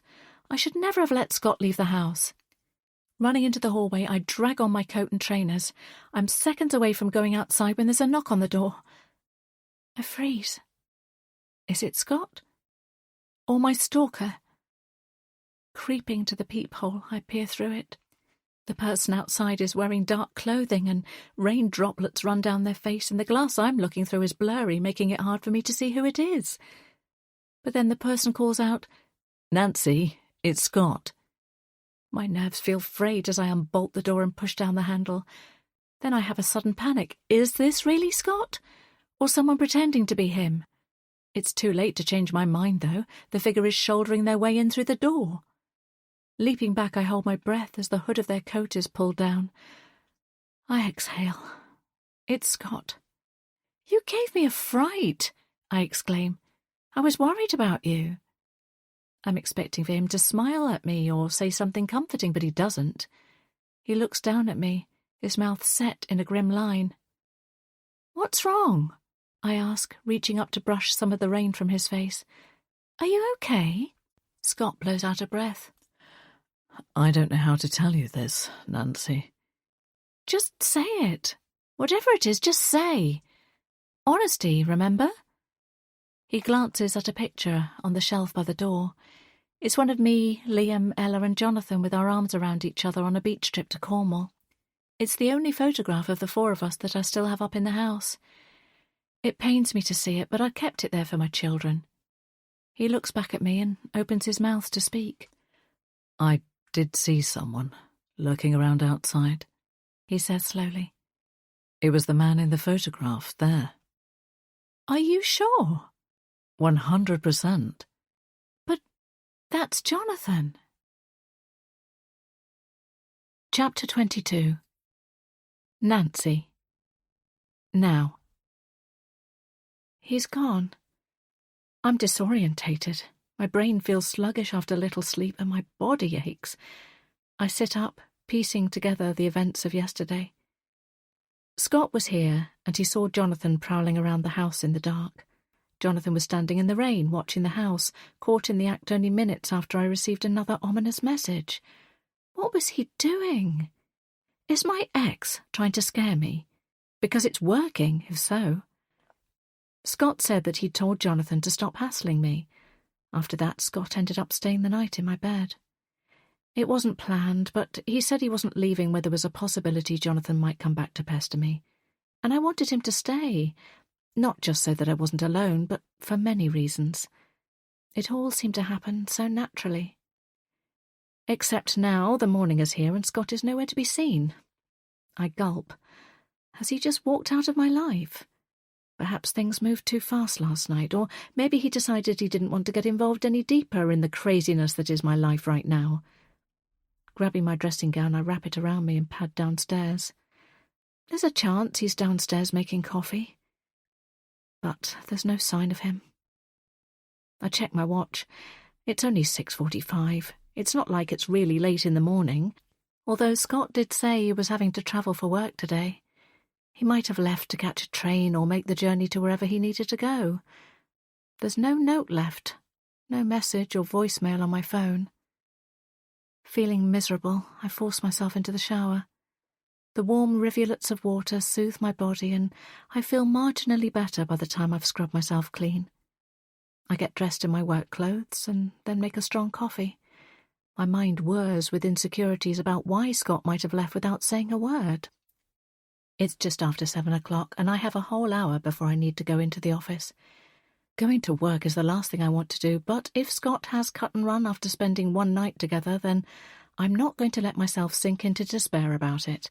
I need to try and chalk this up as a lesson learned about moving too fast when meeting new people. Although, the way I feel right now, in future I think I'll just stick to cosy nights in with Betty. The coffee I'm drinking tastes as bitter as my feelings, but I drink it anyway. I put the radio on to distract my thoughts. I don't feel like eating, so I just need to keep myself busy until I go into work, and then I can pour my heart out to Chloe. I'm just about to put the coffee machine on again when I hear the sound of the door opening. Ella should still be on her geography field trip, so who is entering my house? Could it be Jonathan? Grabbing the frying pan from the cupboard, I inch towards the door. If anyone saw me right now, I'm sure they'd laugh at me, but if a frying pan is the difference between living and dying, then I'm prepared to look ridiculous. My fingers tighten around the wooden handle. I poise myself, ready to wield the pan if I need to. The kitchen door opens. "Breakfast has arrived." Oh my gosh! Scott! I shriek, almost dropping the pan. I nearly swung this at your head. Scott blinks at me, and then realises what I was about to do. He drops the brown paper bag he's holding onto the worktop and grins at me. "Is that the thanks I get for going out in the rain to get you breakfast from the bakery?" What? I stutter, still in shock. "I went and grabbed us breakfast, Babs. Bacon, eggs, hash browns, the works. I thought we could eat together before I went to work. I got some fancy coffees to go with it." Oh! I'm so surprised by this. I really thought he'd got what he wanted and then disappeared. "Is that okay? Did I get the wrong thing?" Scott's brown eyes cloud with confusion, then he smacks his hand to his head. "Nancy, did you think I'd just taken off?" The look on my face gives him the answer he needs. "You must have thought I was being such a jerk," Scott says. "I didn't leave a note or a message because you were fast asleep. I didn't think I'd be that long, but there was a queue. I couldn't believe it at this time of the morning." He hands the coffee to me. "Am I forgiven?" I hesitate. Scott has been so nice getting breakfast, and I know I should feel happy that he's come back and didn't just take off. But there's something about the situation that feels a little off to me, and I can't put my finger on what it is. "Nancy?" Scott gives me a questioning look. Yes, of course you're forgiven. Thank you for getting this. I take the coffee cup from him. It's a treat to have a proper breakfast. Scott beams at me. "Last night was perfect, so I wanted this morning to be as well." Blushing slightly at this, I savour the taste of the coffee, which has my favourite additional caramel syrup. Scott remembered from the first evening we met. So, where will you be for work over the next few days? "I'm going a bit further north to a few different market towns. Nothing glamorous, I'm afraid." Scott bites into his breakfast bap. Once he's finished his first mouthful, he says, "Are you going to be okay here? Do you want me to organise for you to stay in a hotel?" "No, don't be silly," I say, trying to sound as confident as possible. "I'll be fine here. Denise is just next door if I need anything." I take a few mouthfuls of my own breakfast bap, chewing slowly because I'm not feeling that hungry. "What will you do about Jonathan?" Scott asks. I'll speak with him and find out if he's behind these messages and calls. I pause, lost in thought. I can't imagine Jonathan would send messages to try to scare me. He's always been the protective type, but I have to keep an open mind. Although if my ex is behind it, does that mean he threw the brick as well? I just don't know what to think. Scott finishes up his food, wiping his mouth with a napkin. He places it on the cardboard plate that came with the food, next to my set of keys on the table. It's then I realise what was bothering me about Scott's return. He notices me looking at the keys. "Oh, I hope you don't mind. I took your keys with me so I could get back into the house. I didn't want to wake you if you were still asleep." "You're so thoughtful," I say, avoiding his question. Catching sight of the clock on the wall, I exclaim, "Oh, gosh, the time. I'd better be going." Dumping the rubbish in the bin, I quickly clear up, and then Scott and I bundle out of the house at the same time. Standing by my car, he kisses me on the forehead and says goodbye. It's such a genuine, natural action and instantly makes me feel calmer. "I'll see you soon," he promises. "Have a good journey," I reply. And then he's heading to his own car. It dawns on me that he's wearing a different shirt to yesterday, and I wonder where it's come from. He must have had it in his car. But did he bring it knowing he was going to end up staying over, or does he just keep spare clothes in his boot? Shaking the thought away, I tell myself Scott is an organised person, and he may well have packed his things for going away and left them in his car so that they were ready for this morning. Driving along the familiar route to work, it occurs to me that I'm standing on the edge of a major change in my life, and I'm not sure whether to jump in feet first or turn and run. Scott seems so perfect, and I'm still not sure how someone as gorgeous as him is interested in little old me. I should be feeling elated this morning, but instead I'm going through a storm of emotions. Chloe spots me coming through the door of the office and makes her way over to me, greeting me with a kiss on each cheek. I'm later arriving than usual, so our ritual of coffee and a chat together to start the day hasn't happened. "I've been waiting for you," Chloe says. "How come you're late? Is everything okay?" I lost track of time. Scott stayed over, I tell her in a whisper. "What? This is such a major development. Tell me everything." Chloe's voice is high-pitched and excitable. "Shh," I say, glancing around, but no one seems to be taking any notice of us. So in a low voice I tell her about the spontaneous decision for Scott to stay the night. I now have a photo of the two of us sitting on my sofa together, so I show it to Chloe. In the image, Scott is smiling. There's a dimple in one of his cheeks and his hair is slightly ruffled. "Oh, aren't you lucky? First a hot husband and now a hot boyfriend." I give Chloe a look of disbelief. "You think Jonathan is hot?" Chloe giggles. "He's pretty much the stereotype of a conventionally handsome, slightly posh British man. He reminds me of Colin Firth." I don't know what to think about this information, especially as I know Bridget Jones is Chloe's all-time favourite series of films. Chloe sees the confused look on my face. "I mean, he's good-looking if you like that sort of thing in an older man." Jonathan is the same age as me, so he's also a good 10 years senior to 30-something Chloe, so I'm sure he does seem like a much older man. I think about Chloe's husband.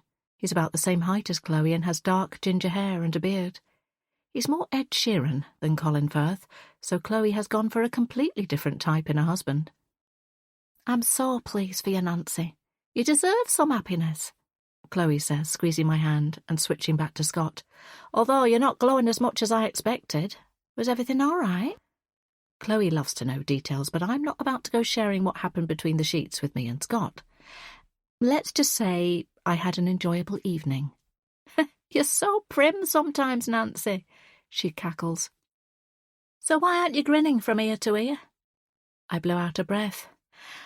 I don't know. It's hard to explain.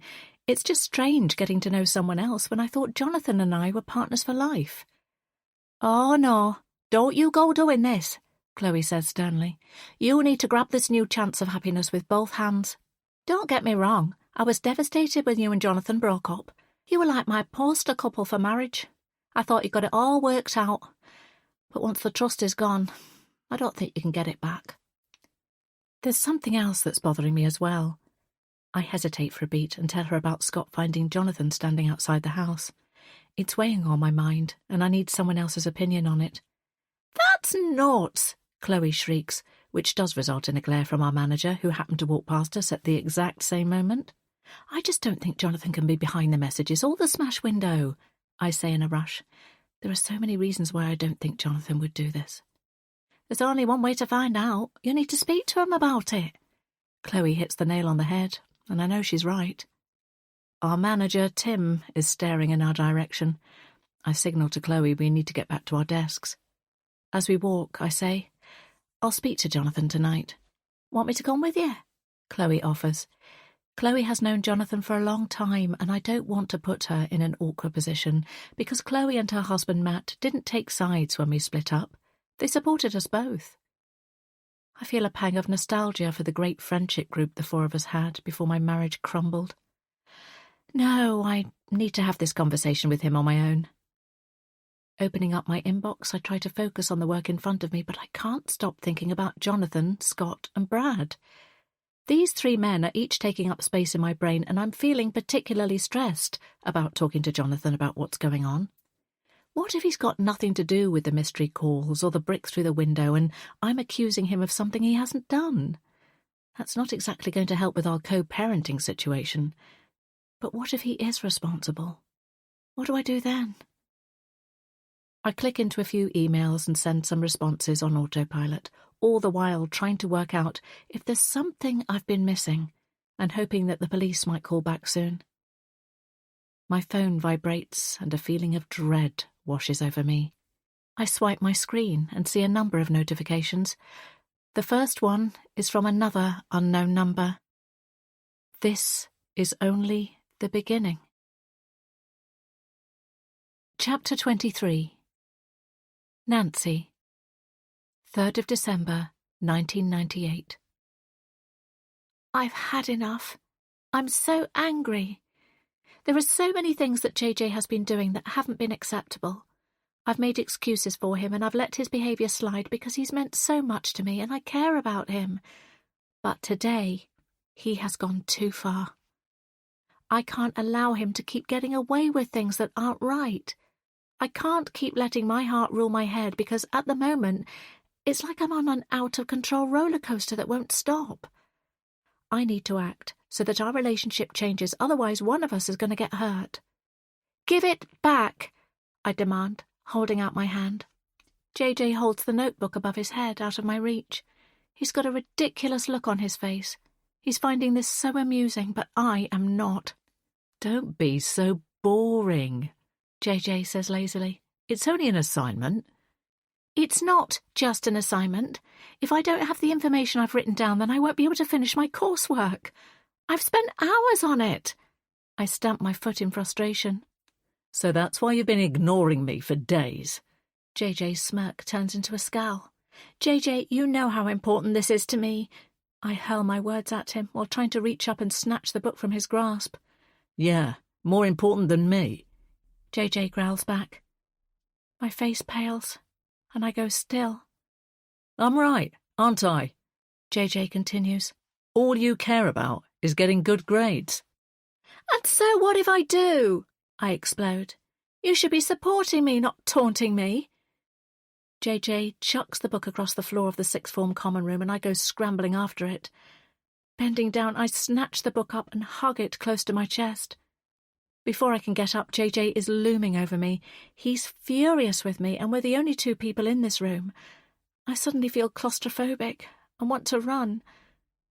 Don't you see? We're meant to be together. JJ grabs hold of my forearm and yanks me up. Ouch! I cry. You're hurting me. But he doesn't let go. He drags me over to the notice board. Then, with his other hand, he jabs a finger at a photograph that's pinned there. My eyes go wide as I see the images of me and Todd walking into Fleur's party. The photographer has captured us laughing, arm in arm as we enter the venue. We look like a golden couple. JJ's fingers tighten around me. Do you see that there? He shouts at me. You've humiliated me in front of everyone. He drops my arm and rounds on me, pushing me up against the wall. I'd never do something like this to you.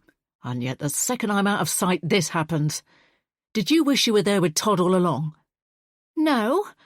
Is that what you really think of me? But JJ isn't going to listen. He just ploughs on, raging at me and accusing me of betraying him.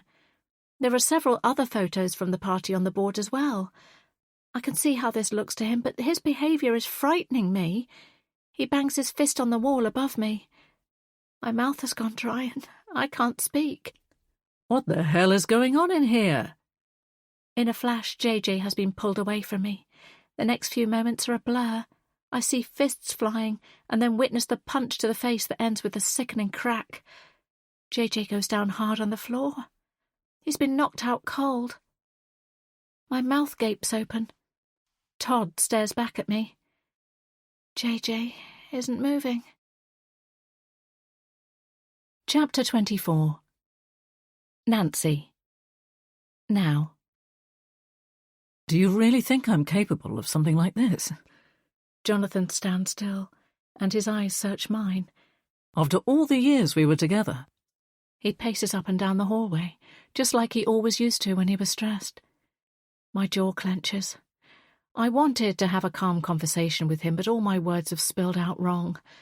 I haven't explained myself properly, and as soon as I started talking, I knew what Jonathan's reaction would be. He's heartbroken. I gulp. I would never have suspected Jonathan had anything to do with the brick or the messages if Scott hadn't seen him outside the house last night. "Were you at the house last night?" I ask. No. If I had been, I would have knocked on the door and spoken to you. I wouldn't have been turned away by some guy you've only known for 5 minutes. He starts pacing again. I think about this, and from everything I know of my ex, I agree this is likely how he would have behaved. But everything has been so mixed up lately. Scott said that you... Nancy, are you saying that you're taking some random guy's word over mine? I'm the father of your children. Doesn't that count for anything? Jonathan picks up the photograph in the hallway, the one with all 4 of us on the beach. There's a pattern here, Nancy, of you not trusting me. I don't know why, when all I've done is love you. I'd never want to hurt you, and I certainly wouldn't throw a brick through the window. I want to believe him, but I'm not sure I can. Because there are things about Jonathan that I know that no one else does. We've kept each other's darkest secrets, even despite our difficult split. But more and more, I'm doubting this man that used to be everything to me. When I think back to the start of our relationship, I wonder if I ever should have trusted him. What about this Scott Murphy? I fill in his last name.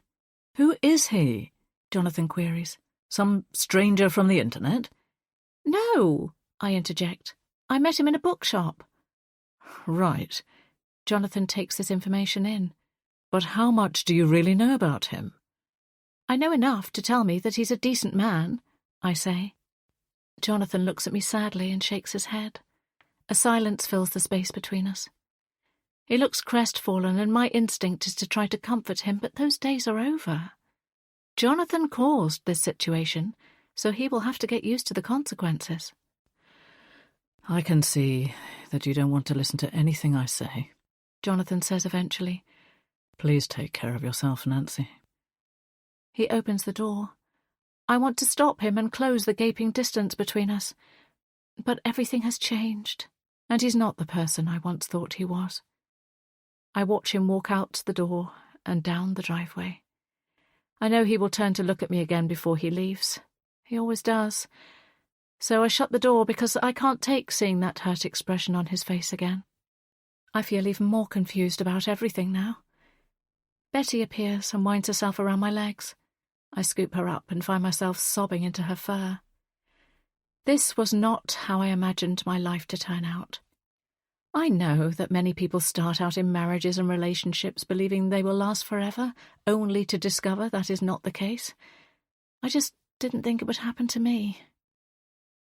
It's getting dark outside and I'm feeling jittery, so I decide to cook my favourite meal, lasagna, and listen to an audiobook to take my mind off things. I potter around in the kitchen, pulling the ingredients out of shelves and chopping vegetables. The act of putting together this meal feels soothing. Just as I'm putting the tray into the oven, my mobile rings. I curse under my breath.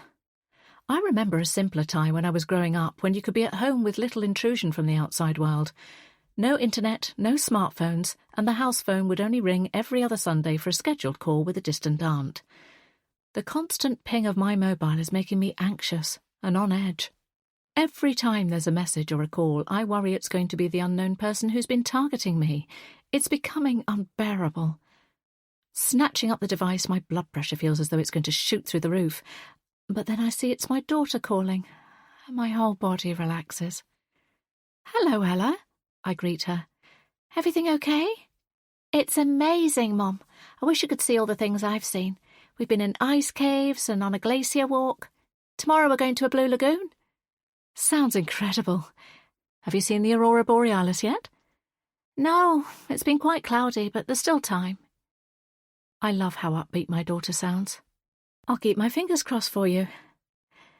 It's nice to hear your voice. I don't mean for it to happen, but my words are suddenly thick with emotion. Mom? What's the matter? Nothing, nothing, I say quickly, not wanting to worry her. Just me getting soppy because you're away. I can practically hear her eye roll over the phone. You should book a holiday. It's been ages since you've been away. We'll go away during the summer holidays with Liam. I'm counting down the days already. No, I mean you should go. Get a cheap deal somewhere during term time. You deserve it. You could get some sun and take Denise or Chloe with you. Or even a solo trip somewhere different. Iceland is stunning. I'm sure you'd love it. Ella sounds enthusiastic as she reels off the possibilities. I must admit, the chance to escape the rainy weather we've been having and get away for a few days of sunshine does sound tempting. I've never been away without the children since becoming a mother. But they're older now, and Ella is right. It would be so much cheaper to go away during term time. I'll think about it, I promise her. I've got to go now, but I'll send some photos. That would be lovely. Have the best time. I love you. Love you, Mom. And then the phone cuts out, and she's gone. I wasn't expecting to hear from her at all while she's away, and the fact she took the time to means the world to me. I stare at the screen, which shows an image of Ella and Liam smiling last New Year's Eve. We went into London to see the Christmas lights and found ourselves swept up in the celebrations. We even stayed to watch the fireworks over the River Thames. It was magical. The phone rings again, except this time it isn't Ella. It's a withheld number. I'm so fed up with this. I want to break the device so that whoever it is can't bother me again. Then I have another, less drastic idea. I could change my phone number. While the lasagna is cooking and the room is filling up with delicious smells, I browse the internet on my phone to try to work out how I would go about changing my number. It looks like I just need to call my phone provider, but I give Liam a quick ring to see how he is and what company he switched his phone to when he changed his recently. He expertly talks me through the best detail, and I jot down the information on my notepad. Then I spend some time browsing new phones on my laptop. From the information Liam has given me, it seems I can get a much better deal than the phone contract I'm currently on.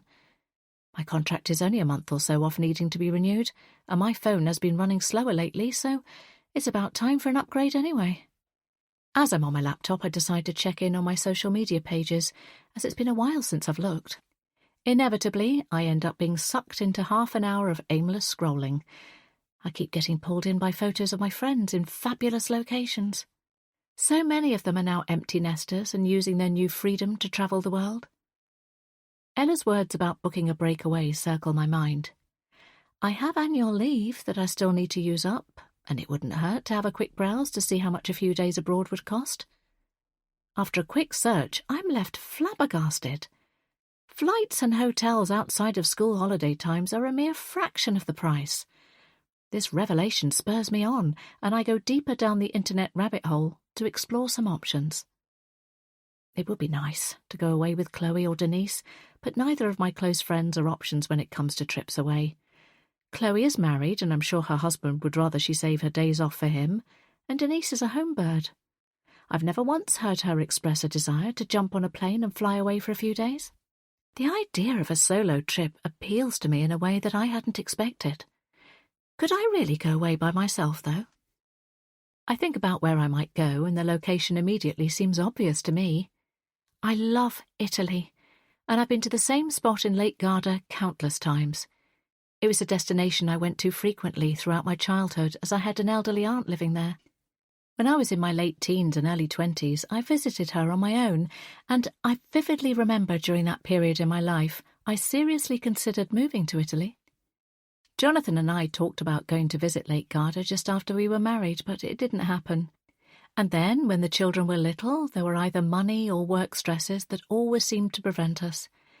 Maybe if we'd taken the time to have proper holidays together, then our marriage wouldn't have ended up being so strained. I shake the thought away.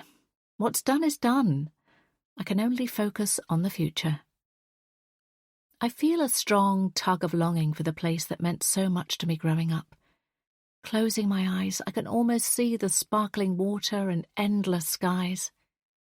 I remember all the things I loved about Lake Garda, The smell of the lemon trees, the soft breeze that rolled off the lake, and the friendly locals that always had time for a smile and a chat. I'd love to see if my favourite bakery is still there, or if any of my aunt's neighbours are still living in the charming lakeside town that felt like a home from home. Things will have changed since I was last there, but I'd love to go back and explore, and this could be a good way to dip my toes into solo travel. My decision is made. I will book the time off work tomorrow and then make arrangements.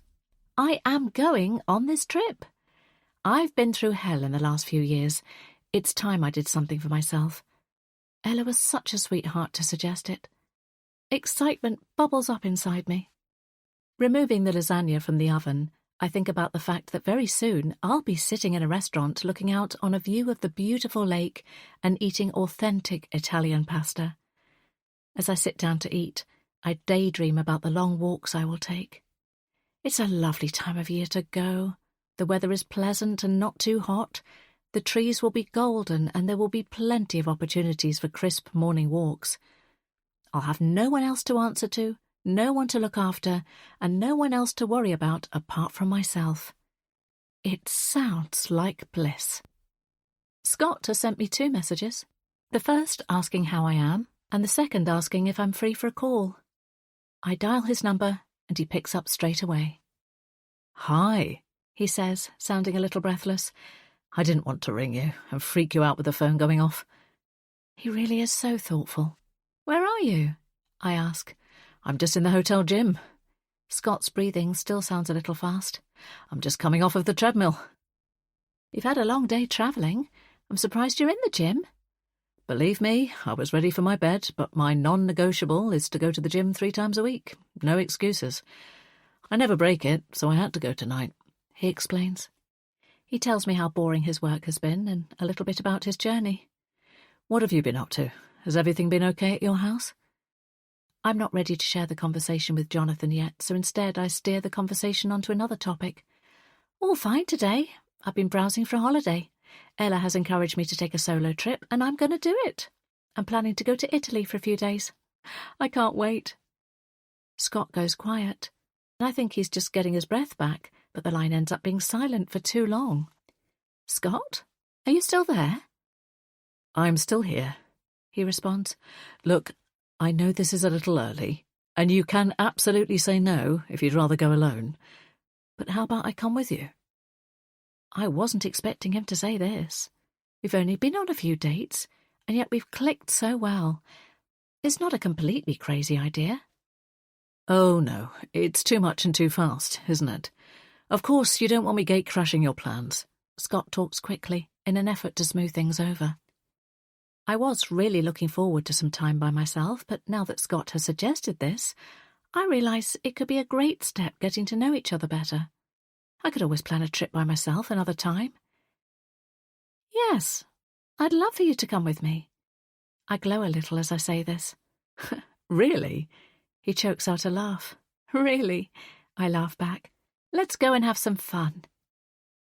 After that, I tell Scott about my favourite places in Lake Garda, and we throw around some potential dates. I suggest in a few weeks' time so we can have a few more dates before we go, but Scott is keen to book sooner. I'm swept away by his enthusiasm and agree. We talk excitedly about gorgeous sunsets, boat rides, and all the gelato we can eat. When I've put the phone down, I've almost forgotten about the sulky exes, scary stalkers, and all the problems of the last week. There's an exciting trip on the horizon, and I intend to make the most of it with Scott. A bubble of joy rises up inside me as I think about shopping for new clothes to wear while I'm away. It's been ages since I've done something even half spontaneous. I can't wait to get on the plane. I'm flattered that Scott is eager for us to go to Italy together. He seems like he really wants to get to know me and spend quality time. I'm sure we will create all sorts of memories, and it could be the making of our relationship. My romantic life is finally turning a positive corner. So when I'm lying in bed in the middle of the night, why can't I sleep? Is it excitement? Nerves? Or is it because I'm still keeping one ear open for a potential intruder? I know that I can't just fly away from my problems. They will still be here when I come back, but I need to pause and reset. I'm determined to enjoy my time in the sunshine with Scott. Except I can't shake away the horrible feeling that my new romance is going to come crashing down around me. Chapter 25. Nancy. Now. It must be a crime to be this happy. My face aches from laughing so much on the plane journey. Scott's quick humour and witty observations had me in stitches multiple times. Travelling with him felt easy. There was no stress or awkward silences. We just seemed to click. I could talk to him endlessly and not get bored. The sky above us is a soft blue and the sun is pleasantly warm and not too hot. As we arrive outside our hotel with our suitcases, I'm giddy with anticipation. A week away from my troublesome boss, emotional ex and newly acquired stalker is just what I need. Here we are, I say. Nice choice, Scott compliments. Very cute. The red-coloured building in front of us is exactly how I remembered it. My parents always booked this place whenever we were visiting my aunt. It's a traditional old villa set right on the lake with incredible views across the water. At the front of the property are a cluster of tables under a canopy where many people are sitting and chatting with a glass of wine in hand. It's so long since I was here, I muse. I can't wait to explore. In the spacious grounds there are several swimming pools surrounded by cypress trees.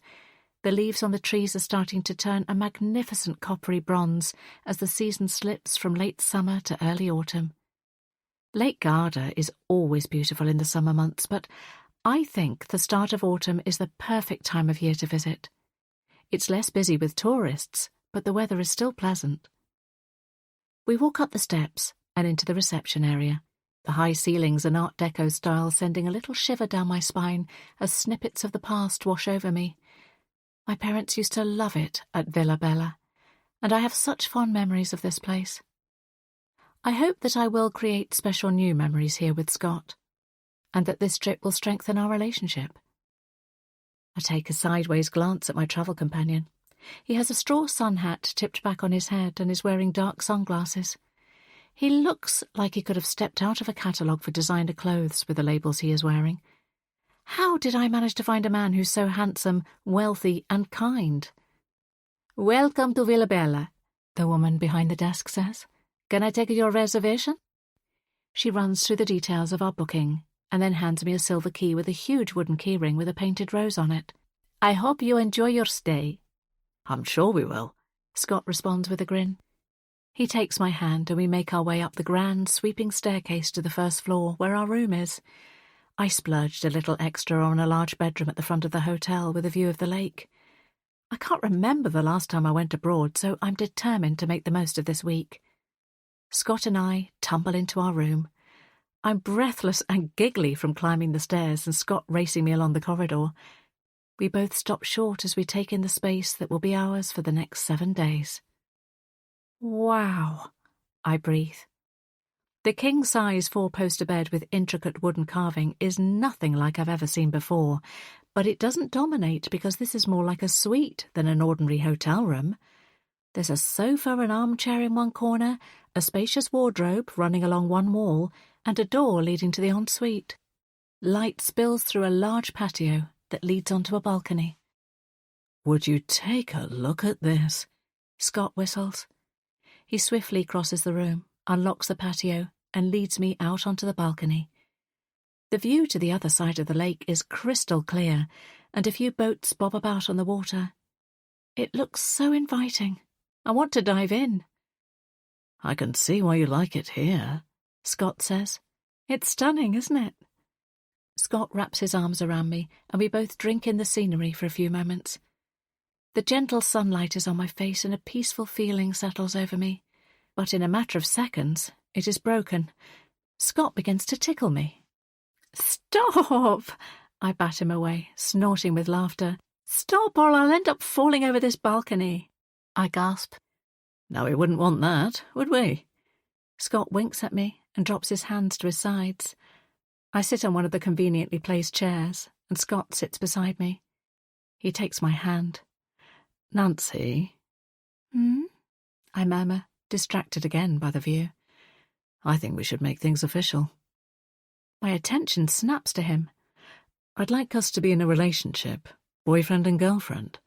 I don't want this to be just a bit of fun. I want to be exclusive. I blush. I'd like that, I say. And I like you. I like you too. Very much. Scott responds, his hand enveloping mine. I never thought I'd have another chance at happiness. I can't believe I'm in paradise with someone who wants to be here with me and be with me. Just me. As I drink in the glistening lake, I'm certain that our first holiday together will be perfect. But I was so wrong.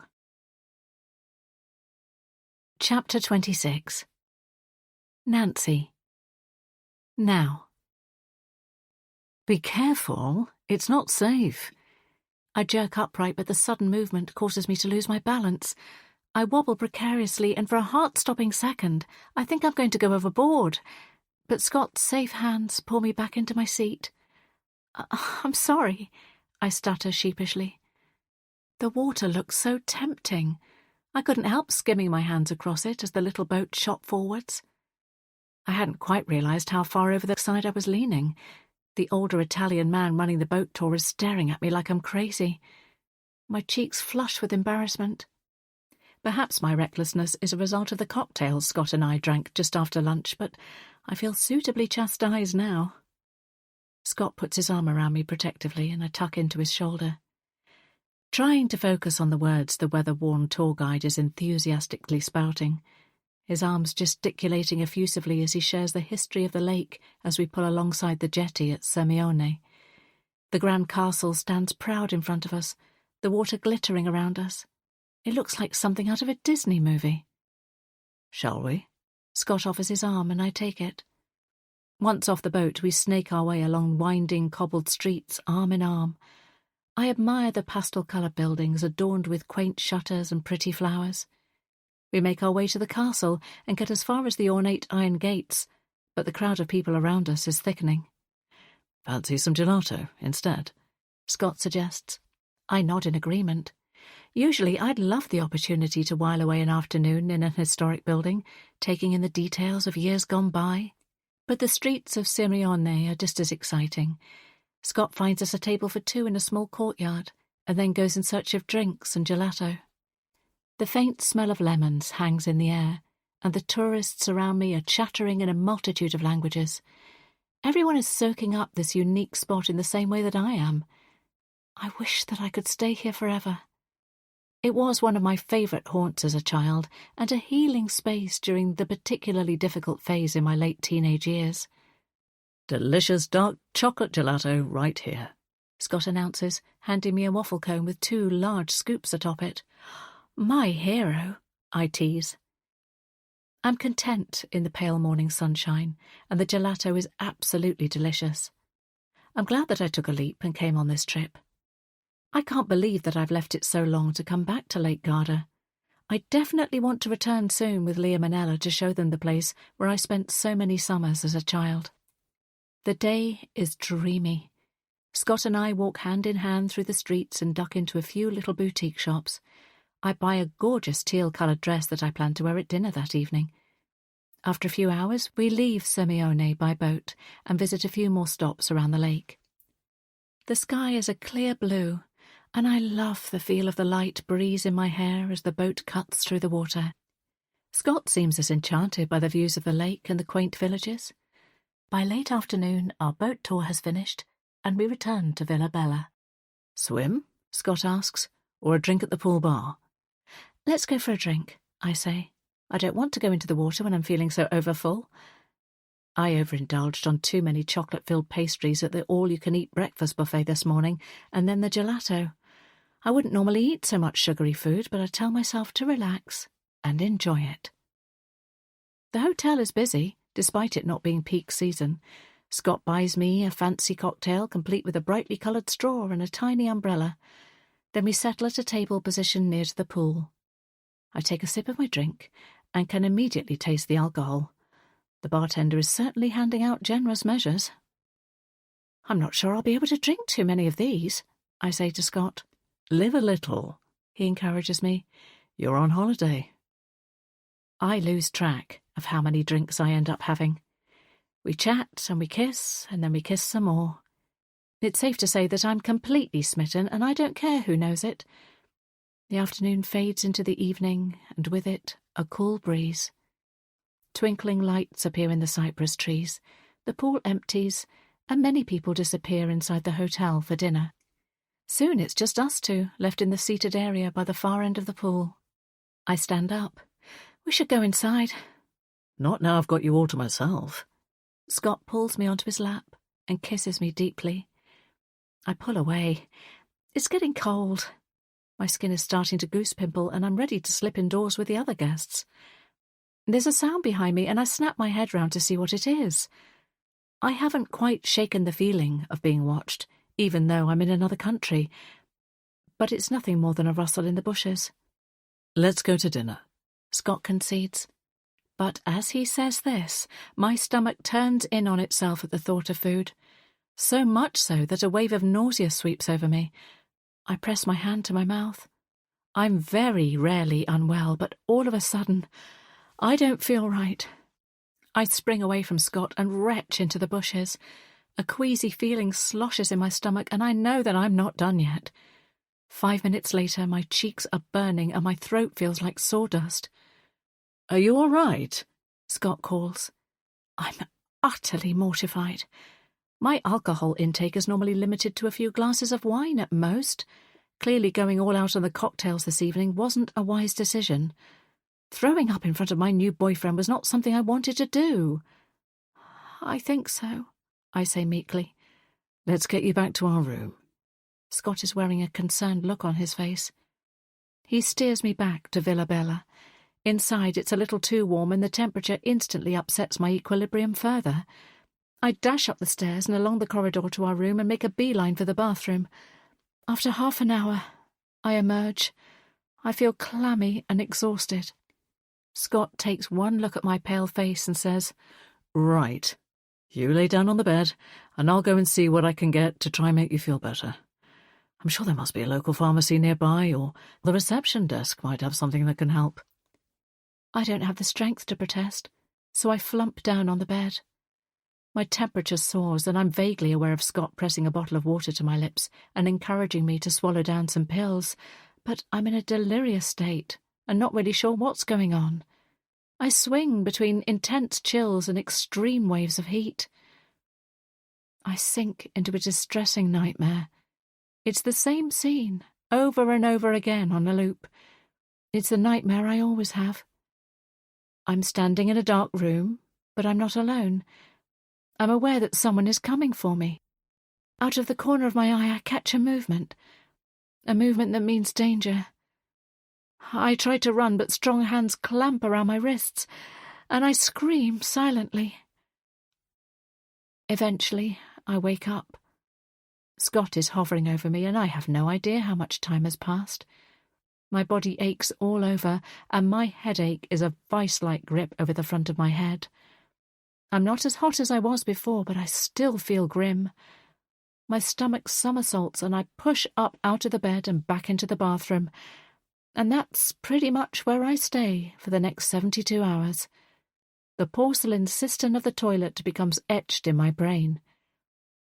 As the sickness gradually eases off, I'm able to spend a few hours in bed resting, as well as gingerly sitting on a chair on the balcony to take in some fresh air.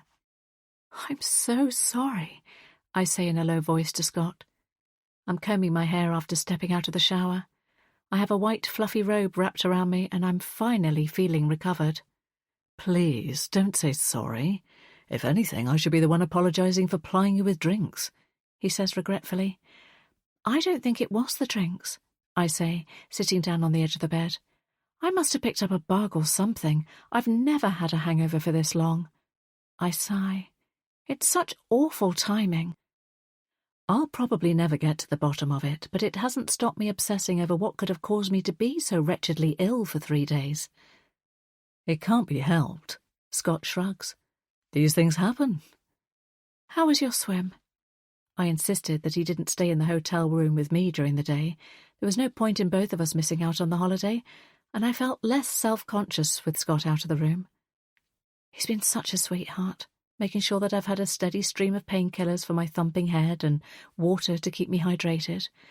He wasn't fazed at all, and has been so attentive while I've been poorly.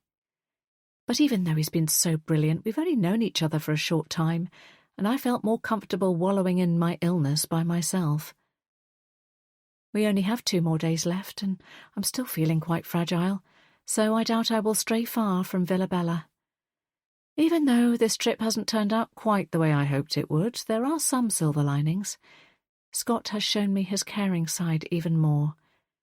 An experience like this could make or break for a new relationship, and Scott isn't showing any signs of running for the Tuscan Hills.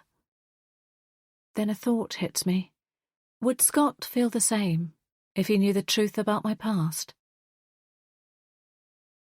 Chapter 27. Ella. Now. I feel bad for not being completely honest. My mum was totally up for going away. I thought she wouldn't go for it, or that she would back out at the last minute, because of some kind of irrational mum guilt or using work responsibilities as an excuse. But she boarded the plane and went to Italy. I wasn't expecting her to go with her new boyfriend either. She's been full of surprises lately, but seems happy. I'm glad she took a break and enjoyed some sunshine. And while she was away, I had the best week of my life. My parents aren't exactly communicating very well at the moment, so when Mum told me to message Dad to arrange to stay with him while she was away, I didn't quite do what she asked. I stayed with him for a night, but after that I went back home. His flat is cramped and there's so much noise coming for the neighbours, so I didn't want to stay for a whole week when I could be in my own room. But that wasn't the only reason for my deception. While Mum was away enjoying her holiday romance, it meant that I had the freedom to do what I wanted, when I wanted, with who I wanted. I didn't waste the opportunity by throwing a house party that would inevitably go wrong. I didn't even invite my friends over for a slumber party. There was only one person I told about having the house to myself, and that was my gorgeous boyfriend. There were only 2 issues.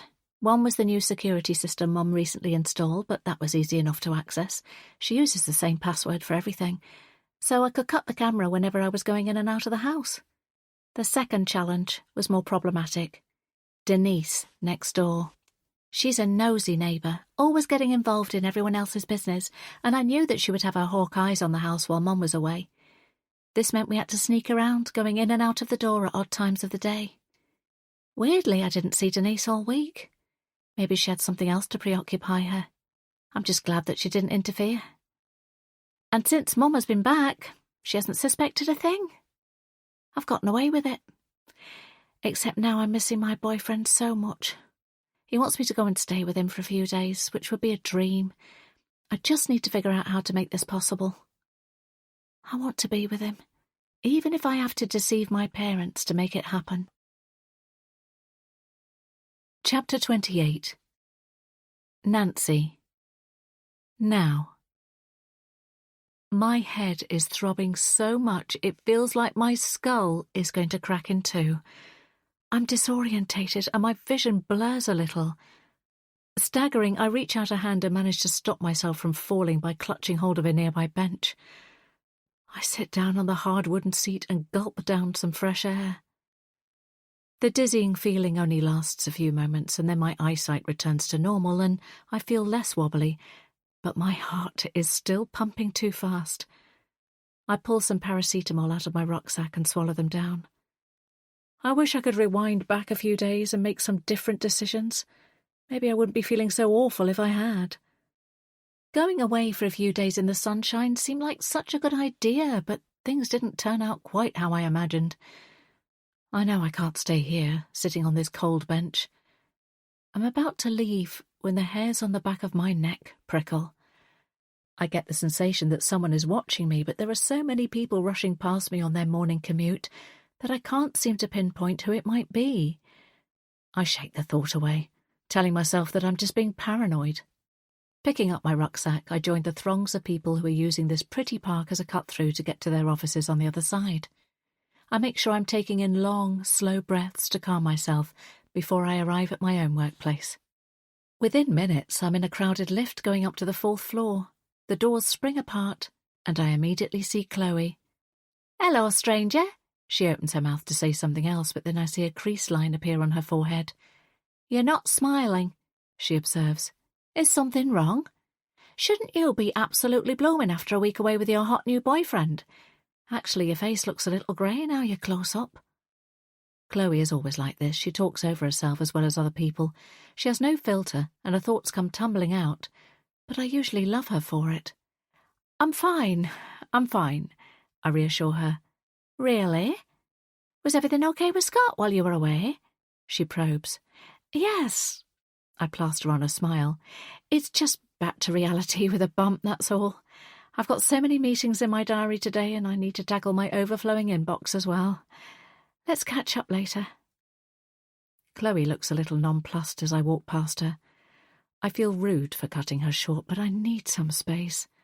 I do genuinely have a very busy day ahead, and it's true that I need to get on top of my workload. I haven't been as diligent as usual in the last month or so because of the developments in my personal life, and taking a spontaneous holiday has thrown out my careful organisation. Work stress is niggling at me, but in reality, that's the least of my problems. Typing in my password, I open my inbox and stare at the deluge of messages waiting to be opened. I want to shut the computer back down again, grab my rucksack and run home to bed. There's no way I can do that, though. I've got bills to pay and teenagers who need my financial support. So I click into the first message and start making my way through them all. 40 minutes into the email cleanse, my mind is wandering. I've been in this job long enough to know the requirements like the back of my hand. I'm answering queries on autopilot, knowing exactly what is needed for each request. In my time, I've seen everything there is to see in this role. My mind starts to wander, and inevitably I start to think about my time away with Scott. Even though the trip didn't go as planned, there were still many positives. The first 2 days were dreamy, and Scott showed he was able to take care of me when I needed it. I'm hopeful about my new relationship, and I can't wait to see Scott again. I allow myself to think about the next trip we could take, and, fingers crossed, next time I will be able to properly enjoy it without being unwell. The day zooms by, and before I know it, it's time to go home. My job is always very busy, but the good thing is that I'm never twiddling my thumbs and clock watching. I saw Chloe heading into a meeting with our boss at the start of the afternoon, and I haven't seen her since. I'm not going to hang around any longer. We can catch up tomorrow. All I want is to get home and into my pyjamas. Exactly 1 hour later, my faded heartprint pyjamas are on, my makeup has been scrubbed off my face, and I'm reclining on my sofa with a drink of water and a heat pack across my stomach. I don't want any food at the moment. I nibbled at some plain crackers at lunchtime, and I may have a few more this evening. My plan is to chill out and watch TV until Ella comes home from a drama class, followed by an early night. For the first time in a long time, I'm fully relaxing in my home. I feel a little lighter now that I've changed my phone number. The only people who have my new contact details are those closest to me: my children, Jonathan, Scott, Chloe, Denise, my cousin Lisa, my workplace, my dad's care home, and a handful of the school parents. I've still kept my previous phone number running to monitor any further messages or calls that come through from the person who's been harassing me, but since the start of my holiday, there's been no further contact from any unknown numbers. One of the police officers I spoke to not long after I returned from Italy said that sometimes the person behind messages like these will lose interest and move on. I'm hoping this will be the case.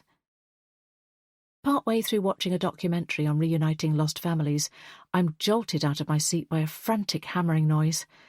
I cut the sound on the TV and stand up in the middle of the living room, listening. I'm frightened, and I half expect a brick to come sailing through the window again. But this time I quickly realise that someone is banging on my front door. My heart leaps into my throat. Who is it? And what do they want? I stay where I am, hoping that whoever it is will just go away. Maybe they've got the wrong house. I'm clutching at straws because I'm terrified that whoever is outside could be my stalker. Perhaps they've been planning this and waiting until I returned home.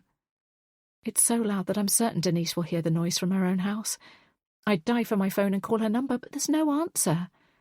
She must be out, because if she was at home, she'd be marching right out to the person causing such a disturbance. Instead, I tap a number for the police into my phone, because I'm not taking any chances. I wish they'd taken my concerns more seriously, but instead I'm in this mess and having to call them to come out in an emergency again. Except, just before I press call, the person outside stops hammering on the door and shouts out, "Open up!" I'd know that voice anywhere. It's Jonathan. But why is he slamming his fists against the door? I don't move. He might still go away if I don't respond. "Nancy!" he cries. I debate what to do. I could go through with my call to the police and wait until they come, but they could be ages, and Jonathan might have crashed through the door in that time. Being shut out is likely only increasing his emotions, and I know how to talk to Jonathan. The police could make things worse. They haven't exactly been much assistance so far, and I don't really want to involve my friends or my new boyfriend in this argument. So I decide to go and face my ex. Standing in the hallway, I watch as the front door seems to vibrate. If he doesn't stop, it'll soon be off its hinges. This is crazy. He's never behaved like this before. "Jonathan," I say loudly and firmly, "stop that right now." The banging immediately ceases. "Let me in," Jonathan says on the other side of the door, his voice hoarse. "How do I know you're not going to hurt me?" These are words that I wouldn't have imagined ever saying to Jonathan, but I need to do so now. "Nancy, don't be ridiculous." Jonathan sounds exasperated. I creep closer to the hunk of wood dividing us. "You can hardly blame me for asking that question," I retort. Okay. He momentarily falls silent. "I'll be calm. I just need to talk to you. It's important." Slowly, I unlock the door and pull it back an inch or so, sticking my nose outside. I look Jonathan squarely in the face. "You can come in, but only if you stop shouting." His head hangs in response and reminds me so much of Liam when he does this. My son has always been the spitting image of his dad, not just in look, but in mannerisms too. And Liam would drop his head down in this exact same way if he was ever in trouble as a little boy. The thought makes me soften. I open the door wide and indicate to Jonathan that he can come in. "Ella will be home soon, and I don't want her returning in the middle of an argument," I warn. Jonathan looks at me with an expression that, in all the time I've known him, I find unreadable. "What's the matter?" I ask, trying to keep my voice level. "It's Scott Murphy, your new boyfriend," Jonathan begins. I tense. I was going to tell Jonathan that Scott and I are officially an item once we were back from Italy, and I must have told him first. I knew he would react emotionally, but I thought he would be upset, and not angry. "Jonathan, we aren't together anymore. You can't come round here behaving like that just because I'm in a new relationship." Jonathan blanches. "Well, I can't deny that I'm feeling—" He shakes his head. "I mean, I hate that. I wanted to... He stops, clearly choked up. I know how hard this must be for him, but I can't forget how he made me feel after he fooled around with another woman. We're divorcing because of what he did, so I'm not betraying him in any way. I don't want to talk about this. It's none of your business." I lift my chin slightly. He stands up a bit straighter then. "It is my business," he says. I open my mouth to respond, but he cuts in. "It's my business when my daughter could be in danger." I gape at him. "You're not making any sense." "You've brought this man into her life, invited him into the house where Ella is living." "I'm entitled to do so," I remind him. "This isn't about you dating. It's about who you are dating." Jonathan's next sentence chills me to the bone. "Scott Murphy is a killer." Chapter 29. Nancy. Now. What are you saying? How is that even possible? I suddenly feel lightheaded. Whoa, Jonathan exclaims, catching me before I fall. His big arms are around me and I inhale the familiar scent of him, a mixture of fresh soap and mint. Let's get you sitting down. I want to resist, but my body isn't following the signals my brain is giving. Instead, I allow myself to be half led and half carried along the hallway. My muscles seem to betray my mind as they respond to the touch of the man I've spent the majority of my adult life with. Jonathan settles me on the sofa, hands me my half-drunk glass of water, and then sits beside me. His words have completely blindsided me, and I'm only just starting to process what he has said. I'm sorry, Jonathan says softly. I shouldn't have blurted it out like that. I didn't mean to shock you, but I think you're in danger, and I won't let you get hurt. Shaking my head, I protest. This can't be true. Scott is a good person. Nancy, I wouldn't lie to you about something like this. I swear to you this is the truth. He's a killer. The last word hangs in the air between us. I try to absorb this crazy information. Studying Jonathan's face, I try to work out why he's saying this. Is it because he's scared of another man coming into our family and replacing him? Is it because he can't stand the thought of me being happy with someone else? Or has he just gone completely mad? If you just listen to me, then I can explain. The words Jonathan has just uttered slam me back to another painful conversation. This was almost word for word what he said in the conversation we had when I confronted him about having an affair. The phrase snaps me out of my shock. No! Why should I believe you? I reel back, creating as much distance between us as possible. Why should you believe me? Jonathan looks crushed. Because I'm the father of your children. We were together for 2 decades. All the same reasons why you should believe I would never cheat on you or betray you. I've heard this line from him time and time again, but I've seen the evidence. A photograph doesn't lie, and I'm certain the man I once loved was sneaking around behind my back with another woman. If he can lie about that, then he can lie about anything. Scott Murphy isn't... Now you listen to me, Jonathan. I stand up and fold my arms, looking down at him. I will not have you marching in here, trying to split me and Scott apart with some insane claim. It's the truth, he snaps. You're putting Ella in danger, and yourself as well. He's shouting again now, a vein pulsing in his forehead. Just get out! Get out! I scream at him, unable to take any more. Nancy, wait. I need you to believe this. His voice sounds desperate. What's going on in here? Denise is standing in the doorway to my living room. The door was open and I heard shouting. Denise, he needs to go. My voice is firm. Denise takes one look at Jonathan, and even though she's about half the size of him, she leaps into action and herds him out of the house. He allows himself to be ushered out by my fiery pint-sized neighbour, but as he reaches the hallway he shouts back over his shoulder, "Keep that murderer away from my daughter!" Slumping on the sofa, my head in my hands, I allow my emotions to take over, and I begin to sob in a way that I haven't done since those first few weeks after Jonathan moved out of the house. Hey there, Denise rubs my back. What was all that about?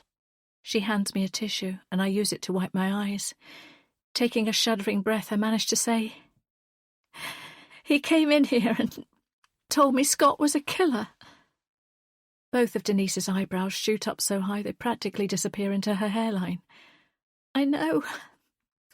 It's madness, I sniff. A silence hangs between us, and then, after a few moments, Denise speaks. It sounds like Jonathan might be having a breakdown, she says gently. It's very possible, after all that's gone on between the two of you. I hadn't thought of that, I say. He looked unstable, Denise comments, and I don't think you can trust anything he says when he's in that state. I nod, agreeing. Don't sit here worrying. There are 2 things you can do, she advises. Look Scott up on the internet to see if there are any articles about him or any information you can find. If he has been arrested for any major crimes, you should be able to pull that up in a search. And secondly, you should ask Scott outright. See how he answers the question and listen to your gut instinct. Reaching for the tissue that Denise is offering to me, I dab my eyes. Denise pats my knee and then stands up. I think some wine is in order. I'll go get it. Oh, no, thanks, Denise. I'm still not feeling well. You go ahead, but I'll just have a glass of water. That's not like you, Denise jokes. I grimace in response. Denise must think I look bad enough that she doesn't try to persuade me further. She disappears through the living room door. While she's gone, I decide not to waste any time and retrieve my laptop from my desk drawer. I log on and bring up a search engine. Then I type in the name Scott Murphy. A number of social media pop up, but there are so many of them and I don't know which to look at first. So I revise my search and add in the name of my town to see if this helps. This time, social media accounts across different platforms appear with photographs that look exactly like Scott Murphy. Browsing through them, I see the accounts have been active for a long time and show Scott doing all manner of normal things, drinking mulled wine at a Christmas market, skiing, walking on the beach and taking photos of delicious food. I move on from these profiles and scan the other search results. There's a fundraising page for a sponsored run that has Scott's name and face attached to it. I also discover a LinkedIn profile that looks as though it belongs to him, although the photograph is grainy and I can't see the specific information about his career without logging into the website. I spend a few minutes trying to log into the site, but I'm unable to access it because I can't remember my password. Have you found anything? Denise re-enters the room with a tray in her hands. Nothing suspicious. Scott has social media profiles and a business profile, as you'd expect. I can't see anything else about him, and there aren't any news reports about him killing anyone. I wondered if maybe Jonathan had twisted some information. Perhaps Scott was involved in a terrible accident and someone died because of it. But there's nothing on the internet to suggest this either. Denise sets the tray on the table, and I see that it has a plate of biscuits on it. I didn't have any biscuits left in the cupboard, I say, bemused. No, but I did, she laughs. I just nipped home to get them. I thought you might need one. The biscuits are plain digestives, which I think I should be okay eating, so I take one of them off the tray along with a cup. You're a gem, I say, biting into the biscuit first. Okay, no red flags online. The next step is calling Scott, right? Denise is calm and practical, which is exactly what I need right now. I squirm. What if he's totally innocent, and I call him up and accuse him of being responsible for ending someone's life? I don't think anyone would take that too well. You don't need to put it like that. You could just tell him what's happened tonight and see what he says. Denise picks up her own drink and wraps her hands around the warmth of the cup. That's a better way to do it. Thanks, Denise. I don't want him to think I'm accusing him in any way, especially as there's nothing online to suggest he's done anything wrong. But I do need to have the conversation with him because I've received some calls from a withheld number today, this time on my new phone number. It might not be anything to do with the other unwanted calls I've received, but this is driving me crazy. I need to get to the bottom of who is doing this. That's it. You've got to check it out, and he will understand that. Will you stay with me while I make the call? Of course I will. Swallowing down the last of my biscuit, I square my shoulders and prepare myself. I rehearse a few lines in my head, then pull up Scott's number. I just need to see how he responds, because Denise is right. I'm sure I'll know instinctively if he's being sincere or if he says anything that sets off alarm bells about the situation. The phone rings and rings.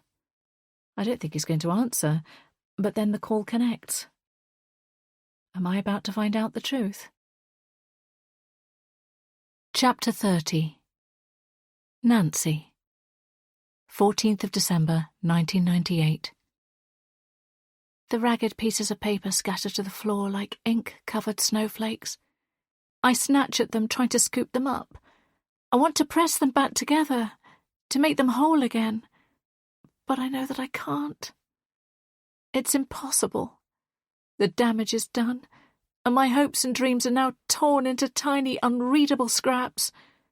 What have you done? I cry, sinking to my knees. This needed to happen. It's for the best. You know it is. JJ's words are monotone and emotionless. He remains standing, an immovable statue. After Todd knocked him out, JJ's behaviour has become steadily worse. I felt so guilty that JJ was hurt. When he came to, JJ was disorientated. I looked after him and made sure he was okay, but ever since, he's kept accusing me of putting Todd up to hitting him.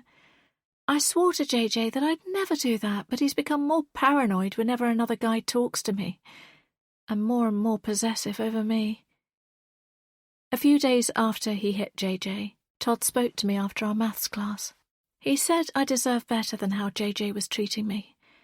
But I didn't listen to him because I was so worried about JJ. And now this has happened. I had such romantic notions of JJ and I being like Heathcliff and Cathy or Romeo and Juliet, two star-crossed lovers who were meant to be together. I hadn't thought about the fact that the couples invented by Bronte and Shakespeare may have shared an intense love, but they also met an untimely end. My tears begin to flow, and they build into sobs, the kind of guttural sound that my body has never made before. It's not just the paper that's been ripped and ruined, it's all the effort and energy I had poured into writing the words that are now no more.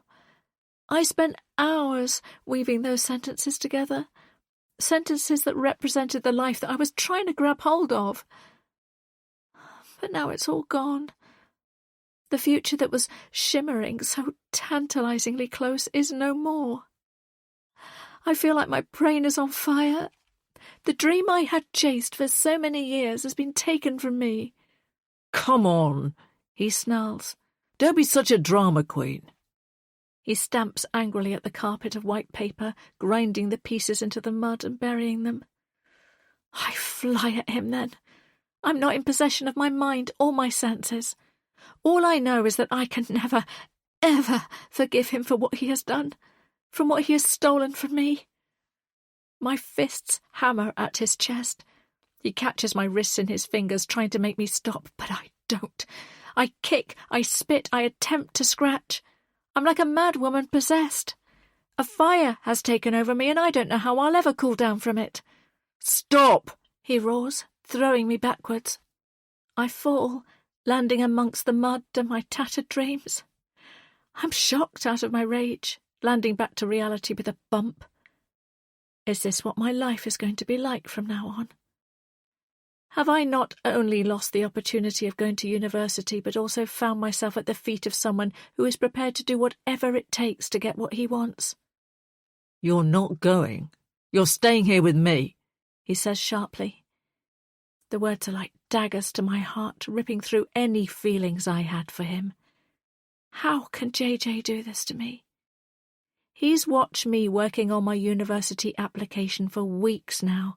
He knew how much it meant to me, how much I wanted to go. Yes, he's had his doubts, but we talked endlessly about how to continue our relationship. I thought that I'd convinced him that university wasn't going to be the end, but just the beginning of what we could become together. Does he not understand that when he tore these sheets of paper up, he was tearing up our relationship as well? He can't seriously expect me to stay with him and to love him when he has so callously destroyed the thing I wanted most in the world. As the cold seeps into my dress, I try to work out a plan. I realise he's deliberately done this tonight because he knows the application deadline is tomorrow. It's just before midnight. I won't be able to get a new form until school opens tomorrow, and even if I do manage to do that, I will have so little time to fill it in that there is no way a new application could be as strong as the one I spent hours perfecting. He wants me to give up. He wants me to stay here and make myself small. He doesn't want me to reach my full potential because he's scared that he will no longer fit in my world. But if he truly loved me, he'd support me in this, and we'd find a way forward together. JJ reaches out a hand to me and pulls me up from the ground. I'm shocked to see tear streaks down his face and there's fear in his eyes. He's reacted in the only way he knows how, in anger. That's all he was taught growing up. I don't want to hate him, but I know if I stay with him, that is what will happen. As I look him in the eyes, I nod. I need him to think that this is it, that he has won, that I'm agreeing to the version of the future he wants me to live. But he has not won. I will not let him. I won't give up on my dreams without a fight. I just have to plan my next move carefully, because things can't carry on like this. And I need to escape JJ before it's too late. Chapter 31. Nancy. Now. Are you asking me if I've murdered someone? The room suddenly goes very still and very silent. I don't want to ask you this. It's just, I don't understand why Jonathan would make something like this up. Because he's crazy, and he's trying to come between us. Scott is understandably upset. This is going worse than I thought it would.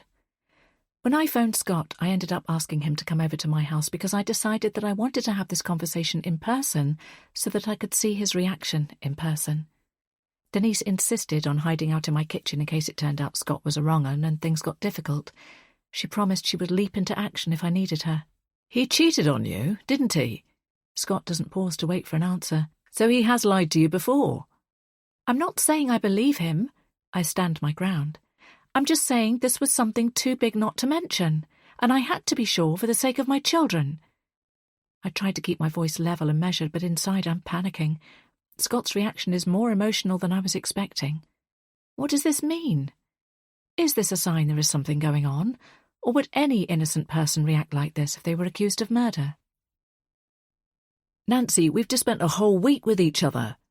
Have you seen anything to suggest I could do such a thing? I want to say no. But then I lived with Jonathan for half of my life and I didn't believe he was the type of man who would have an affair. What if I just don't have very good judgment where men are concerned? Scott is standing on the other side of my conservatory. It's dark outside, but I have cosy fairy lights strung around the edges of this space. Usually this is a calm spot in the house where I come and relax with a book and a bar of chocolate, but the atmosphere in here between Scott and I is charged with tension. Everything is off kilter and wrong. Nancy? Scott questions. Are you listening to me? Yes, I put my hand to my head, all of a sudden feeling exhausted. Scott's shoulders slump. You're still not well, are you? He says more gently.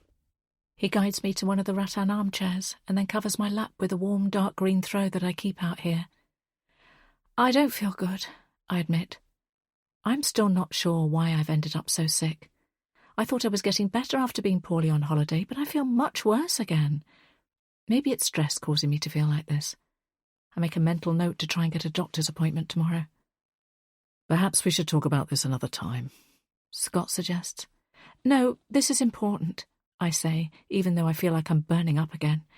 I need to talk this through now and make sense of what's going on. Okay, if you're sure. He swipes a hand over his face. Jonathan has told you I'm a killer. I understand how frightening that must be, but I think the fact that you've invited me into your home to talk about this tells me that you can't really think this is true. He has a good point. If I really thought that he had done something so awful, then there's no way I would let him in the house and into my safe space. My instincts are telling me that there's something up with Jonathan, and not Scott. Has Jonathan shared any evidence of my supposed crime? Scott holds my gaze. I shake my head. If you have any questions, anything you want to ask me, then please do go ahead, because I really don't have anything to hide. He spreads his hands wide as he says this, his body language suggesting he's being open with me. Have I just made the worst judgment call ever by taking Jonathan's ramblings seriously? Perhaps Denise is right and my ex is having a breakdown. If he is, then I feel like he's pushing me close to one as well. The room temperature feels as though it's been turned up a notch and I'm flustered and hot. I wipe my sweaty palms on my trousers and try to steady myself. I should never have mentioned it, I say quietly. Denise said earlier to listen to my gut instinct, and that's telling me that something is off with Jonathan. Scott isn't the person I should be questioning. I should have asked Jonathan for more information instead. I'm sorry. No, don't apologise. You did the right thing. He laughed shakily. I was just a bit shocked, that's all. It's not the sort of thing you get asked every day. But it's not your fault. It's Jonathan's. He shouldn't have said that. My body is drained of energy and I'm barely able to speak. I went back to work too soon and overdid it. And the conversation with Jonathan and Scott had been too much for my battered brain and body. Are you sure you believe me? Scott asks, crouching down beside me. I look into his brown eyes and I can't quite decipher the emotion flashing in them. I'm tired and confused, but I nod slowly. You need to get to bed, Scott says. Let me help you upstairs, and then I'll let you have some space. I bet you're regretting speaking to a stranger in a bookshop now, aren't you? I say sheepishly. The hint of a smile tugs at Scott's lips. No, quite the opposite. He kisses me on the top of my head and then guides me upstairs to my room. Before I can protest, he tucks me under the covers and then smooths my hair back. The gesture feels intimate and caring. Sleep well, Nancy. I'll see you soon.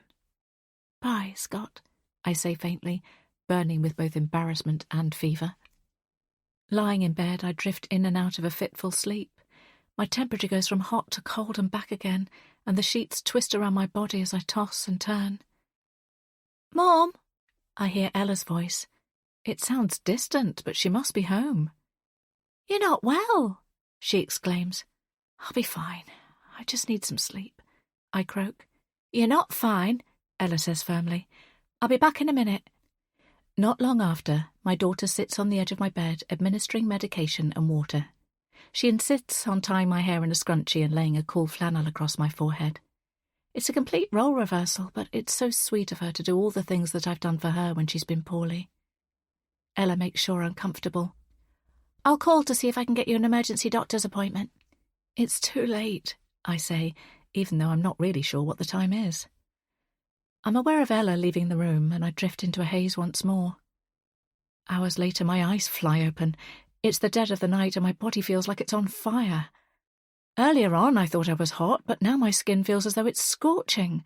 Something isn't right at all. I throw off the covers and stare at the ceiling. I wonder if this horrible sickness will ever end. As my fever peaks, my mind seems to focus and become clearer. If I'm honest with myself, the speed at which my relationship is progressing with Scott has been bothering me.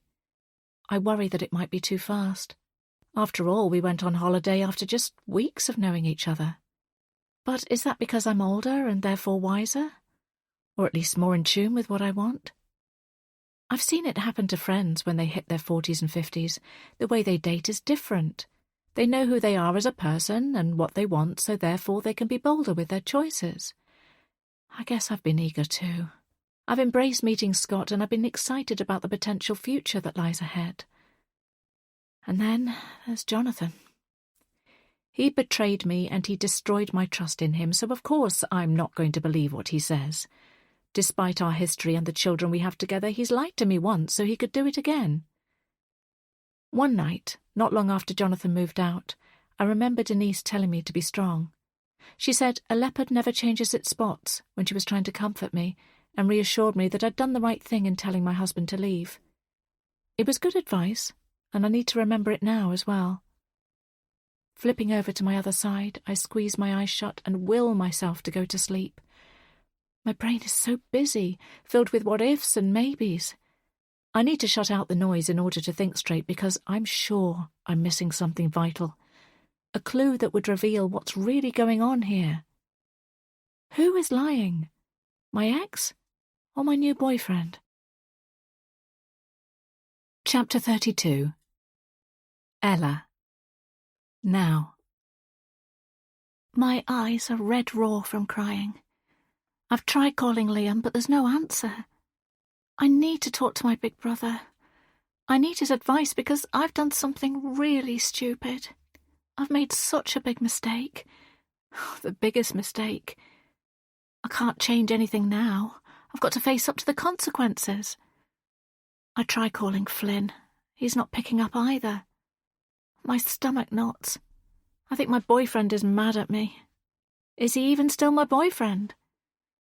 I can't tell Mum what's happened. She's got enough on her plate. And Dad isn't in the right frame of mind to hear what I have to tell him. What am I going to do? Chapter 33. Nancy. Now. Did you hear about that woman who was murdered? Chloe and I are sitting in the work canteen and my friend has been jumping from topic to topic. I've been half-heartedly stubbing my fork at a chicken salad but not really eating it, or properly taking in what Chloe has been chatting about. I'm so much better than I was a few days ago, but I'm still not back to normal. But this sentence snaps me out of my daze and makes me sit up and listen. What did you say? I ask. A woman was murdered a few days ago, about your age, in her 40s. Think she only lived around the corner from you, actually. Chloe takes a big mouthful of her tomato and goat's cheese sandwich and begins to chew. Alarm bells begin ringing in my head. Round the corner from me? How far? Chloe swallows her food and takes a swig of her fizzy drink. She's got my full attention now and I'm staring at her, waiting to hear what she says next. I heard it on the radio this morning. I'm sure they said her house was on Church Lane. Chloe picks up her phone and brings up a web browser. I'll check. Church Lane is only 2 streets away from me, I murmur. Here you go. Chloe shoves the device under my nose. They've said someone broke into her house. Looks like a robbery gone wrong. I scroll down the page, and then an image fills the screen that makes my blood turn to ice. Chloe claps her hand over her mouth and we both stare in horror, because the woman in the photograph could be me. She has the same dark black curly hair, the same olive skin, and the same curvy body shape. Her name was Helen, and she was around the same age as me. Her blue eye colour is even a match with mine, and while no one would mistake us for twins, the similarities seem too close for comfort. This is wild, Chloe exclaims. And look, her house number is 45. I feel sick. My house number is 54, and I live on Church Street. Chloe's eyes go wide. You don't think... I gulp. It's just a coincidence, isn't it? Chloe's eyes go even wider. I mean... Her words trail off. She doesn't want to finish her sentence, but I know what she's implying. She thinks this is more than a coincidence. The woman looks like me and lives at an address close by to my home that could be mistaken for my own. You don't think this poor woman has been murdered because she was mistaken for me? I don't know, says Chloe, uncharacteristically serious, and she clutches my hands in hers. Things have been a bit crazy for you recently, and it does seem like you have a stalker. We sit in stunned silence. Surely the police have to listen to you now, Chloe says, breaking the quiet. Shrugging, I say, who knows? They probably just think I'm some delusional woman. I try to sound unbothered, but the truth is that I'm really scared. More scared than I've ever been in my life. This is all becoming too much. First there was Marianne's death, and now this poor woman. As soon as I've finished work, I'm going to march straight to the police station and demand they put more focus on my case. If my stalker has anything to do with the local women who've been murdered, I need someone to do something before I end up dead, too. If the police don't listen to me, then I'll take matters into my own hands. I need to look at more than just a security system to protect me and Ella. The next school holidays are coming up, so we could disappear somewhere for the week. I have friends in Scotland that I could go and stay with. Although I don't want to take trouble to their door, and going away to Italy didn't stop the calls and messages, so I know that trying to run from this isn't going to work. The only way this is going to get sorted out is if I face the problem head-on. I've given this some careful thought over the last few weeks, and I've decided that I'll hire a private detective. Whatever it takes. I can't allow myself to be a sitting duck, just waiting until a killer comes to my door, because I believe they will.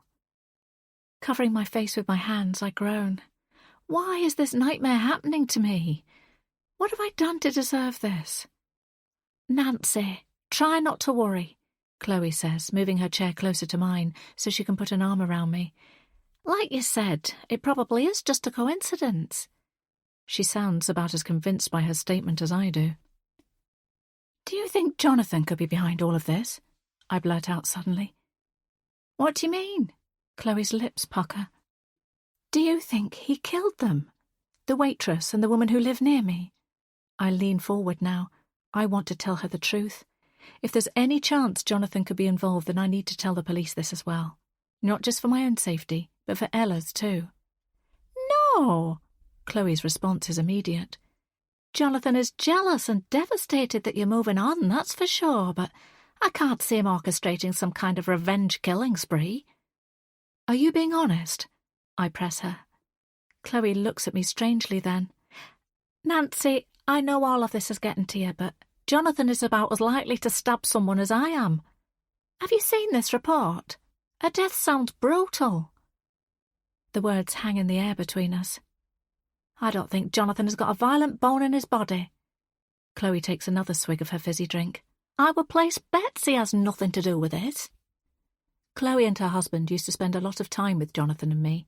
For years we went on double dinner dates and spent so many Sunday afternoons together, especially in the summertime when we'd set the world to rights over drinks and barbecue food. Jonathan also used to train for marathons with Chloe's husband. I'm guessing that Jonathan and Matt still see each other regularly, but neither of them know Jonathan in the same way that I do.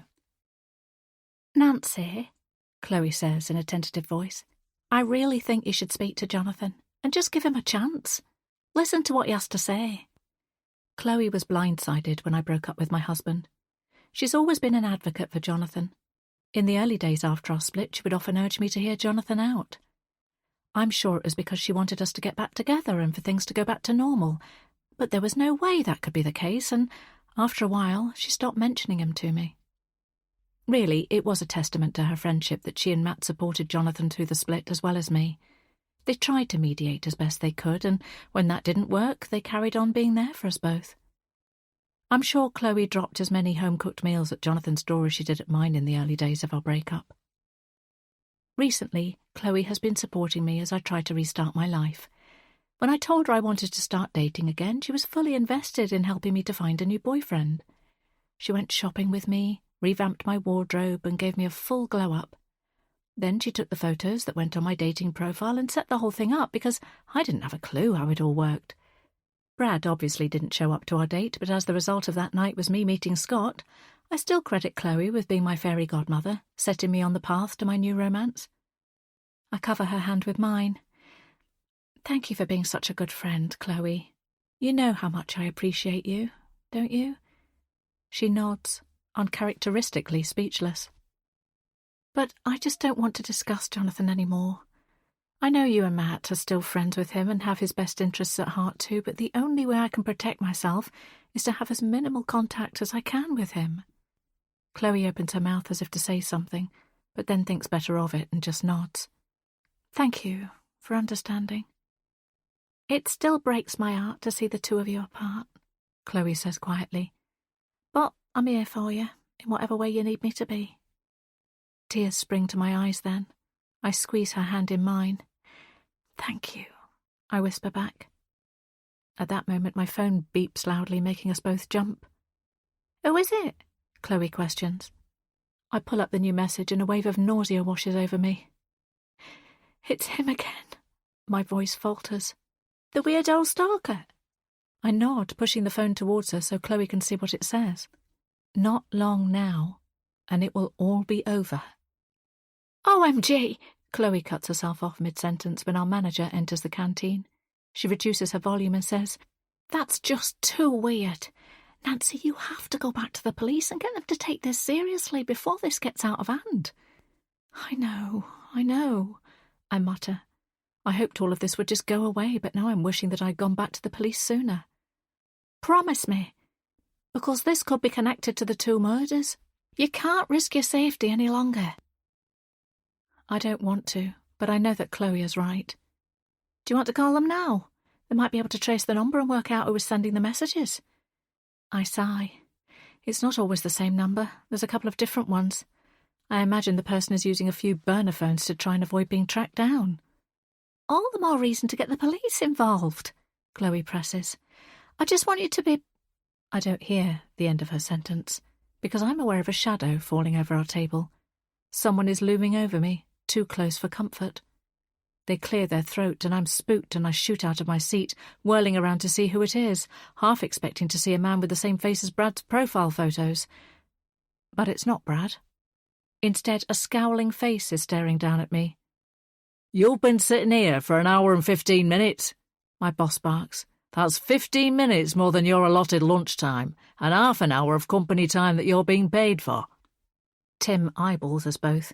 We gape back at him, surprised that he's been monitoring how long we've been away from our desks. "Sorry," Chloe replies smoothly, quickly regaining her composure. "We didn't realise. We'd never normally run over. It's just that Nancy here is dealing with a police matter." "I don't care if you're dealing with a police matter or an alien from another planet. It should be done in your own time and not the company's." Tim's mouth twists into an ugly grimace as he says this. "This isn't the first time I've seen the two of you gossiping when you should be working. Get back to your desks, or I'll be making this an HR matter." He gives us another cold stare before turning on his heel and stalking away. "Wow," Chloe comments as she scoops up the packaging from her lunch. "He's quite the delight, isn't he?" "Shh," I urge her. "We don't want to wind him up any further." "Bring back dear Glenda, that's what I say," Chloe remarks, still speaking just as clearly as she did before. It was obvious that Tim wasn't going to be the same kind of manager as Glenda. He's come in bullishly, clearly wanting to change things up and put his own stamp on the role. He's already been rubbing all the staff up the wrong way. The extra day of holiday for birthdays was cut immediately in the week he joined, and he's taken to hauling anyone who is more than 5 minutes late into his office for a talking to. Workload has increased in the short time he's been at the helm, and the atmosphere in the office is becoming more and more tense. It couldn't have come at a worse time for me with everything else I have going on. "You don't think it's him, do you?" Chloe says under her breath as we make our way back to our desks. "Tim?" I give her a puzzled expression. "Think about it. He arrived here just before all the messages started. We don't know anything about him, and he's got a habit of creeping up on people. It gives me the chills." I know what Chloe means. Tim hasn't exactly endeared himself to me either, but just because he's a job's worth and an authoritarian manager doesn't make him a stalker or a killer. Don't be silly. He's a slimeball, but he hardly knows me. Anyway, we'd better get back to work, I say in a low voice, otherwise he'll be breathing down our necks again. I drop down into my office chair, but Chloe hovers beside me for a second longer. "Just make sure you call the police, Nancy, and tell me when you've done it." She moves away to her own seat a few rows along from me. I hastily log on and try to focus on the tasks I need to get through this afternoon, but Chloe's words are ringing in my ears. I know she's right. I need to make the call. But the truth is, I've been in a police interview room before. The experience of sitting on the uncomfortable plastic chair in the too bright, too small space is etched in my memory and in my nightmares. I vowed that I wouldn't step foot in a police station after that experience, because I never want to hear the sound of a cell door clanging shut behind me again. Chapter 34. Nancy. 25th of June, 1999. I wonder what we will all be doing this time next year. Fleur is laid on her back, looking up at the clouds drifting in the soft blue sky. It's a Saturday afternoon, and I'm sprawled out on my front, head propped in my hands, on a picnic blanket. It's the perfect weather for it. In the backdrop, a cricket match is playing on the green. Some of my friends from our class are playing, and the regular thwack of the bat on ball and the familiarity of this scene is somewhat soothing. Whenever I see Fleur, all she talks about is going travelling. She's planning to escape our small town and explore the world with her girlfriend, Saskia. I can't engage with what Fleur's saying because the future I was so looking forward to doesn't seem clear to me anymore. Instead of feeling excited about finally finishing school, I'm filled with dread with the choice I'm going to have to make. JJ or my dreams? "I'm going to get an ice cream. Do you want one?" Sophia asks. The other 3 girls I'm with all eagerly give their orders. "I'll come with you," Jill says, brushing grass off her clothes as she stands up. "Nancy?" No, thanks," I say half-heartedly. Sophia and Jill walk off, arm in arm, towards the high-pitched sound of the ice cream van's jingle. "What's wrong?" Fleur's sitting up now and staring down at me. "Nothing," I reply, unconvincingly. "Yes, there is," Fleur presses. "You've been so different this year. I've hardly seen you." At that moment, Saskia comes bounding over. She's been bowling in the cricket game, and her white trousers are streaked with grass stains. Water needed, Saskia announces, diving for her water bottle. You're doing great, Fleur encourages her. Are you even watching? Saskia teases her. Of course I am, Fleur insists. I think there's still about another half hour to go, Saskia says. Maybe longer. It is cricket after all. You don't have to stay until the end. I can meet you back at yours later if you want to get home. I wouldn't miss this match for the world, Fleur tells her. I'll be here. Saskia smiles brightly, then gives us both a little wave before she bounds back to her teammates. I reach for my water and take a swig, not because I'm thirsty, but because I want to avoid Fleur's line of questioning. Nancy, tell me what's going on. I might be able to help. My lip starts to wobble then. I've been trying to keep my emotions in check, trying to figure out what to do. I know that only I can decide on this, no one else, but suddenly I can feel my emotions taking over. Is it JJ? Fleur suggests gently. A tear slides down my cheek and I start to nod. Has he done something to hurt you? No, I exclaim. Nothing like that. It's just... I want to tell Fleur what's been going on. I just don't know where to start. It's complicated. Fleur rolls her eyes. I think back over the last few months. I was so furious about JJ tearing up my university application, and we've had some blazing arguments about it since. But every time I try to break up with him, he somehow reels me back in. He's had so much going on with his family, and I don't want to leave him when he's going through such a tough time.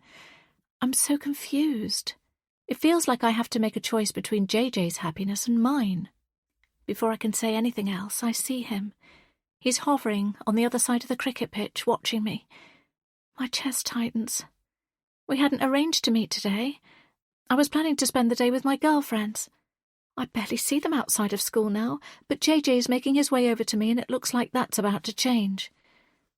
My boyfriend doesn't seem to want me to spend time with anyone else but him. We used to do so many nice things together. A sunny day at the beach last year springs into my mind. We'd eaten ice cream and played in the arcades. We used to hang out with our group of friends. Now JJ doesn't want to do anything apart from stay in together. I'm feeling stifled, unable to move without him wanting to be by my side. I need some time to myself and some time with my friends. He doesn't seem to understand that. His whole focus is on me. I jump up. I've got to go. Fleur shields her eyes from the sun and then sees my boyfriend. JJ, come and join us, she calls. He shakes his head at Fleur. I can't. I'm just back from work. I need to go and have a shower. JJ has been doing a part-time job at a supermarket. He hates every hour that he spends there, but he's been saving up for a motorbike. He waits for me to join him. There's still food left, Fleur tries to entice him, but he shakes his head again and takes my hand in his, pulling me away from the lazy afternoon I had been so looking forward to. Call me soon, Fleur shouts after me. Looking over my shoulder, I can feel Fleur's gaze on me. I want to run back, to rejoin them and to enjoy the carefree afternoon. They're all smiling and laughing. They all seem so happy. I should be with them, talking about summer plans. Instead, JJ grips my hand tighter in his. I feel like my world is shrinking when it should be expanding. I feel trapped. Chapter 35. Nancy. Now. All I see is red. There was so much blood. It was on my clothes and on my hands. It covered the floor. When I'm stressed, like I am now, the nightmares return. Waking up, my mouth is stretched in a silent scream and my body is clammy with sweat. I lie very still, telling myself it was just a bad dream. It wasn't real. I wasn't really back there on that hot summer's night when my whole world imploded. Shaking myself free from my covers, I get out of bed. My alarm won't sound for another hour and a half, but there's no way I will go back to sleep. I've learnt that after a nightmare like that, it's best not to, because I don't want to risk being catapulted back into that awful moment in time again. Stepping into the shower, I grit my teeth as I stand under a blast of freezing water. The droplets are like daggers to my skin, but I force myself to remain there for a few minutes, allowing the cold temperature to numb my mind and my body. When I've taken as much as I can, I wrap a warm towel around me and start the process of getting ready for the day. I have an appointment at the police station to discuss the harassment I've been experiencing, and I'm dreading it. I followed Chloe's advice and rang to report the further messages I've received, and the person I spoke to took my concerns more seriously this time. Perhaps it was because the situation has been ongoing for a while now, or maybe the local police are on high alert following the 2 recent murders of female residents in the area. Either way, I keep telling myself this development is positive, as the issue will hopefully be properly investigated now. Nonetheless, I'm feeling nervous about having to go through everything with the police. To make things worse, I had to email Tim to say I have an emergency appointment this morning. I promised to be at work as soon as I was done, and I added that I would, of course, make up the time. Tim will be furious that I'm not in the office on time, but this is important. My safety, even my life, could depend on this conversation with the police. There's no way I can eat any breakfast, so I leave my house early so that I can beat the rush hour traffic and be at the police station with plenty of time to spare. There aren't many cars on the road. Most people are still just waking up, so my journey into town is smooth. I arrive in the car park and switch off the engine. My chest is tight with anxiety. Leaning my head back on the headrest, I close my eyes in an attempt to calm myself, but all I see is the scene that haunts my nightmares. I open my eyes and quickly exit the car.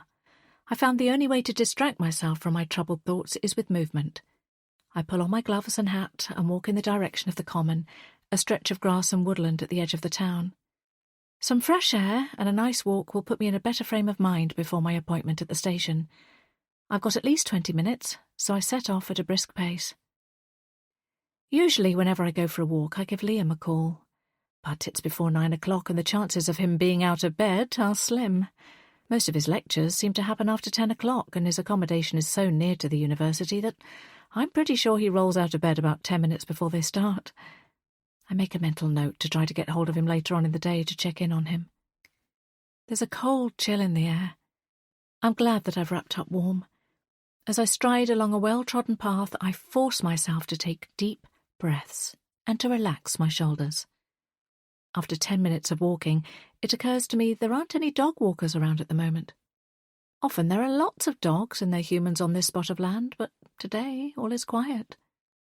In the distance, I can see another lone walker on a path that leads up a sloping hill to the left of me, but otherwise I'm alone. I walk a few more paces and then stop in my tracks. There's barely anyone around. I've walked far enough away from town that even if I shouted at the top of my voice I wouldn't be heard. Normally I wouldn't think twice about going for a walk on my own in these circumstances, but now I'm questioning my choice to do this. What if my stalker is nearby? This would be a perfect opportunity for them to attack me. I want to scream. I hate that I'm even having to think like this. I should be able to go for a walk when I want, at whatever time of day, without being scared that someone could be watching me and intending harm. But as much as I want to walk on in defiance, 2 women have been murdered in the last few weeks, and I don't want to join their names in the news headlines. I turn back.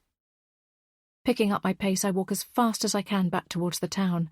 I'm terrified that my stalker is going to suddenly appear in front of me, blocking the way between me and the police station. I'm so close to getting some help from the police, and now I'm terrified that I might not make it. Every sound makes me feel jumpy, and I wish I had just waited in the car. It's so cold this morning that I can see my breath in the air, and my lungs are pumping hard as I half walk, half jog in the direction of safety. Reaching the edge of the grassland, I quickly cross the road and walk along the shop-lined street. The independent cafe has just opened, and 2 people who have been hovering outside the door enter for their morning caffeine fix. I observe a small yellow vehicle reversing into a car parking space, and a couple of shoppers enter the grocery store. Seeing the town wake up and spring to life reassures me. I'm surrounded by other people, and it makes me feel safer. But then someone steps out in front of me. A young man, probably in his 20s, with a beanie hat pulled down over his forehead and a large padded black coat on. I have to stop abruptly to avoid colliding with him. He stares at me with hard grey eyes. I step back and yelp, covering my mouth with my hand. I have no idea who my stalker is. It could be anyone walking past me in the street. It could be the person standing inches away from me. The young man gives me a puzzled look and then steps to the side. He continues walking in the other direction without a backward glance. He must have thought my behaviour was odd, but at least he's walking away and I'm not in any danger. I remember the poor guy from the car park who I was wary of as well. Will I ever find out who is behind the messages? Or will I forever be wondering if the stranger walking towards me is my tormentor? The police station is just at the end of this street, so I hurry towards it and practically hurl myself through the double doors. I clatter into the reception area, and the woman sitting behind the desk looks over at me quizzically. I'm sure she must see all sorts going on in this waiting room, and a flustered woman entering probably isn't anything she hasn't dealt with before. But it's important to me that I make a good impression, as I want the police to believe what I'm saying, so I slow down and fix a smile on my face as I approach her. "Hi, I have an appointment with Detective Smith at 9:15 a.m, I tell her. She nods. "Take a seat, he'll be with you shortly." 20 minutes later, I'm still perched on the edge of the uncomfortable plastic chair and feeling nervous. I was hoping that I'd be almost done with this conversation by now. I certainly don't want to stay here any longer than I have to. Tim is really going to have it in for me when I finally arrive at the office. I try to keep patient. I know the detective is a busy man, so I'm grateful for any time I have to speak with him, although the longer I'm sitting here, the more nervous I feel. The woman behind the reception desk alternates between typing furiously on her keyboard and answering the phone in a clipped voice. I hope she hasn't forgotten to let the detective know that I'm here, and I start to wonder how much longer I should wait before going back to the desk to inquire if I can be seen any time soon. I'm just about to do that when the internal door swings open, and a thin man with old-fashioned spectacles and an intelligent air about him enters the room. He must be Detective Smith. He makes me think of a modern-day Sherlock Holmes, and I pray that he will be able to help solve my problem. "I'm sorry to keep you waiting," he says in a sincere tone. "Come this way." He holds the door open and waits until I've stepped into the corridor before guiding me to a room just a few paces along. Again, he opens the door for me and lets me pass ahead of him. His office is a low-ceilinged room with just a small window. There's not much natural light, so instead there's a bright overhead light on. I can already feel a headache building. "Please, sit down." Detective Smith points to a plastic chair, much like the ones in the waiting room. I'm guessing the police budget doesn't stretch to nice seating. Either that, or it's a tactic to purposefully make the people they're questioning uncomfortable from the off. "Thank you for seeing me," I say, keeping my voice as steady as I can. I clasp my hands in my lap to stop them from shaking. Memories of police questioning come flooding back to me. I want to fling open the door and run from this claustrophobic room, but I've come this far, and I have to try and resolve this. "So, I have some notes here about your phone calls and everything you've been experiencing that were recorded after some of our officers came out to your house following a smashed window. But I'd like to hear everything fresh, so tell me from the start. What's been going on?" I was fully prepared to go over the events so far, so I square my shoulders and relay the facts as clearly and comprehensively as I can. I go through everything, from the message to the shattered window to the unshakable feeling that someone has been following me. I end with my concerns that the person harassing me might somehow be linked to the recent murders in the area.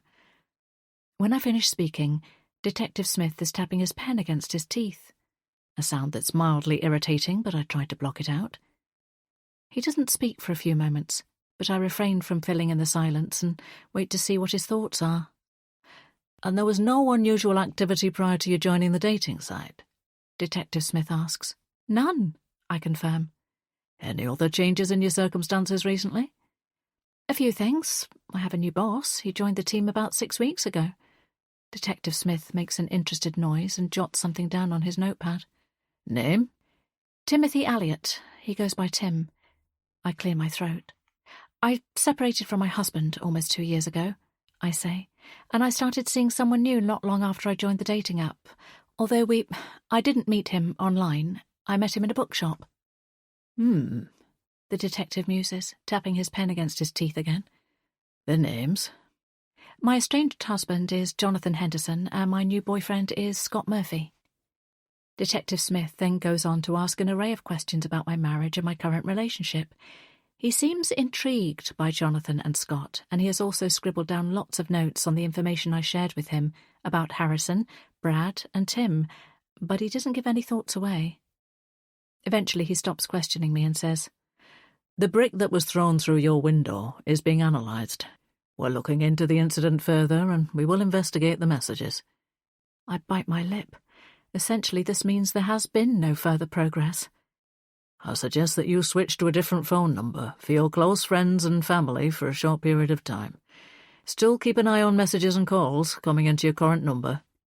"I've already done that," I inform him.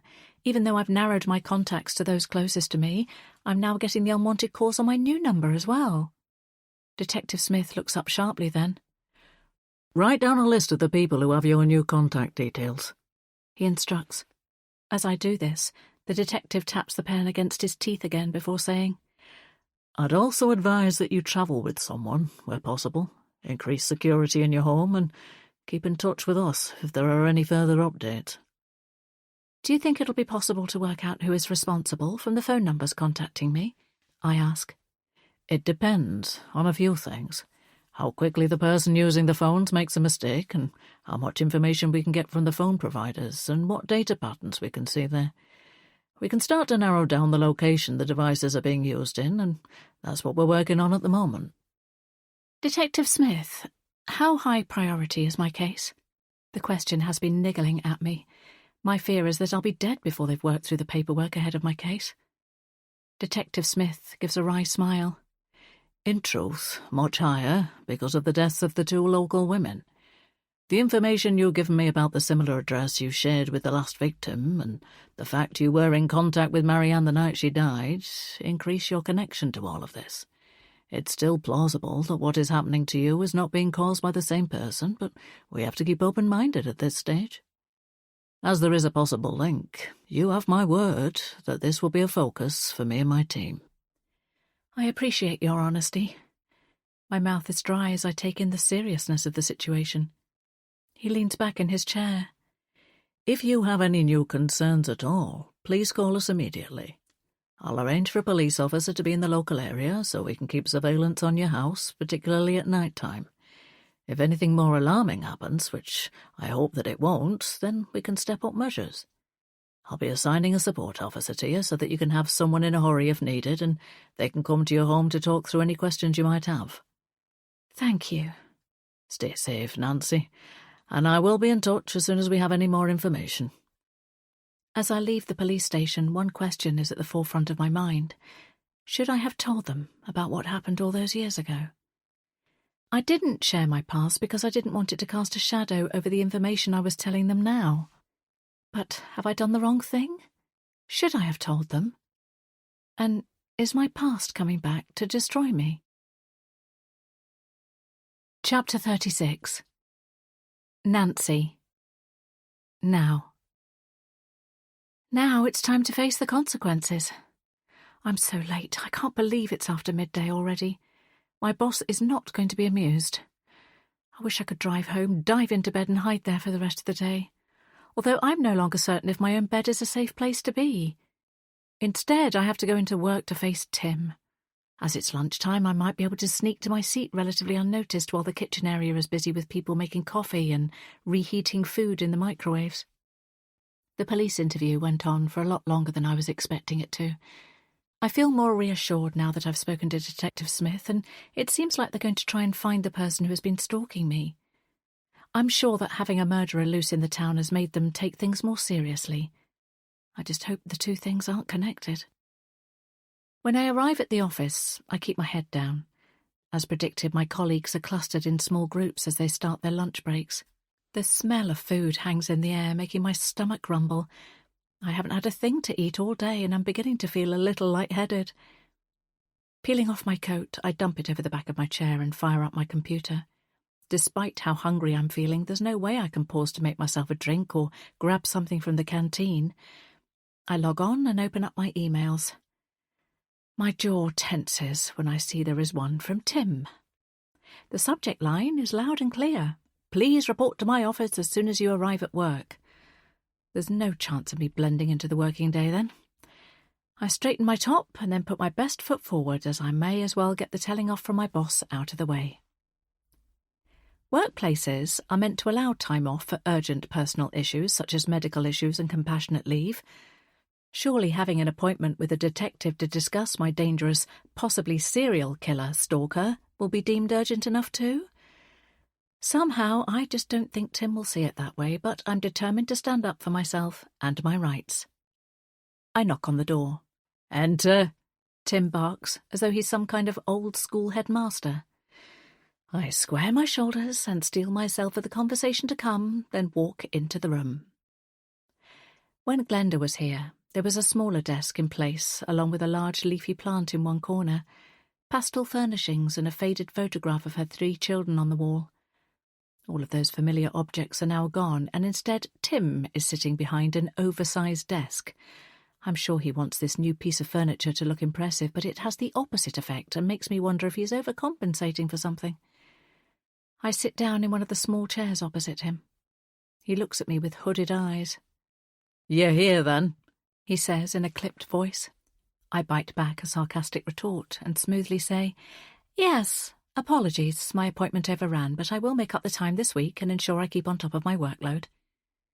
Tim leans back in his leather chair and scrutinises me. "This morning will count as unauthorised absence and will therefore be unpaid." My mouth drops open. He's gone straight for the jugular without even waiting to find out what the issue is. Crossing my legs, I remain outwardly calm, even though inwardly I'm seething. "Tim, I apologise again, but it was an urgent situation, and—" "You gave 0 notice," Tim cuts in. "It's not acceptable." "I gave so little notice because it was a genuine emergency," I say, perplexed. "I was unaware of the timings of the appointment yesterday before I left work, otherwise I would have let you know." "Was it a medical emergency?" Tim questions without any care in his manner. "No, it wasn't." Before I can say any more, Tim informs me, "In that case, we're not obliged to pay you for missed working hours without the written notice requirement of 24 hours. "So you would rather I didn't make up the time, then?" If Tim is going to play dirty, then I will too. "What?" Tim looks perplexed by this question. "If I'm not going to be paid the hours, then I won't be able to complete the work I was going to catch up on. So what do you propose I do? Should I send the tasks to you instead?" It's probably not wise of me to wind him up, but after the way he's behaved, I feel he deserves it. It's clear he hasn't quite thought this through and wasn't expecting me to be so bullish in my response. "If you're unable to keep up with your workload, then we can, of course, put measures in place to monitor your performance," he finally says in a smooth and slimy voice. I want to rage at him, but if I do, he will certainly have me fired and out the door before I can do anything about it. Tim has only worked here for 5 minutes, and he's bowled in with the intention of making everyone adhere to the rigid rules he's setting. He doesn't seem to care that I, and many others, have given years of their lives to this company, or appreciate the expertise and knowledge that we have in our roles. He hasn't actually listened to our thoughts on what is already working well for the business and what could be improved. He's just assumed that he knows best and wants to squeeze as many working hours out of us as he legally can. It breaks my heart that the fun, hard-working, dynamic team I've been part of is being ground down so quickly by this Jobsworth, who doesn't really have any clue about what he's doing or how to properly manage a team. I'm not going to back down now, even if he is threatening HR measures, because I know this job and this company like the back of my hand, and I don't want it to be torn apart by this weasel of a man. Look, Tim, I stare him in the eyes. I've worked here for a very long time, and I love this company. I've never had an incident like this happen before in all my time working for the business. As a long-standing employee, I would have appreciated a little bit of support and, at the very least, a chance to explain. Go on, then. Explain. Tim arches an eyebrow at me. I had an appointment with the police this morning, I start to say. Tim immediately looks horrified. Not as a suspect, as a victim of crime. They are investigating at the moment, and the matter is complicated, which is why I was there for a number of hours. Tim's expression goes blank once more. He shows no sign of compassion or concern for me as a member of his team. "I hope the matter is resolved soon," he replies. "If you require further time off, then make sure you email me in writing in advance." "Is that all you have to say?" I say aghast. "Nancy, so far I have observed someone who swans off on week-long trips without a moment's notice, gossips endlessly with colleagues and spends far too long on their lunch breaks. You may love this company because it's given you an easy ride over the last 2 decades, but it will not continue under my watch. I expect punctuality and commitment." He pushes his chair back and stands up, indicating the conversation is over. I remain seated. "I feel you are disregarding the effort and extra hours I put in on our top strategic project last month. You haven't spent time getting to know me or anyone else on the team properly, so I'm not surprised that you're unable to appreciate the brilliant work we've all been doing."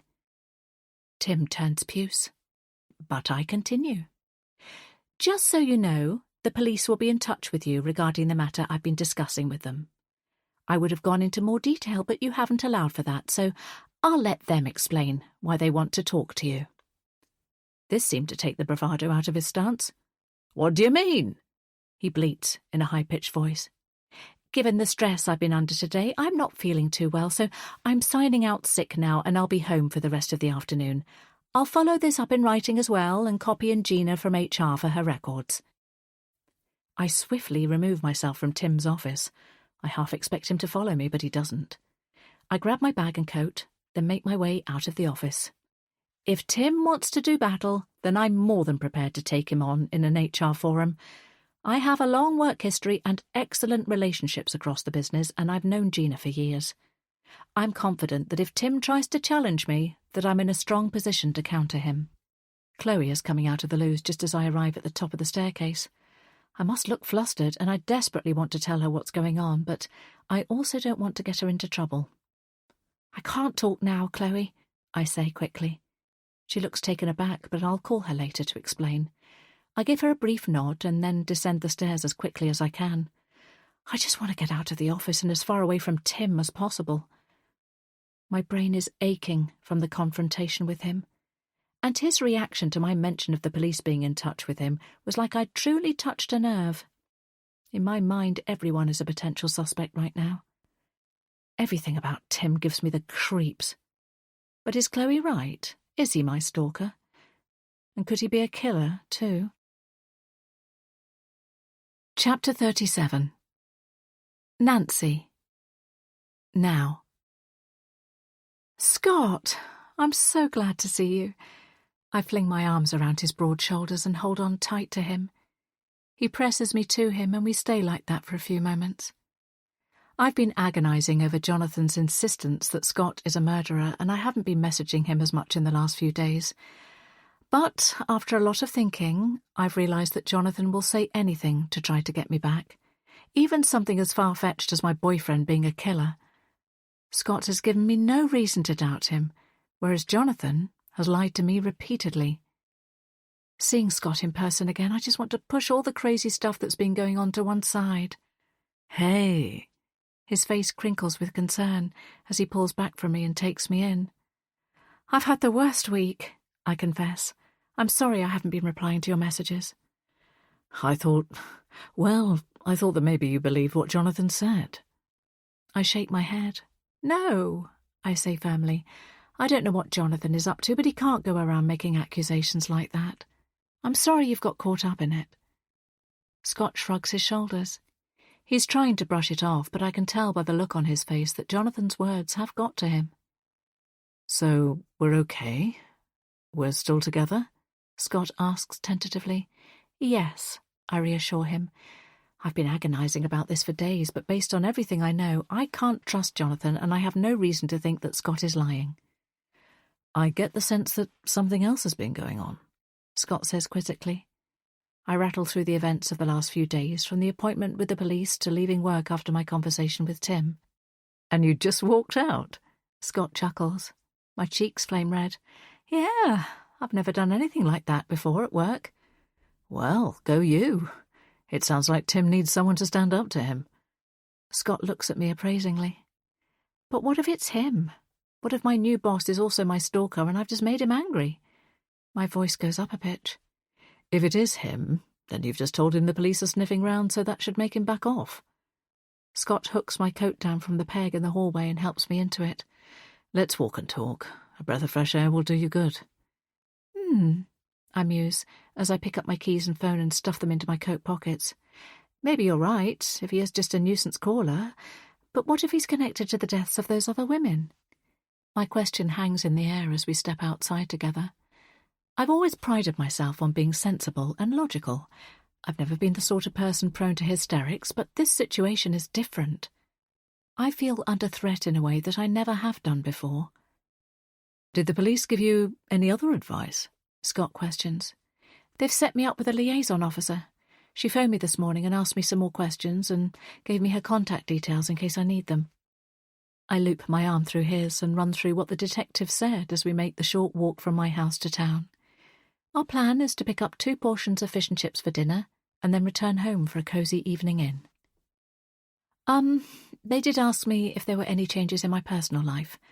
I told them about my breakup with Jonathan and that I'd recently met you, so there's a chance they might be in touch to verify that. Right, Scott says slowly. I guess they have to investigate every possibility. Did they say when they'd be in touch? No. I hadn't thought to ask this. They have your mobile number, but not your address, as I don't have it. The atmosphere between us shifts, and for a few minutes we continue walking without saying anything. A wave of something that feels like embarrassment washes over me. Why is all of this happening now, just as I've met someone that I can see a future with? Does Scott think I'm some kind of drama magnet? Then we both speak at once, our words crashing into one another. Scott gives a short laugh and puts his arm around my shoulders. What must you think of me? I say. My life isn't normally like this, I promise. Nancy, you've got nothing to apologise for. I just hate that this is happening to you. He looks down at me as he speaks. I can't say I'm thrilled about a possible police questioning. I don't think anyone would be. But I'd do anything to keep you safe. We walk past the bookshop at that exact moment, and I think about the night we met. It felt like fate tipped this man into my life. Thank you, Scott. You've been amazing. I'm sure it'll get sorted soon, and then you can move on. Let's hope so, because I'm scared. I've been keeping this thought inside the whole time, trying to put a brave face on things. Now I've said it, my words keep flowing. And I'm not just scared for me, I'm frightened for Ella's safety too. What if this nutter comes after me and ends up hurting Ella? If anything happened to her, My throat closes up. I can't speak anymore. Let's look at the practical side of things. Security, Scott says, taking charge. We can look into this tonight to see if there are any other options for your house. Where's Ella now? She's staying over at a close friend's house. I called her earlier and told her what was going on with the police investigation. My daughter's safety has been worrying me the most. I've also been concerned about her spending time with her father because of his erratic behaviour. I'm going to arrange for her to stay with my cousin for a few nights as well, to keep her out of the house as much as possible while all this is going on. I've been looking at hotel prices in the local area too. We could both have a few nights' stays somewhere and Ella would still be able to go to school. I rattle off the ideas that have been swirling around in my brain. I agree. All good suggestions. Scott nods. We arrive at the fish and chip shop, the salty smell hitting my nostrils as we enter the warm room. I've barely eaten all day, and now I'm feeling more than hungry. It's busy, and there's a queue of 5 people in front of us. The people behind the counter call loudly back and forth between each other as they sort the various different orders. Then a man wearing a black motorbike helmet barges past, startling me. I clutch Scott's hand, because the sudden appearance of this faceless person is like an echo of my nightmares. In my darkest dreams, the faceless person comes towards me with their arms outstretched, and their big hands reach for my throat and squeeze. Scott notices me swaying and puts a steadying arm around my waist. The man with the motorbike helmet flips up his visor and walks past the line of people waiting and straight up to the counter. He leans across and has a brief exchange with one of the men behind the counter before taking a large parcel of food and then exiting the shop. I exhale. It was just an innocent man doing his job as a delivery driver. Nothing to be frightened of. I'm shaken by how affected I've been by this small moment. The stress of being targeted by an unknown person is taking its toll on me even more than I realised. Why don't you go and sit down over there? Scott suggests. Looks like there will be at least a 15-minute wait. I do as he says and make my way to an area in the far corner of the shop. There's a bar stool with a cracked blue leather seat at the high-top table running along the shop window. I raise myself onto the seat and plant my elbows on the narrow table. It's slightly tacky with grease, but I'm just glad to be sitting down and to have a moment to myself to straighten out my thoughts. Gazing outside, I watch as passers-by move up and down the street. It's a fairly busy road, with a popular local bar opposite the fish and chip shop, as well as a number of nice restaurants a little further along. There's also a bus stop and train station nearby, so there are still plenty of people around despite the darkening evening. I spot a couple of teachers from Ella's secondary school, and then the parents of one of the boys who used to be in Liam's class at primary. A family that we used to see regularly but have lost touch with over the years. Another local goes by, someone I recognise as a fellow regular in the bookshop. The town I live in is small enough that you tend to end up crossing paths or having 3 degrees of separation with most people, but big enough that there are enough amenities and transport links not to feel claustrophobic. The spate of 2 recent murders is completely out of character for this relatively green and safe area of England, which makes them feel all the more startling. Looking over to the counter, I see Scott is next in line. I turn back to the window and continue to watch the people walking by, admiring one woman's pillar-box red coat and smiling when I see 2 little old ladies weaving along the road arm in arm, cackling their heads off, their laughter echoing along the street behind them. Then I look over to the bar and I blink several times to make sure that what I'm seeing is real. Jonathan is standing in the alcove at the front of the building. He's surrounded by smokers and, to my surprise, he is vaping. My ex has always been super health-conscious, so this in itself stuns me, but the other thing that makes me stare is the fact that Chloe is by his side. This isn't unusual, as I'm aware that Chloe and her husband Matt are still in contact with Jonathan, but Matt is nowhere to be seen. Perhaps he's inside the bar or ordering drinks? The longer I watch the 2 of them, though, the more convinced I become that something is off. Because the pair of them only seem to have eyes for each other as they are locked in an intense exchange. Chloe then touches the top of Jonathan's left bicep in a way that seems overly familiar and not in keeping with the way they used to behave when we were a friendship unit of 4. I can't turn my eyes away from them. Jonathan's face is slightly turned away from me, so I can't quite decipher his expression, but Chloe is in full sight of me. She looks captivated by something Jonathan is saying, and she's standing far too close to him. Is she several drinks in, or is there something else going on? I shouldn't care what Jonathan does or who he is out with, but this is Chloe, a close friend who I thought I could trust. This could be completely innocent. Chloe is probably just being a listening ear for Jonathan. I want to believe this, but there's something about their body language and how close they're standing to each other that gives me goose pimples. A burly man with a pint of beer in his hand accidentally knocks into Chloe, jostling her even closer to Jonathan. She's standing on tiptoes now, half leaning against him, and whispering in his ear. What are they talking about? Finally got the fish and chips, Scott says, his voice making me jump as he appears beside me. I hope it's worth the wait. Recovering myself, I turn to him. Thanks for queuing up to get it. It's the modern-day equivalent of hunting for my food, Scott jokes. I force a smile, but my brain is whirring, trying to decide whether to hurry Scott home so that he doesn't come face-to-face with Jonathan, or march over to the bar to find out why Jonathan and Chloe have been acting so cosy. We exit the warmth of the fish and chip shop, and I scan the outdoor area of the bar, but Chloe and Jonathan have gone. They must have moved back inside.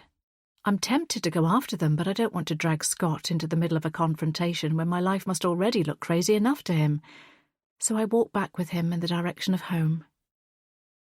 But I can't help wondering, What's going on between my ex and my best friend? Chapter 38. Nancy. 21st of August, 1999. There's blood everywhere. I've never seen so much blood in my life. I didn't know the human body could hold so much. But it's pooled around his head and splattered in an arc across the floor. It looks like someone has attempted to do one of those Jackson Pollock paintings, but it's gone horribly, horribly wrong. Looking down, I see small flecks of red across my blouse. The bright colour is seeping into the white material. I want to claw off the clothes I'm wearing. I want to run. I wish I could rewind time so that I never came here, or at the very least, erase the last hour from my memory. Except I know that's not going to be possible. Even as I'm panicking at the sight of the very dead body on the floor in front of me, part of my mind seems to take a step back and look at this scene through a zoomed-out lens. I realise I will never be able to undo what has happened tonight. It has changed everything. There's no way I can outrun this. This moment will haunt me forever. Then I hear a noise. I brace myself for what will happen next. The only question in my mind is, how much worse is this night going to get? Chapter 39. Nancy. Now. This is the last place I want to be. But I'm in the office early because I refuse to hide away at home. I needed to come in today to sort out the issue with Tim in person and to speak with Chloe. Everything feels off-kilter. I've had the same job for so long now that it's part of my identity, and Chloe has been my confidant for the best part of a decade. Now I'm no longer sure if I want to work here, and I'm worried my best friend is going behind my back with my ex. Chloe would, of course, be entitled to have a relationship with Jonathan if they'd somehow fallen madly in love, but starting a romance with your best friend's ex is just icky. Besides the fact that Chloe is married to Matt. The whir of the coffee machine soothes my nerves, and the familiar actions of filling my cup with a generous amount of milk and 1 sugar, stirring and inhaling the scent of rich coffee, feels comforting. "Hey, you," Chloe says, breezing into the room like she's done 1,000,000 times before. "What happened to you yesterday?" "Yesterday?" I question, wondering if she saw me when she was at the bar last night. "Yeah, you were late coming in, and then you were only here for 5 minutes before you rushed back out again. And you said you'd call me, and I heard nothing from you." Chloe's amber eyes are fixed on me, waiting for me to answer. "There's been a lot going on," I reply. "Has something else happened?" "No," I tell her truthfully. There have been no calls or messages since I went to the police station yesterday morning, so perhaps they saw me going and got spooked. Or maybe it really is Tim, and the knowledge of the police involvement has made him back off. I shudder at the possibility. "I'll tell you a bit later. I just need to have my coffee first, or nothing I say will make sense." I try to sound nonchalant. "Do you want a drink?" "Yes, my usual, please." Chloe leans against the kitchen counter as I make her a strong black tea. "What did you do last night?" I ask casually, holding my breath as I wait for her response. "Oh, not much. I just had a chilled night in, binge-watched some TV and ate far too much chocolate." She rolls her eyes. My stomach drops. If Chloe had told me that she and Matt had met Jonathan at the bar, this would have reassured me that the conversation my ex and my best friend were having last night was likely just Chloe supporting Jonathan. But the fact that she hasn't told me the truth about what she was doing has made me even more suspicious. "How about you?" Chloe asks. "I went along to the fish and chip shop. I couldn't be bothered to cook last night." I study Chloe's reaction to this. Will this make her wonder if I saw her? Will she change her previous answer? "I don't blame you after the day you had," she says, her face neutral and not giving away anything at all. "It was really busy. So many people out and about." I go on. She fiddles with her wedding ring, avoiding my gaze. "And the bar was absolutely heaving," I add. "Oh, really? Did you go for a drink?" She is still looking down, inspecting a chip in her black nail varnish now, not meeting my eye as she talks. I pause, weighing up my options. I could call her out now and ask her what she was doing at the bar with Jonathan, but the fear of her answer makes me stall. What if there was nothing to it, and then I offend my long-term friend who has done so much for me? Or worse, what would happen if she told me she was having a secret affair with the father of my children? There you are, Tim barks. His sudden appearance makes me feel on edge. I might have known. Wasting company time once more, he snipes. Checking my wristwatch, I see it's still before 8 a.m. As far as I knew, I was entitled to have a coffee and a chat with a colleague when I arrived early ahead of my working hours. Tim, it's before 8 o'clock, I say pointedly. I'm here early. It's any excuse with you, isn't it? He snaps back. My office, now. Hang on a minute, Chloe protests. You can't have a go at her for getting a coffee before she starts work. It's okay, Chloe, I say under my breath. Just leave it. There's no point in both of us getting in trouble. Tim stalks away, leaving me to follow him to his office. Once I've entered the room, I note that Tim has taken his power position again in his high-backed chair behind the ridiculously big desk. Instead of sitting down, I remain standing up near the door. Nancy, due to what happened yesterday, I must inform you that I've started proceedings for disciplinary action. I'm sure you will agree that your behaviour was unacceptable. His cold eyes meet mine, and I swear I can see the faintest trace of a smirk on his lips. Disciplinary actions? On what grounds? I plant my feet firmly, determined not to be bullied by him. Abusive language, an unauthorised absence. Tim's words hit me like arrows. Abusive? What are you talking about? I ask, unable to believe this. Nothing I said yesterday was unacceptable. That's what you say, but my recollection is different, Tim says, and now the smirk on his face is very obvious. Oh, I see. I cross my arms, understanding exactly what he is up to. I know what he wants me to do. He wants me to rant and rave at him and to validate what he's trying to do to me, but I'm not going to fall into his trap. I stick my chin in the air and reply defiantly, Well, in that case, it's the word of someone who's been working here less than a few months against a respected and long-standing member of staff. His face falls at this. There's no point in continuing this discussion now, not when your behaviour is dishonest, I tell him. I'll further this with HR. I move towards the door. Where are you going? He demands. To my desk, of course. Tim looks taken aback. Unless you're firing me, I question him. He remains tight-lipped. Well, are you? It would be good to have clarity on this. I push. Tim must realise he can't just fire me without going through the proper HR channels, despite his lack of management experience. No, but I expect you to work your proper hours today, he says, trying to regain the upper hand. Oh, I will. To the second. I leave the room, making sure to close the door as gently as possible so he cannot accuse me of storming out. Once back at my desk, I set about creating a written record of the 2 exchanges I've had with Tim in the last few days, and then email a complaint against him to Gina in HR. She is a fair woman and doesn't suffer fools gladly, so I pray that she will see through Tim's lies. The day drags on. I keep my head down, avoid Tim, and get through my workload as efficiently as possible. An hour before I'm due to leave, I head to the women's toilets. Standing by the wash basin is Gina. She greets me straight away. I hope you're okay. I got your email. She looks at me with concern. To be honest, I'm just baffled by Tim's behaviour. I don't know what he's trying to achieve, but he obviously has it in for me.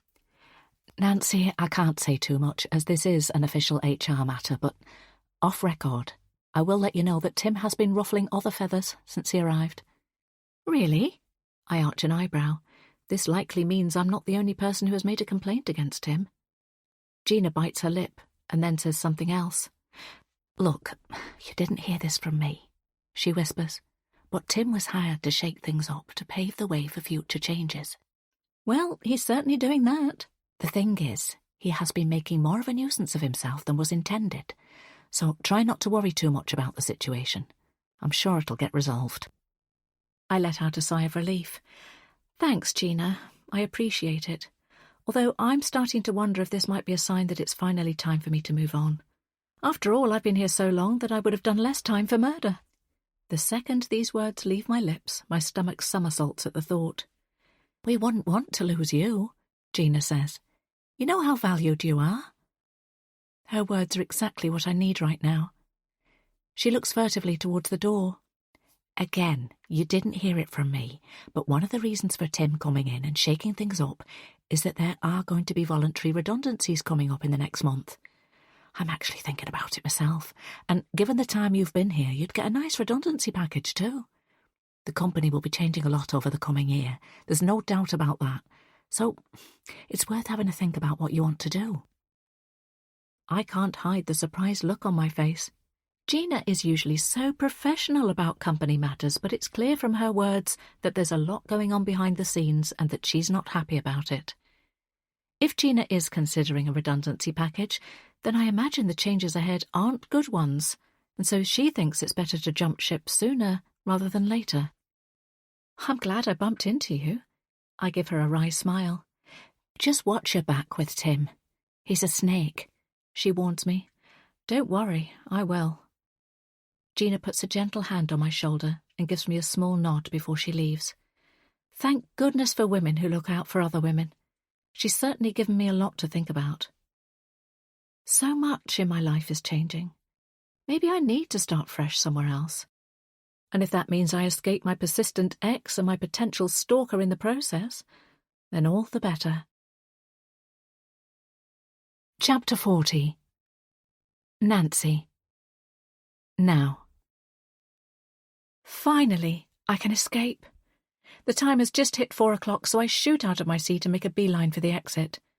Tim has no idea how many extra hours I've put into my role over the years, but if he's going to play nasty, then there's no way I'm giving him any more time than necessary to work.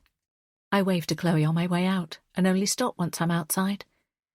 There's a text message from Scott on my phone. "Hey, I'm working at the bookshop. Want to come and meet me after you finish work?" For once, I'm not staying at my desk late and doing overtime. I feel a sense of freedom at leaving my office when I'm actually meant to, and I have the whole evening ahead of me, so I decide to go and meet my boyfriend at our favourite place. Making my way to my car, I feel hyper-aware of everything around me. I've parked in the more expensive car park that's nearer to my office. Paying the extra is worth the peace of mind at the moment, as it means I'm safely in my vehicle with the locks on within a few minutes. As I fire up my engine to leave, I see a police car in my rearview mirror. Given Tim's behaviour towards me, I'd be delighted if the police arrived at the office to question him. It would serve him right. 20 minutes later, I pull into the small car park just behind the bookshop and enter the building via the back door. This entrance takes me straight into the bookshop itself, whereas the front door leads into the coffee shop. I know that Scott will be in the coffee shop and likely not quite at the end of his working day. He will undoubtedly have expected me to finish closer to 5, so I'm going to have a little browse along the shelves before finding him. I pause by the notice board. Recently there's been an increase in the number of events hosted by the bookshop as well as more social groups organised. I've been to a few of the author talks and really enjoyed them. I've even ended up pitching in with the setup of a few of them. I keep meaning to join one of the groups as well. There's a book club, of course, but also other groups like Knit and Natter, the local history club and a writing group. I take a screenshot of the details of the next book club meeting and decide it's time to join. If nothing else, it might take my mind off everything that's been going on.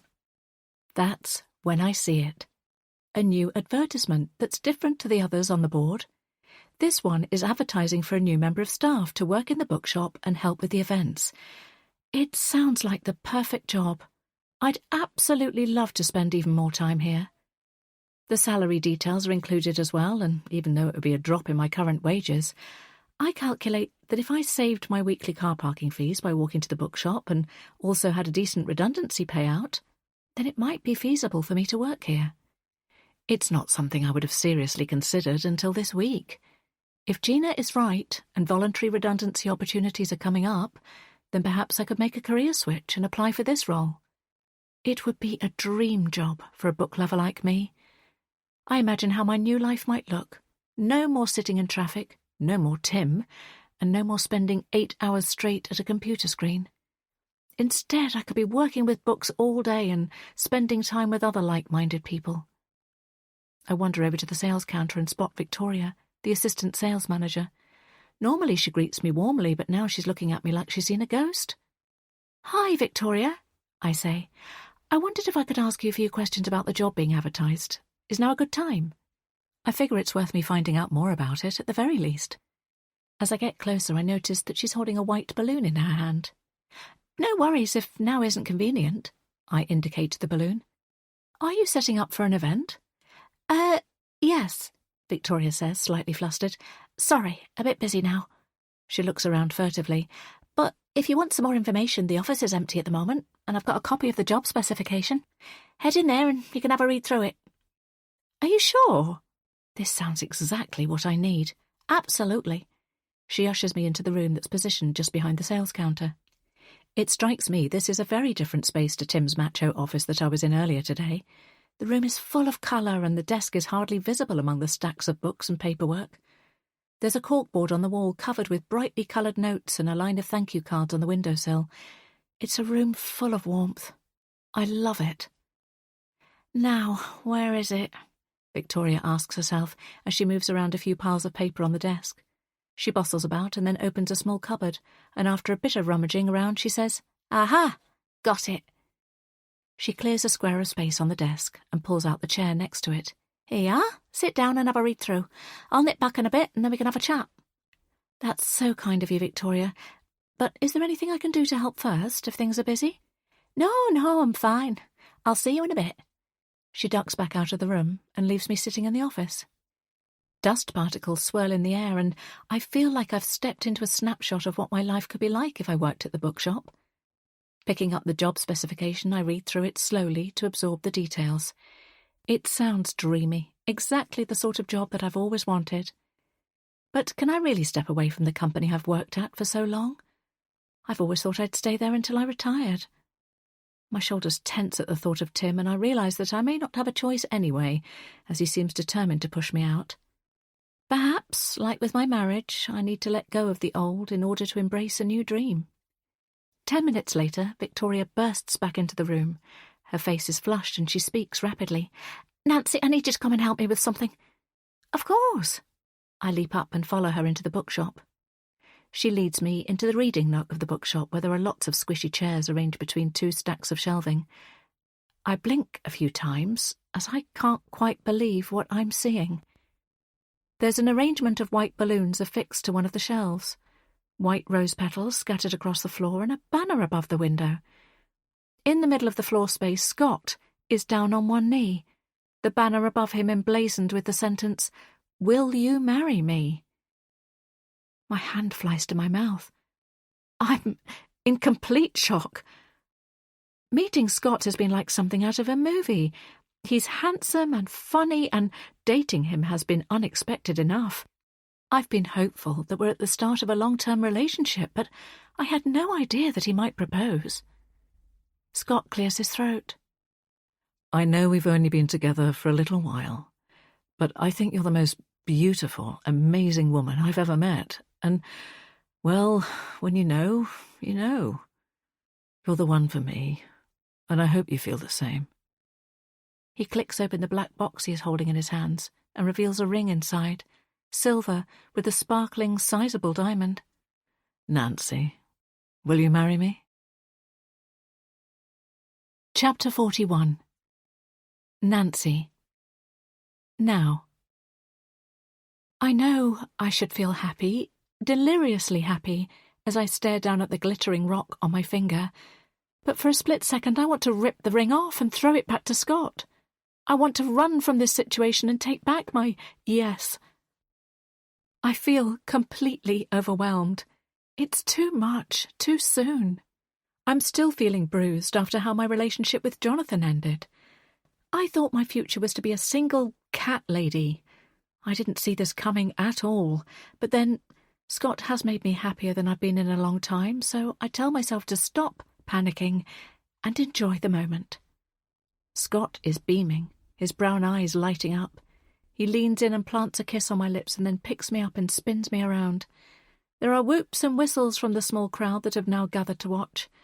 When Scott sets me back down on my feet, their faces blur in front of me as tears well in my eyes.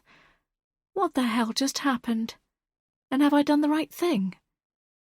Victoria has her phone out and is rearranging Scott and I under the Will You Marry Me banner so that we're striking the perfect pose for her pictures. This is brilliant. I'll be putting this on the bookshop social media feed, Victoria laughs. It might help the sales of our romance novels. Maybe we'll even go viral. Oh no. The last thing I need is Victoria sharing this far and wide before I've had a chance to inform my kids, or Jonathan. They can't find out on social media, and I need a moment to digest what's happened before I start telling people.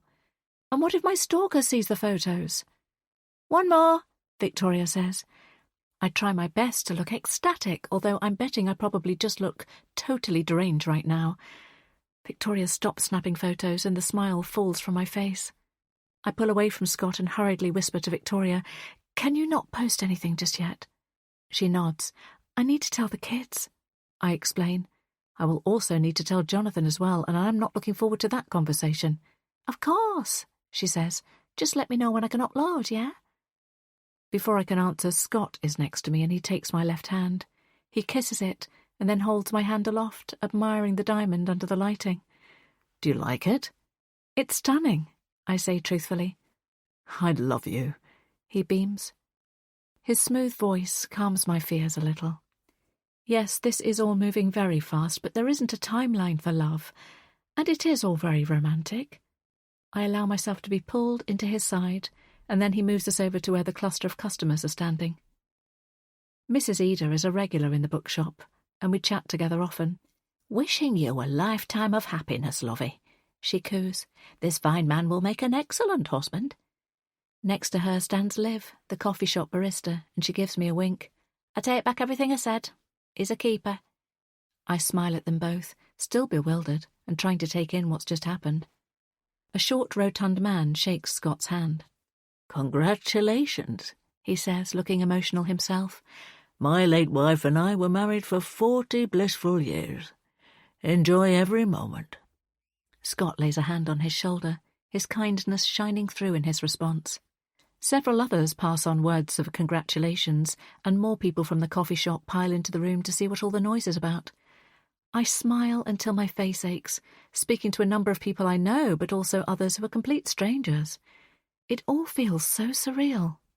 I want to leave so I can take all of this in. I'm about to tell Scott I want to go when I spot a tall man who is staring at me with obvious interest. I freeze.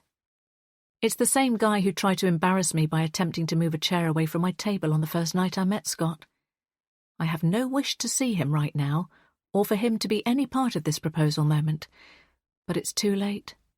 He saunters over to me and says, "Blimey, that was fast work." His voice is dripping with something that sounds like sarcasm. "Mark my words, whirlwind relationships never work out." He sneers at me, then walks away. I'm taken aback by his nastiness. Who would say something like that after someone has just got engaged? I've wondered a number of times if this man could be my stalker, and the thought returns again now. I need to get his name so I can pass it on to Detective Smith. What if he is the person behind everything that's been going on? "Victoria," I grab her arm as she moves past me. "Do you know who that man is?" "What man?" she queries, looking around. "The man I was just talking to. I scan the room. I can't see him now. He was literally right here. I need to know his name." "What does he look like?" Victoria asks. I run through a brief description of him, and Victoria looks thoughtful. "There is someone who's been coming in recently, and he's not the friendliest chap, so I haven't had a proper chat with him. I don't know his name, but I'll try to find out for you." I thank her, but before I can ask any further questions about the bearded man, Scott appears at my side. "Time to go, future wife," he says, holding out his arm to me, his face still sporting a wide grin. He says some words of thanks to Victoria, and then he leads me out of the shop. Outside, I heave in a lungful of air. I'm still not sure I believe that we've just got engaged. Scott cups my face in his hands and looks down at me. "Sorry, was that too embarrassing?" "No," I laugh shakily, "but it was a surprise." "I just wanted to propose in a location that meant something to us, and this seemed like the obvious place. I hope it was okay." "Being proposed to in a bookshop is the stuff of every bookish girl's dreams," I reassure him. As I say this, I can't help thinking back to the day Jonathan proposed to me. We were in the middle of a big hike in the Lake District, back in the days when I still accompanied him on his outdoor adventures. It was a windy day, and I was completely dishevelled and utterly exhausted. We'd just reached the top of the iconic Scawfell Pike, the biggest mountain peak in England, and I was elated to actually reach the summit. The view was absolutely incredible, and Jonathan got down on one knee right there. It was just the two of us, and I remember standing there and feeling like anything in the world was possible with him by my side. But Jonathan is my past, and Scott is my future. And I'm so relieved you said yes. He looks nervous. He'd seemed so confident just a few minutes ago. This reveal of his feelings feels more real than what happened inside the bookshop. I kiss him deeply and allow myself to enjoy the moment. This proposal was such a surprise, and being engaged the second time round is going to feel so different to the first. But this is my life, and I owe it to myself to grab this chance for a new future with both hands. We pull apart and then walk hand in hand to my car. I've got a bottle of champagne, so we can celebrate properly, Scott tells me. So you were confident I'd say yes? Not confident, just hopeful. He always showers me with the sweetest lines. All my doubts are disappearing, and I'm looking forward to celebrating my first night as Scott's fiancée. And then I notice my car. The front has crumpled in on itself. The bumper is hanging off, and the damage is extensive. There's no way I'll be driving it tonight, or maybe ever. "Who has done this?" I exclaim. What the... Scott strides forward and circles the car, inspecting it. The doors are still shut, so it doesn't look like an attempt to steal the vehicle. Scott moves back to me. My guess is that someone has backed into it and driven off. I stand there, with my hand to my forehead, unable to comprehend what I'm seeing. The momentary bubble of bliss that I was just feeling has been well and truly popped. Don't let this ruin the day, Scott says, as though reading my mind. I know it's a shock, but it's just a car. It was probably someone who reversed badly and didn't want to leave their details. I'll organise getting it fixed. You won't need to worry about anything. I believe him. I know he will get this sorted out for me, and I want to do as he says and not take this to heart. After all, it's an old car, and I'm not attached to it in any sentimental way. The likelihood is that it was an accident, but the person didn't want the hassle of paying up. As Scott calls the insurance company for me, I try to convince myself that this is just bad luck. It could have happened to anyone. But my instincts are telling me otherwise. The face of the tall, bearded man I encountered in the bookshop again springs into my mind. Is it just a coincidence that he is nearby and this has happened? Or could he have had something to do with this? I don't think this was a random incident at all. Someone did this deliberately. Chapter 42. Ella. Now. This is it. I'm about to meet my mum's new boyfriend. It's strange to even think about her being in a relationship with someone who is not my dad, and I know it's going to be even stranger having this new person in my life. I put one foot in front of the other and descend the stairs, knowing that each step is bringing me closer to a different kind of family dynamic. "Ella!" Mum cries when she sees me. "Come here." She waves me into our living room. A male figure moves from the sofa and stands beside her. As I take him in, my first reaction is shock. This isn't the kind of person I expected her to be dating. I thought he might perhaps be balding or have a smattering of grey stubble, but I couldn't have been more wrong. He looks like he's younger than her, not by loads, but he's definitely not the older man that I assumed he would be. Hi. He extends a hand towards me and I shake it briefly, dropping the connection hastily. I'm Scott, he tells me. Nice to meet you. I'm Ella, I respond, narrowing my eyes and properly taking him in. Scott has a sweep of dark hair and a mischievous twinkle in his eyes. He's dressed trendily and clearly works out. This wasn't what I expected, but I go with it and keep my smile fixed on my face. I've heard so much about you, Scott says. I hope we can become friends. I find the suggestion of us becoming friends a bit odd, but it's probably his way of making it clear that he's not trying to become my new dad or something. So I nod politely and I don't say anything. I can't wait for you two to get to know each other. Mum beams. flicking her attention between the two of us. Her eyes are bright and her cheeks are flushed. I wouldn't have expected my cautious mum to have got swept up in a new romance like this, but I can tell that she's in deep from the way she's looking at Scott. It's a bit unsettling how fast things have been moving between them, especially the pair of them going on a trip together after only a few weeks of knowing one another. But I'm going to do my best to be happy for them, however weird the situation might feel to me. Scott then makes small talk, asking me about school and exams. He seems interested in my answers, although I'm sure his aim is just to make a good impression in front of my mum. I ask him a few questions back about his work, but his responses are short and don't give much away. He's charming and handsome, but I get the niggling sense that he's trying a bit too hard.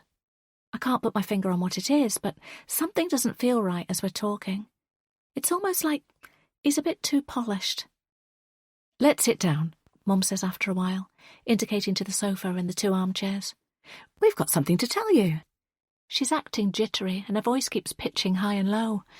My stomach does a funny kind of lurch. Why do I feel like I'm about to receive some information that I'd rather not know about? Scott sits down next to my mum and takes her hand in his. I flip through the possibilities of what they might say. Surely she's not pregnant, is she? It's then that I see the champagne bottle on the table and the two thin glasses half filled with liquid. I stare at my mum and Scott's hands clasped together and fill in the blanks. I now know what she's going to say. "We're engaged," she blurts out, slipping her hand out of Scott's grasp and flashing the shiny diamond in my direction. "Isn't it wonderful?"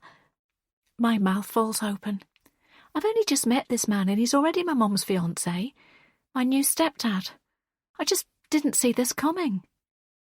"Congratulations," I say, unable to hide the surprise in my voice. "It's a lot to take in," my mum garbles, "but we wanted you to be the first person to know." When did it happen?" I ask, feeling lightheaded. "Only a few hours ago, at the bookshop," she gushes. I've never seen her looking this giddy before, and I wonder how much of the champagne they've drunk already. I try to keep up with what she's saying, but my mum is talking quickly and her sentences all seem to blur together. I can't focus properly because I'm still trying to process that Mum has said yes to getting married to a man that she's only just met. I'm stunned. What will Liam say? How will Dad react? I fiddle with my watch strap, giving myself a moment to think. When I look up again, Scott is staring at me. His eyes meet mine and an ice-cold shiver slides down my spine. I'm certain that he isn't the fresh new beginning my mother is hoping for. My gut feeling is telling me that Scott Murphy is going to be trouble. And that's when it hits me. I realise what's been bothering me about Scott. I've seen him before. Chapter 43. Nancy. Now. I'm newly engaged to a gorgeous, charming man who spent several hours sorting out my broken car just because he wanted to make my life easier. He's everything I could wish for in a partner, so why aren't I bursting with happiness? Admittedly, having to call the police this morning to pass on my worries about the creepy man from the bookshop has completely drained me. I didn't have much information to give them, so I need to remember to call into the bookshop to see if Liv or Victoria know anything more about him. If he did turn out to be behind the persistent messages and damage to my property, it'd be scary to know it was him following me all this time, but at least I'd know who my stalker was. Not knowing is driving me crazy, so it's no wonder I'm not fully enjoying my engagement moment. The car will be returned to you tomorrow, Scott informs me, pulling me away from my thoughts. They'll drop it back here. The mechanic said it looks a lot worse than it is and that the damage is mostly superficial. That's great. You're my hero. I beckon him over, and he drops down on the sofa beside me. He kisses me on the forehead, and I snuggle into him. My mind is full, and at the forefront is my daughter. I was convinced that her first meeting with Scott would go well, and that the two of them would click immediately. Ella has such an easy, carefree way of chatting to people, and I imagined that she would be like that with Scott. But it ended up stilted. Ella was pleasant and polite, but I could tell that she was holding back. She wasn't gushing and enthusiastic in the way she had been when I was going out on my first few dates with Scott. It's understandable that me being engaged will have come as a shock to her. I regret telling her so quickly and with Scott there. I should have picked a quieter moment between the two of us to share the news. But it was just the way things worked out. We'd already arranged for Ella to meet Scott that day, and I wanted to tell her as soon as possible in case any photos did go up online. There's every chance that some of the customers may have taken pictures and shared, even if Victoria did honour her promise. Ella smiled and said she was happy for us, but I know my daughter well enough to tell that she wasn't being completely genuine. She stayed briefly to chat with us, but made a swift exit, saying she had arranged to meet with friends. I'm worried she's upset, and I won't feel right until I've spoken to her about it. At the moment, I'm asking Ella to keep me informed of exactly where she is at all times. We have a family tracker app that shows me the locations Ella and Liam are in, which I insisted on for peace of mind a few years ago. I hadn't been looking on it much because they're both sensible, but since my window was smashed, I've been checking the app obsessively. Scott's fingers lazily trace a pattern over my arm. By the way, the police spoke to me. I thought you ought to know. Oh, really? My cheeks burn at the thought of Scott being interrogated because of the things going on in my life. Yes, it was when I was at the bookshop the other day. They rang and asked me to go down to the station, which I did straight away. They asked me a few questions. And everything was okay? Well, they let me go, Scott chuckles, so you can rest assured they were happy with my answers. A knot of tension loosens in my shoulders. Scott being questioned wasn't ideal, but I'm glad it's done with so that the police can focus on catching the real culprit. Scott looks down at me and changes the subject completely. As it's the weekend, I was going to suggest a walk somewhere, maybe followed by some drinks out. Or we could go into town, perhaps arrange an appointment to start viewing some houses. I know a few people in real estate. Houses? I sit up straight. This isn't a conversation I was expecting to have just yet. Scott and I haven't had any discussions about where we might live together in the future. In fact, I haven't even been to his place yet. He always comes to my house. I assumed that our arrangements would stay as they are for now, with us living separately. I'm not in any rush to get married again. I'm not even officially divorced from Jonathan yet. I'd imagined a long engagement that gave Scott and I a chance to get to know each other more. Yeah, with everything going on, I didn't think you'd want to stay in this house much longer. Oh, I see. Once again, Scott is being so considerate, as always. I don't want to upset him. I end up going into the details of my financial arrangements with Jonathan. Scott and I are engaged now, so it's only right that I tell him about this. Scott already knows that the divorce papers haven't been signed by my ex, but that's not all that's holding up the process. I fill him in on how the mortgage on this house is very nearly paid, but Jonathan is required to keep on contributing if both Liam and Ella are still in full-time education until they're 21. Gently, I explain to him that the most straightforward thing for me to do is stay in this house until the children are properly grown and flown. I admit that I've been feeling unsettled here since the window was smashed, but I'm praying the police will get to the bottom of it all soon. Very soon. And then things can go back to normal. Scott's face clouds over. So basically you're trapped here for a few more years, and Jonathan still has a hold over your finances? Not completely, I say carefully, but he is still involved, yes. Scott doesn't say anything. I have to consider what's best for the children as well. I go on. Even though they're older now, I still want them to know they have a home with me. It's important that I make this clear. Of course, Scott says smoothly. I'm assuming that it wouldn't be okay for me to move in here either if Jonathan is still paying towards the house. I don't know, I admit. It isn't something I've looked into. I shift in my seat. Things are working well as they are, aren't they? We don't have to make any decisions right now. We could see how things progress in the next few months and perhaps evaluate our options next year. Scott stiffens at this. But we're getting married. We can't live separately if we're husband and wife. We're both pulling in different directions, and the sensible part of my brain can't help thinking these are the sorts of things we should have talked about before getting engaged.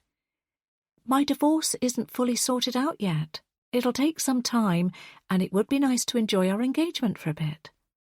I smile at him to try and let him know that this isn't a negative reply, just different to what he has suggested. Right. Scott stands up. I was thinking we'd get married soon. He shoves his hands into the pockets of his neatly pressed jeans. What's the rush? I look up at him and feel a little alarmed at how fast Scott wants to move things forward. I'm a man in love. He grins, his smile immediately breaking the tension in the room.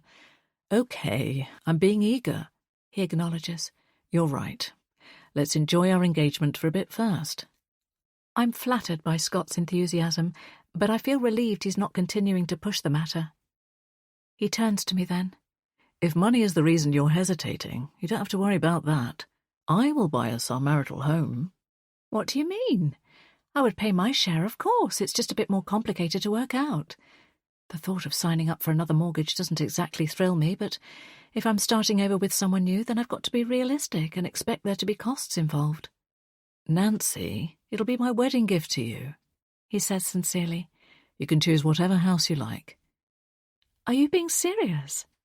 We haven't discussed earnings or savings yet. I got the impression that Scott worked in a lucrative sector, but I don't have any idea of how wealthy he might be. It makes me realise how little I know about the man I've agreed to marry. I want to take care of you. Everything in my previous marriage had been a 50-50 split. Jonathan and I earn roughly the same amount of money, so we'd always divided our finances equally. There was a sense of us being a team, being in it together, until that day when I found out that Jonathan had been playing away elsewhere. But even during our separation, we've continued to share the financial responsibilities towards our kids fairly. To his credit, Jonathan has never once tried to duck out of paying for things for Liam and Ella. He hasn't been one of those fathers who pays the pitiful bare minimum in child maintenance. He's continued to provide for his family in a fair and equal way. In contrast, Scott's offer feels too much. I get the sense Scott isn't talking about a pokey starter flat either. He means something on a much larger scale. Everyone dreams of being gifted a house or winning the lottery, but this is different. Now that I'm in this position, I'm not sure I like the idea of there being such an imbalance in the relationship. If Scott bought a house for us to live in, would I always feel like a guest? Would I ever truly feel like it was mine? These are all things I need to ponder over, and once I've had more time to think, I'll broach the subject again with Scott. For now, I push these thoughts away. I just need to let go of all the complicated grown-up stuff and enjoy being in love with someone who wants to be with me. Because all I really want is another chance at happiness. But is that really possible? Chapter 44. Nancy. 21st of August, 1999. I've been staring at the blank grey walls of the cell for the last few hours. The wooden bench is hard beneath me, and I already feel like I'm going crazy sitting in this small space. I keep my eyes trained on the door, willing someone to open it so that I can step back into the real world and try to convince the police that I'm innocent. Because they think I'm a murderer. I could hear it in their voices as they question me. They believe that I'm responsible, and I'm already being treated like a criminal. What happened to innocent until proven guilty? The scene circles round and round in my head on a loop. The shattered glass, the blood, the still body. I wonder if I will ever be able to stop seeing the moment repeat over and over. I was still in shock when they forced me to sit through hours of questioning. My body felt numb, whereas my brain felt like it was on fire. I'm still trying to process what happened.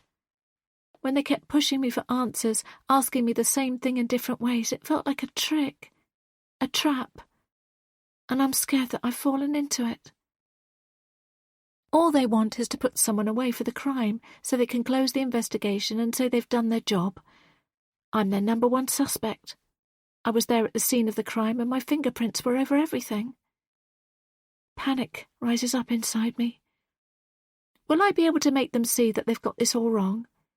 Or will I end up going to prison for something I didn't do? I don't know the last time I slept. My eyes are gritty and my mouth is dry. The police, and probably everyone else, think I did it. But it wasn't me. I'm not a killer. Chapter 45. Nancy. Now. I need to see you. It's urgent. Jonathan's voice cuts down the phone line. Why haven't you been responding to my messages? It's been a busy week, I say calmly. There have been a lot of things going on with my job, and various other things, too. What's going on in my life is none of his business anymore, but I don't want to start an argument by saying this. I've already decided that I should inform him of my engagement because I don't want him hearing about it from someone else. But I've been putting off when and how. I need to keep things neutral for the sake of the kids. Can we meet this afternoon? His tone is short and snappy. Does this mean he has already found out about the engagement? I told Ella I would let him know myself, but there's a chance she might have shared the news with him. Or maybe he's hell-bent on making more accusations about Scott. What's this about, Jonathan? Can you just tell me now? No, he replies immediately. I want to discuss this in person. Is it something to do with either of the kids? I ask. My immediate concern is always for them. Is something wrong? Jonathan grunts. It concerns all of us. Why is he being so cryptic? Is something really wrong? I flip through the events of this week. Seeing Jonathan and Chloe in the bar together has been niggling at me. Is he going to tell me something connected to that? I'll come over in about an hour, he says, even though I haven't said I'm free. No, I blurt out. This afternoon isn't good for me. I don't want him coming over while Scott is here. They will have to interact sometime, I'm aware of that, but I don't want it to be when I'm breaking the news to Jonathan that I'm engaged to another man. It's urgent, Nancy. I need to see you. He's insistent. I'm busy. You can't just call up and demand for me to drop everything to see you. I'm being difficult, but he can't expect me to be at his beck and call. I've been trying to get hold of you all day. Can you do tomorrow instead? No, I need to see you today. His tone is belligerent. I'm afraid that's not possible, I say, digging my heels in. I'm annoyed now at how persistent he's being. This concerns the safety of our daughter. Jonathan's voice is tight. What? Why didn't you say that? Because I've already tried to tell you this and you're not listening to me. I need you to listen to me, Nancy. You're putting our daughter's life and yours in danger. I know what's coming next. I don't want either of you anywhere near Scott Murphy. He isn't who you think he is. Don't be ridiculous, Jonathan. You know nothing about him. And you do? Just stop this.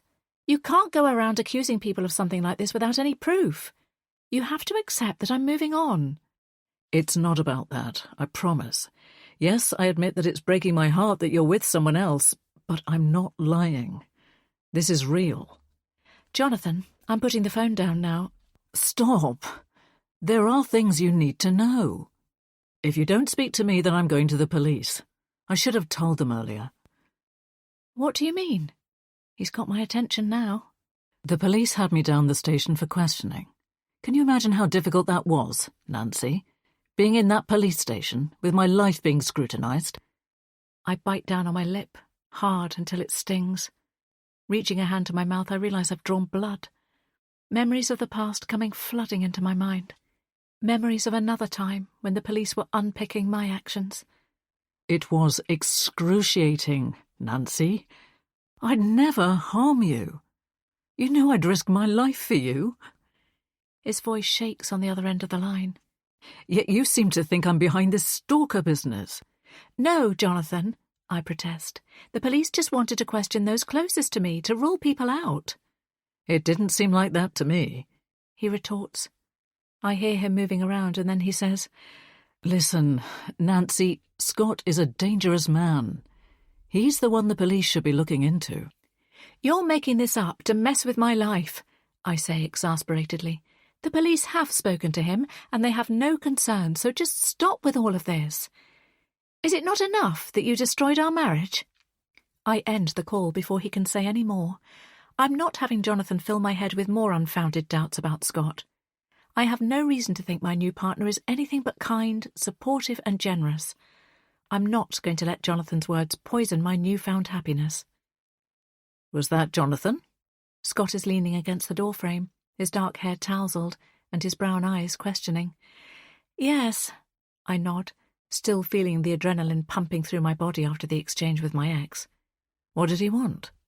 He was trying to arrange to come over for a chat, I say, giving away the first part of the conversation, although I'm not going to share Jonathan's baseless accusations about Scott. Scott crosses his arms. Does he often do that? We meet now and again to talk about things coming up for Liam and Ella, I say.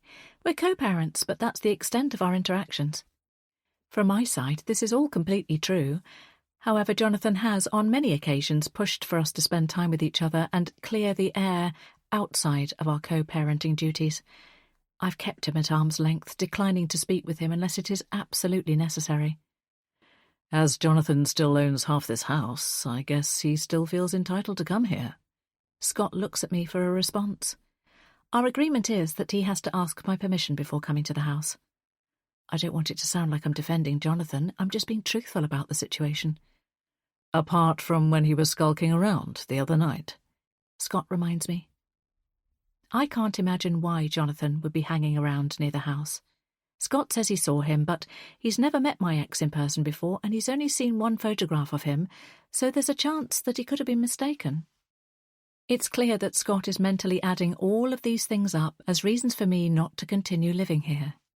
I'm expecting that he's gearing up to dive into the subject again, so before he can, I swoop in with a question of my own. I've been thinking, it would be nice to have an evening at your place. I'd love to see where you live and spend some time with you in your home. I watch his face carefully as he answers. My place is just a basic bachelor pad, Scott says. There's hardly any room, and I just use it as somewhere to lay my head down. I'd still like to see it. Scott shrugs. It's nothing special. I'd rather treat you to a night in a hotel. The apartment I currently have isn't a proper home. But I'd love for us to start looking for a house of our own.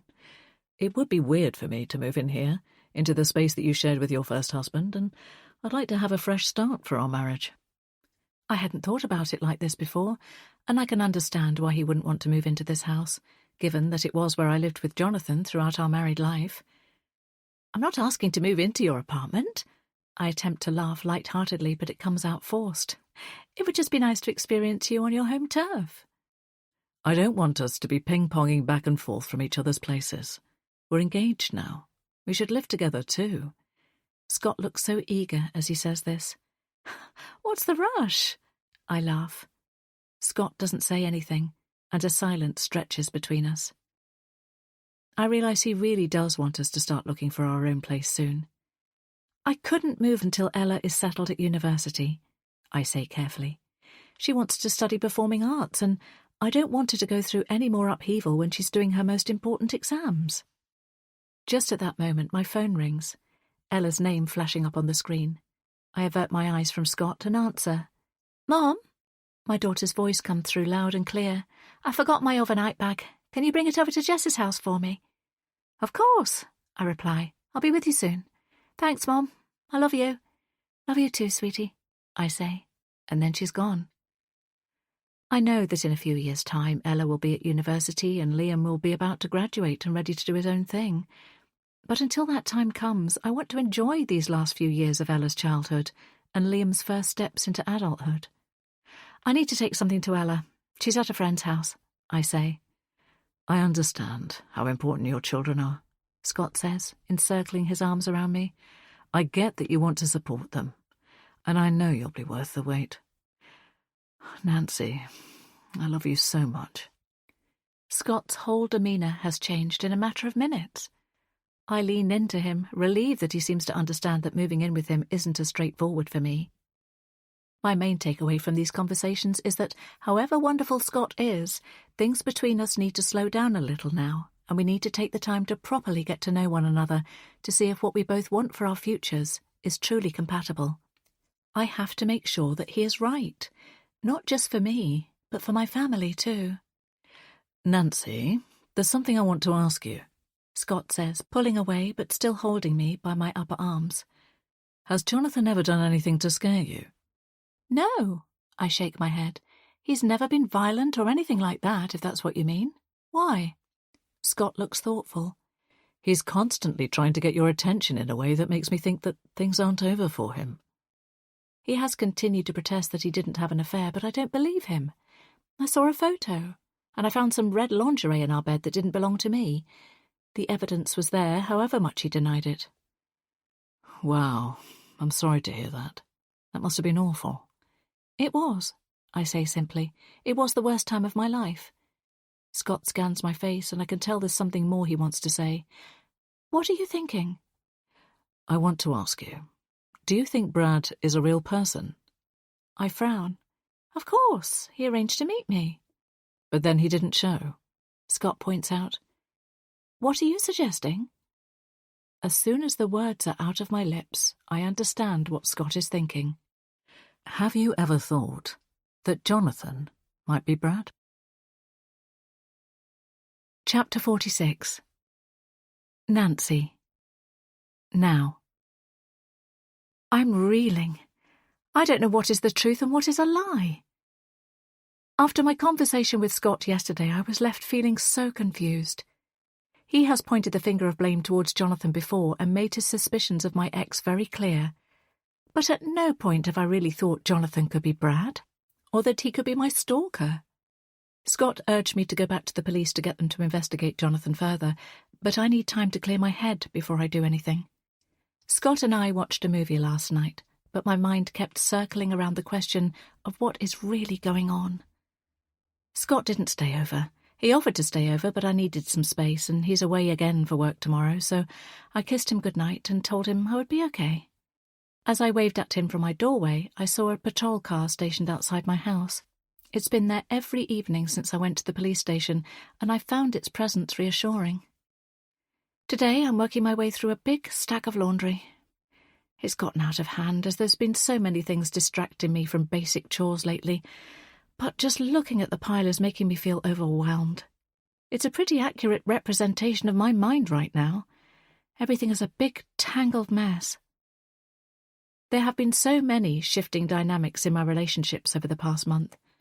I'm pretty sure that Chloe has been lying to me, my boss is trying to get me fired, and Jonathan seems intent on ruining my new relationship. And while Scott has added so many positives to my life, he's massively complicated things as well. And then there's the fact that there are 2 women dead in our local area. I'm terrified that my stalker is responsible for their murders, and that I'm next on their list. But I keep telling myself I'm finding connections because I'm anxious. I heard a bunch of women at work talking about the deaths the other day, and they were concerned for their own safety as well. I guess it's only natural when something like this has happened nearby to jump to conclusions or be more paranoid about your own situation. I shove a bundle of clothing into the washing machine and fiddle with the dial to put it onto the correct setting. Then I set about loading the dishwasher. I've a mountain of household chores to tackle today, as well as a lot of life admin, but at least I will keep myself occupied. Checking my phone, I see the voicemail symbol at the top of the screen. I click into it and listen to the messages that have been piling up. The first one is from Gina. She's asking me to call her. Her tone is clipped and professional, so I'm guessing it's to do with the complaint I've logged against Tim. I sigh, knowing I will need to face this conversation soon. The next message is from my dentist, reminding me of an upcoming appointment, and this is followed by a note from Victoria asking me to contact her about the job. I haven't got round to doing my application yet, and the deadline is looming. I want to go for it, but it feels too much to think about right now. Although I know I should submit the application, given that things are currently so precarious at work. It's always good to have a plan B. I almost don't click through to the final message, but when I do, I find it's from the police. It's one of the officers on the case asking me to call and supplying a direct number. I know I should call back straight away, but I need some mental respite from anything to do with my stalker, so I put my phone on charge and decide to deal with it later. Once the kitchen is cleared, I make myself a cup of tea. Standing at the sink, I stare out at the garden. A small bird is hopping from one branch to another. Watching it twitter on its perch is somewhat soothing. My muscles untense a little as the kettle boils, and it unlocks a few thoughts in my brain. I just need to do a few ordinary activities today, and then things will feel more normal. I switch on the radio, and then take a few moments to pet Betty, who has been meowing at me for attention. Once she's satisfied, I mentally flip through my to-do list for the rest of the morning. Scott helped me to install even more security both at the front and back of my house, but despite this, I'm still not feeling as safe here. I browse on my laptop and order a few more items. Some floodlights for the garden, another bolt for the front door, and also a personal safety alarm for me and Ella for when we're out and about. As the day wears on, I manage to accomplish a number of tasks. I sit down and tackle my overflowing personal inbox and make sure I'm on top of Ella's school admin. I thought that when she moved from primary to secondary that the amount of communication from the school might lessen, and to some extent it has, except the information I now receive is more high stakes, involving invites to careers advice, details about exams and deadlines for university applications. By mid-afternoon, I've also batch-cooked spaghetti bolognese and a casserole, two of Ella's favourite meals during the colder months of the year. My daughter is due to be home this afternoon, and I find myself checking my rose gold watch every so often. I can't wait to have her back with me. It's all been a bit chaotic with her staying with my cousin some nights and with friends on other nights. I take my old phone out of the drawer and switch it on. There are no new messages from anyone. Then I take a look at my current phone and see there's nothing to worry about on this device either.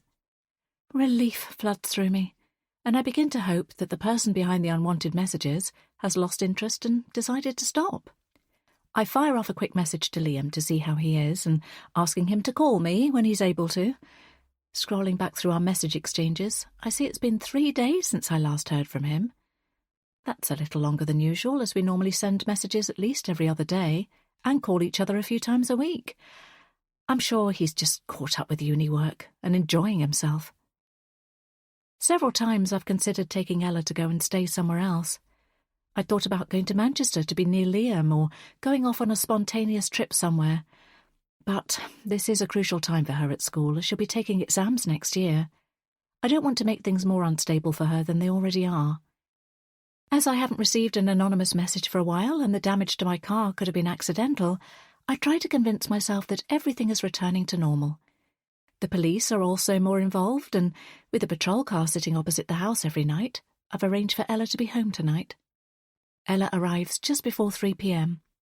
Her friend's mother drops her at the bottom of the drive and I run out to thank her. Mandy, Jess's mother, knows how worried I've been about Ella's safety. She's been so kind having my daughter to stay and ferrying her to school with her own children. We have a brief exchange and then I step back inside, eager to spend time with my daughter. "Did you have a good sleepover?" I ask. "It was good," Ella says, although Jess's little brother Finn got a new drum kit for his birthday, so things were a bit noisy. I laugh at this. "All okay otherwise?" Ella nods, already raiding the cupboards for food. I study her movements to see if there's any sign of her acting differently now that she's aware of my engagement. "There's some apple pie in the freezer. Want some?" "Oh, yes," Ella responds enthusiastically. "Sit down and I'll do it for you." Ella plops down in a chair at the kitchen table. I pull some cream out of the fridge and then put the oven on to warm the apple pie. "I'm sorry about springing my news on you like that," I say softly. Ella looks at me. "Oh, that's okay. You were excited." She's being very grown up in her response, but there's a tremor in her voice that tells me she's feeling emotional about it. "I should have told you on your own," I say. "The truth is, it was all a bit of a surprise to me as well." "Oh, really?" Ella looks interested now. "Yes." I place the carton of cream and 2 spoons on the table. "Let's have a proper look at the ring, then," Ella says as she catches a glimpse of it on my finger. I oblige and hold out my hand to show her. "Very nice. It looks expensive," she comments, hooking a flyaway strand of hair behind her ear. I have no idea how much it cost, but it's beautiful. The overhead light catches the diamond and it seems to glitter endlessly. My engagement ring from Jonathan was a gold band inset with emeralds and very different to this sparkler. I loved the ring, but I put it in a jewellery box along with my wedding ring on the night he moved out. It felt so alien not having it and my gold wedding band on my ring finger, but I gradually got used to not putting them on every morning. Wearing this diamond is going to feel odd at first too, but if there's one thing I've learned in the last few years, it's that life changes, and sometimes a lot faster than you expect it to. Once the apple pie is heated and I've dished it up into 2 bowls, I sit down with Ella at the table. As we eat, I tell her all about how Scott proposed. "I'm impressed," Ella says eventually. "He's head over heels for you." I blush at this. It was an incredible way for him to pop the question. "Have you told Liam yet?" Ella asks. "No, I messaged him earlier on, but I haven't spoken to him yet." I check my phone and there's no reply from my son. Ella chews her lip. "That's odd. I haven't heard from him either." "You haven't?" "No, I tried calling him yesterday, but I assumed he was out with his friends, but I haven't heard from him for a few days." She flicks her phone screen on and shows me the last exchange she had with her brother. It was on Wednesday evening. The last message I had from him was Thursday morning, and it's now Sunday afternoon. It's only a few days, but as Ella hasn't heard from him either, it makes me more concerned. I snatch up my phone and call Liam's number. It rings and rings, but there's no answer. The phone is on, Ella notes, so he's probably just busy. I try again, but with the same result. Can you ring him, just in case he picks up for you? My children have a close bond. They always have done, and Liam is a typical protective big brother when it comes to Ella. He absolutely adores her, so there's a chance that even if he's busy or with his friends, he might stop to pick up her call. Nothing. Ella shakes her head. I open up the Locate My Loved Ones app and see that the blue dot attached to Liam's name is pulsing. Zooming into the map, I see the dot is showing in the university town where he's living, but the dot isn't at any of his usual haunts. The university, his halls, or a location in the town centre. Instead, it's showing in a street about 2 miles from where he lives. As far as I was aware, most of his friends were living in university accommodation as well. Maybe he's visiting someone he's got to know nearby? Maybe he's got a girlfriend, Ella says, peering over my shoulder, and that's why he's not answering. That's probably what it is. I agree. The sight of the blue dot pulsing shouldn't give me any cause for worry, but something about it makes my blood run cold. This is the thing with these apps. They're great at showing you the whereabouts of your offspring, but when you see an unknown location, it sends you into a spiral, when there's likely a very reasonable explanation for where Liam is. But I can't help it. Worry gnaws at my stomach. My maternal instinct kicks in, and at this moment, I know that something isn't right. Chapter 47. Ella. Now. Why isn't Liam answering? My mum is worried and her mood is making me anxious as well. We both know that Liam isn't the type of person not to respond to calls or messages. His phone is usually permanently glued to his hand, so I can't see a reason why he hasn't got back to me, or to Mum. I really needed to talk to him. It was just after I found out about Mum's engagement and met Scott. My head was all over the place because it's not the first time I've seen him. And I needed to speak to my brother about something else as well, so I left Liam a voicemail asking him to call me back as soon as possible. On the recorded message I was crying, and I'm certain that he would have been able to tell that I was upset. I've been feeling hurt that my big brother hasn't called me back. He's always been there for me when I need him. I don't think he'd ignore a voicemail message like that. So why isn't he replying? Maybe he's lost his phone again or someone has stolen it. That could explain the location on the Locate My Loved Ones app. But why hasn't he used a friend's phone to let us know his is lost like he did last time? Or even emailed us? Ella, could you help me with a few chores? That way I can get dinner done quicker and we can watch a movie together. My mum has the hoover in her hand as she says this. I can tell she's trying to act normal, even though she has a frown line across her forehead. I agree and set to work. Mum is zooming around in a slightly manic way, so I grab some polish and a cloth and go out to the conservatory, so I'm not in the main part of the house. When Mum asks me to help with the chores, I'll often start with this space. It's a satisfying room to clean, so I get started with the woodwork and then move on to mopping the floor. All the while I'm wondering if Liam will call soon, and then Mum and I will laugh about how concerned we both were. Once I'm done in the conservatory, I hear Mum has moved upstairs, so I go and get that handheld hoover to give the sofa a quick clean for crumbs. A job Mum always used to give me as a youngster, and I continue to do now. I push the hoover nozzle over the faded fabric, and then pull out the seat cushions to catch any bits that have fallen in between. My hand connects with something smooth and square that's fallen down the side of the sofa, something that shouldn't be there. Closing my fingers around it, I pull out the object and discover that it's a leather wallet. It doesn't look like something Dad would own, and I'm pretty sure Liam has never had a wallet. I flip open the cover and find that some of the slots are filled with bank cards. Sliding one of them out, I see the name on the card is Joel Jenkins. I don't know anyone called Joel Jenkins, and I haven't heard Mum mentioning a friend by this name, so why is this here? As I found this in my house, I'm okay with snooping some more to get to the bottom of it. I slide out a few more cards, all with the same name. Next, I open the zip and find a driving licence tucked into this compartment. The name again says Joel Jenkins. But the person in the photograph is unmistakably Scott Murphy. A shiver runs down my spine. I have to tell Mom. Chapter 48. Nancy. Now. Mom! Ella is yelling my name at the top of her voice. I haven't heard her call out for me like that since she was a little girl. She used to wake in the night with bad dreams and her voice used to sound exactly like this. Ella, are you okay? I run down the stairs as fast as I can, almost tripping over my feet in my rush. I steady myself on the handrail to stop myself from toppling forward, and then run towards the sound of my daughter's voice. Ella is standing in the middle of the living room. The soft light of the lamp in the corner falls across her face. She would look beautiful if it wasn't for the fact her mouth was stretched in a grim expression. She holds a small object out to me, and I take it from her.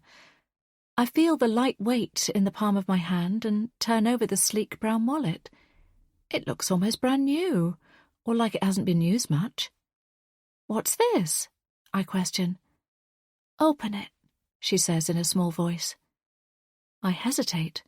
I don't recognize the wallet, and I have no idea why it's caused Ella so much distress. She's shaking.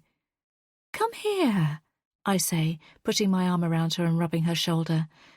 "You've gone pale." "Mom, just open it," she urges, pulling away from me. Inspecting the wallet, I turn it over in my hands. It's plain, with no initials or even a brand name stitched into it. Then I begin extracting the different cards one by one. All of them are credit cards, and they all have the name Joel Jenkins on them. I shiver. The two J's at the start of the first name and surname jump out to me. A name like this always reminds me of JJ, who got his nickname because he was called Joshua Jones. Do you know who this is, or why it's here? My heart races. Could it belong to the person who smashed the window? Has the stalker somehow got into our home? I look around wildly as though expecting someone else to appear in the room. Who else has been in here? It can't be one of Ella's friends if she doesn't recognize the name. The only other stranger I can think of who's been in the house is the window fitter. I force myself to slow down and breathe. "Open the zip compartment," Ella says softly. I do as she says and tug out the only card in this section of the wallet, and I see Scott's face staring back at me, except the name Scott Murphy isn't written next to it. Instead, it's Joel Jenkins. My mouth falls open in disbelief. I don't understand. My voice fades out and I drop the wallet on the floor. The cards scatter across the floor. "It can't be Scott," I say eventually. "There must be an explanation, a reason why—" "Mom, it's his face with a different name. Whatever is going on, he's been lying to you about something." Ella's face is ashen. "No, he must be looking after the wallet for a friend, or—" I clutch at alternatives, but I can't find any. My brain feels scrambled, trying to process the possibility that the man I've agreed to marry is a fraudster. What a fool I've been. "There's something else," Ella says. Her face is ashen now. "When you introduced me to Scott, Joel, whatever his name really is, well, I think I've seen him before." There's a tremor in Ella's voice that tells me there's something about this that bothers her. "When? Where?" "I've seen him quite a few times. In the cafe, at the train station, hanging around outside this house and near Dad's flat. I've seen him regularly, often enough that I recognised him." "He lives in the area. It's not unusual to see people going about their business in the same places as you." I'm still trying not to jump to conclusions. "Has he ever spoken to you?" I ask. "No," Ella says, "but I've seen him staring at me." I feel sick. "Mom, do you believe me?" "Yes, of course I do." I rub my forehead. This is all such a mess. Joel Jenkins, Joel Jenkins, Joel Jenkins," I mutter under my breath. Then it hits me. Joel. I've heard that name before, but where? Then it comes to me. Joel is the name that Harrison addressed Scott by in Nonna's. Scott denied any association to that identity. I believed him. But why has he lied? Who is he, really? And what does he want with my family? Chapter 49. Nancy. Now. Nancy, let me in. Jonathan is at the front door. I open it and allow him to move past me. Is Ella here? He demands. Yes, I confirm. She's in the living room. Thank God. He pushes a hand through his hair. I notice the dark circles under his eyes and the new wrinkles carved across his face. Jonathan looks as though he's aged a few years in the short space of time since I last saw him. Jonathan strides through to the lounge and sees Ella standing there. He scoops her up in a big bear hug. Then he turns to me, his face darkening. I told you that I didn't want her in this house. He looks angrier than I've ever seen him before. I'm about to protest, but Jonathan was right. Scott has been hiding who he really is from me. Does that mean Jonathan was also right about him being a killer? Dad, we found this. Ella has picked up the wallet and cards, and now she hands them all over to Jonathan. I've been so stupid. I berate myself out loud, the reality of the situation hitting me. Jonathan's brows furrow together. Then he looks straight at me. Now do you believe me? I slump down on the sofa and hold my head in my hands. I got so carried away with the idea of a whirlwind romance with a handsome man that I let my guard down far too quickly. I let a stranger into my home without knowing who he really was. Mom. Ella sits beside me and leans her body against mine. But what does this mean? I question. Has Scott been targeting me all along? Jonathan mutters under his breath. How much do you know? I ask him. Tell me everything. Jonathan sits down on the chair opposite. I'm not proud of this, he begins to say. I give a wry chuckle. I'm sure it's no worse than I've done. He gives me the glimmer of a smile then. It floors me, a reminder of how things used to be between us. Okay, well, I did some digging into the name Scott Murphy. I admit I wasn't happy about you dating, and I still care about you, Nancy. I wanted to make sure whoever you were seeing was a decent person, and that he was okay to be in our house and in our lives. I want to cry at this, but I hold myself together. I couldn't find much. A few social media pages that were very sparse. He had photos up, but not a lot of interactions. The information on his business page was false. I checked out where he said he worked and his previous places of employment. None of them had ever heard of Scott Murphy. You did what? I'm shocked by what Jonathan has done. It seems like crazy behaviour, but then he's managed to unearth the truth about the man I accepted into my life. I know. Like I said, Nancy, I'm not proud of any of this. But I was desperate. Desperate for what? For you, he says simply. My body goes cold. A niggle of doubt worms its way into my head. I've been so blindsided by the discovery that Scott has another identity that I haven't stopped to think if Jonathan is telling me the truth or not. My mouth feels dry, but I manage to ask, and what else did you find out? I followed him and worked out where he lived, Jonathan says. It's a complete dive, so I'm guessing he never took you there. So he's lied about lots of things. But how does that make him a murderer? It seems that he's made a few enemies along the way. The guy who accused him of being someone else at the Italian restaurant, I spoke to him and he told me everything. Sorry, how do you know about that guy? I was outside Nonna's when he got kicked out, Jonathan replies nonchalantly. Why were you outside Nonna's? Because I'd followed you there, to make sure you were okay. This, I stand up, is not normal. How can I trust you when you've been following me about? Is it you? Are you, Brad? Are you behind everything that's been going on? No, Jonathan protests. I swear. I only did those things because I was trying to protect you. There's that phrase again, I swear. The words Jonathan has uttered every time he's lied to me. How can I trust you? I shout at him. Mom, Ella puts a hand on my arm. Please, just listen to him. I move away and stare out the window. I should call the police. I should ring them now. What if it's Jonathan and not Scott who's the dangerous one? My mind is in overdrive. It's possible that Jonathan may have come into the house and planted the wallet. He still has a spare set of keys. The house is still partly his after all. Perhaps this is all just an elaborate vendetta to get Scott out of my life. Nancy, I'm telling the truth, Jonathan pleads. The guy I spoke to told me Scott's real name was Joel Jenkins. He told me that he's killed people before. Not just one person, several. And how do you know this guy was telling the truth? I ask. Jonathan hangs his head. I don't have concrete evidence, but 2 women in our local area have died. I'm not taking chances because I don't want you to be next. Take this brief pause to let your mind settle. The journey ahead awaits with new emotions and new discoveries.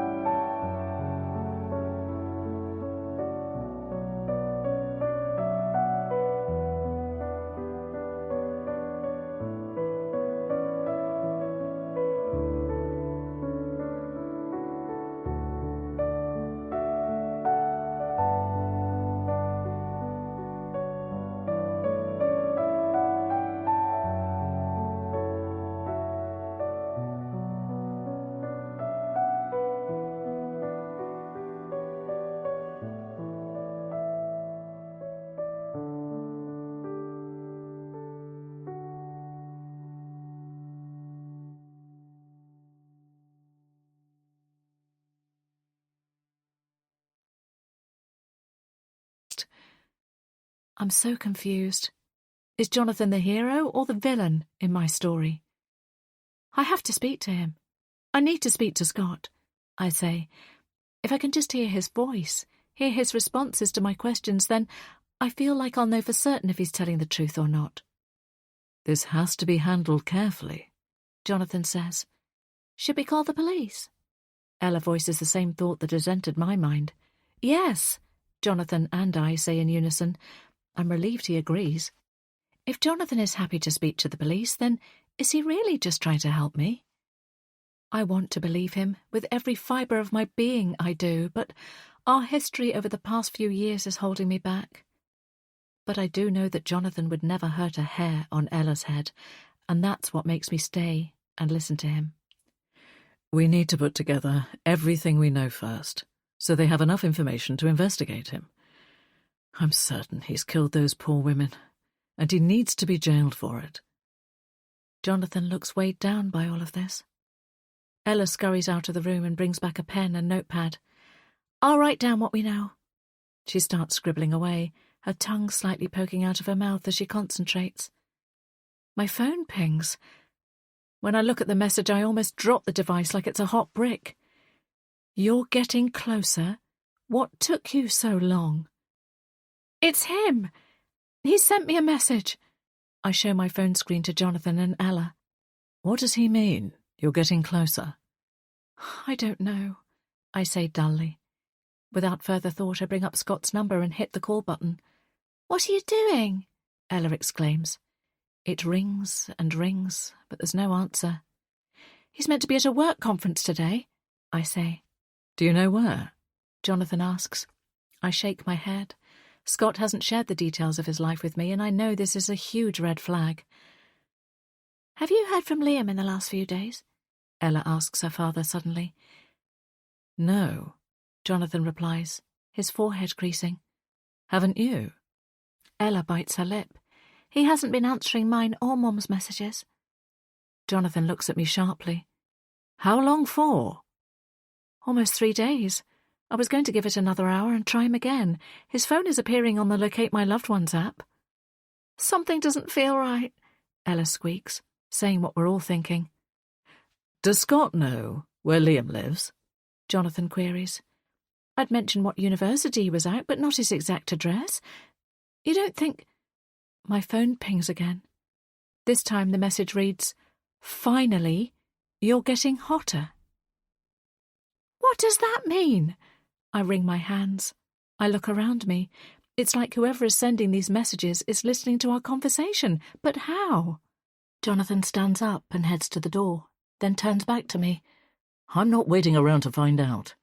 We need to call the police, Ella urges, her eyes wide.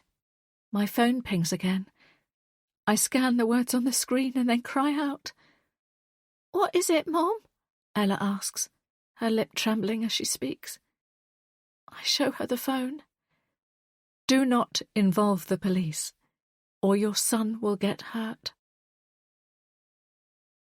Chapter 50. Nancy. 21st of August, 1999. The police are letting me go.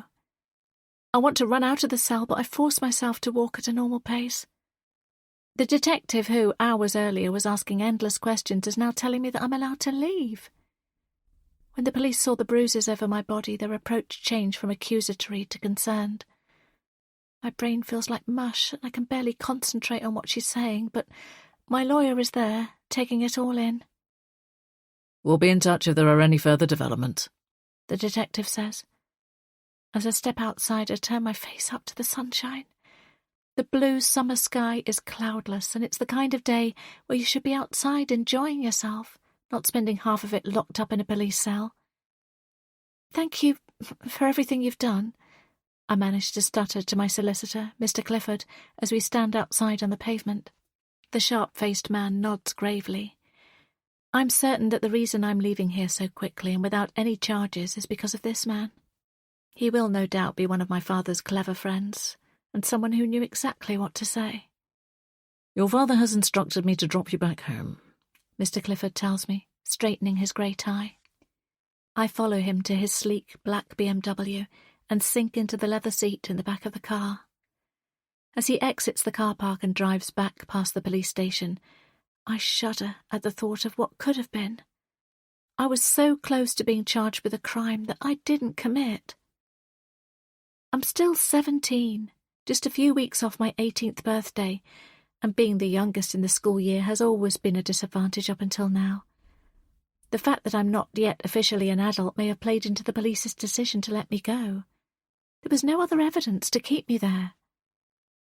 As we drive, Mr. Clifford informs me that the whole incident is likely to be deemed a tragic accident, and that I am very much off the hook. I bury my head in my hands and let the tears flow. Because I've lied to the police to protect the killer. Even though I have my freedom, I will have to live with the truth of what happened that night for the rest of my life. Chapter 51. Nancy. Now. My heart is in my mouth as we speed down the motorway. Jonathan is driving my car. I'm sitting in the front passenger seat and Ella is in the back. The three of us have been on car journeys together countless times before. But previously, if we were doing a motorway journey, we would likely have Liam in the vehicle with us as well. And there's a space in the back where he should be. My darling boy. I picture his face.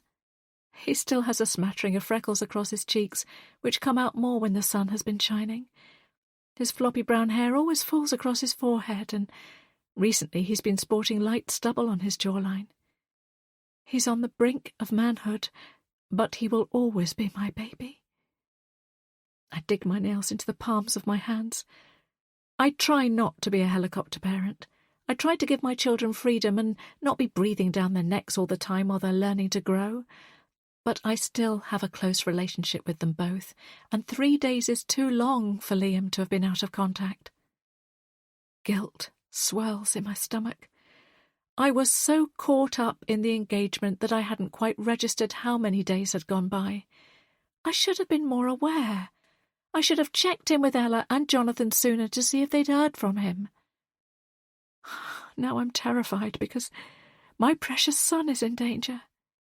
And it's all my fault. But what would my stalker want with Liam?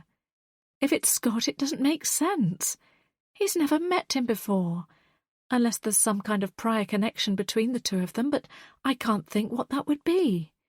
They're different ages, different generations, and Liam isn't even living in the same town. As the cars flash by either side of the window, I pray that my son will be okay. I can't stand the thought of him getting hurt. I try to calm myself with the thought that Liam could be perfectly safe. Scott, I can't bring myself to think of him as Joel, might not have anything to do with this. Whoever the mystery messenger is might be deliberately messing with us, playing some kind of sick game. The scenery blurs as my eyes water, but I will not let the tears fall. I have to pull myself together and focus. If Liam needs me, then I need to stay strong. Jonathan, slow down! The speedometer is almost at 90, way over the 70-mile-per-hour speed limit. I just want to get to Liam. Jonathan's voice is raw with emotion. I know, but we can't get there if we have an accident. Jonathan takes his foot off the accelerator, and the car slows back down to just above the national speed limit. This stretch of road is eerily quiet for a Sunday afternoon, and I'm glad of it, as it means that we're not stuck in traffic. We're moving forward, getting closer to Manchester University and my son. Still no answer from Liam, Ella says. She's tried his number multiple times now. I'm going to message some of his uni friends on social media. Good idea, I encourage her. I'm still hanging on to the hope that we will turn up at Liam's hall to find him safe and well, but in my bones, I feel horribly certain that isn't going to happen. I've already rang the university, but it's the weekend and all the lines are closed.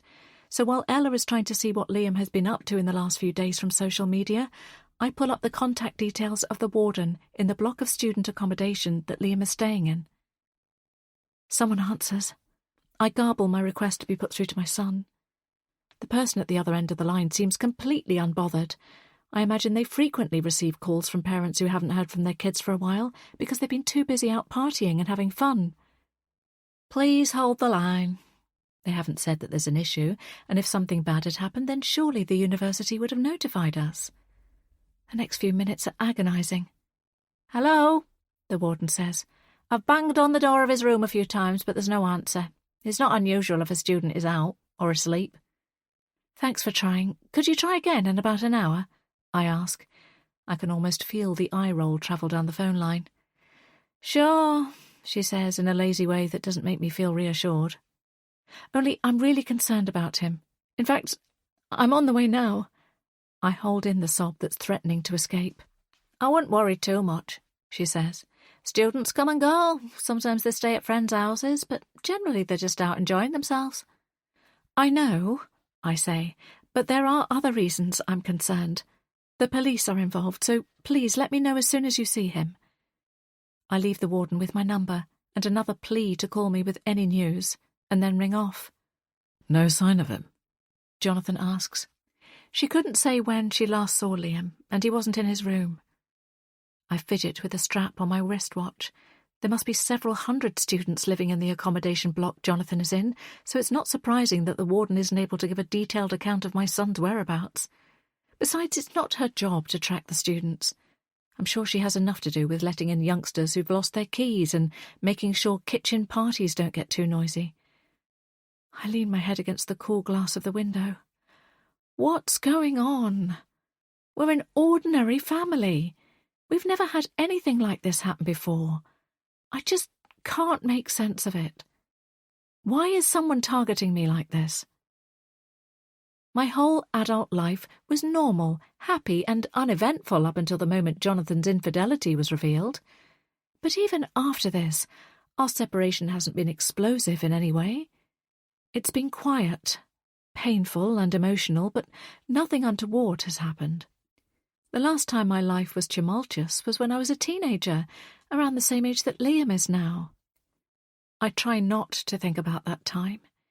It seems so long ago now that it's almost like it happened to somebody else. When the memories do come back, it's like I'm watching a film in slow motion. I'm not there. Even in my darkest dreams, I'm watching what happened unfold, but somehow not involved. Another message invades my phone. I read it. This is for what you did all those years ago. It's like the person sending the messages is reading my mind.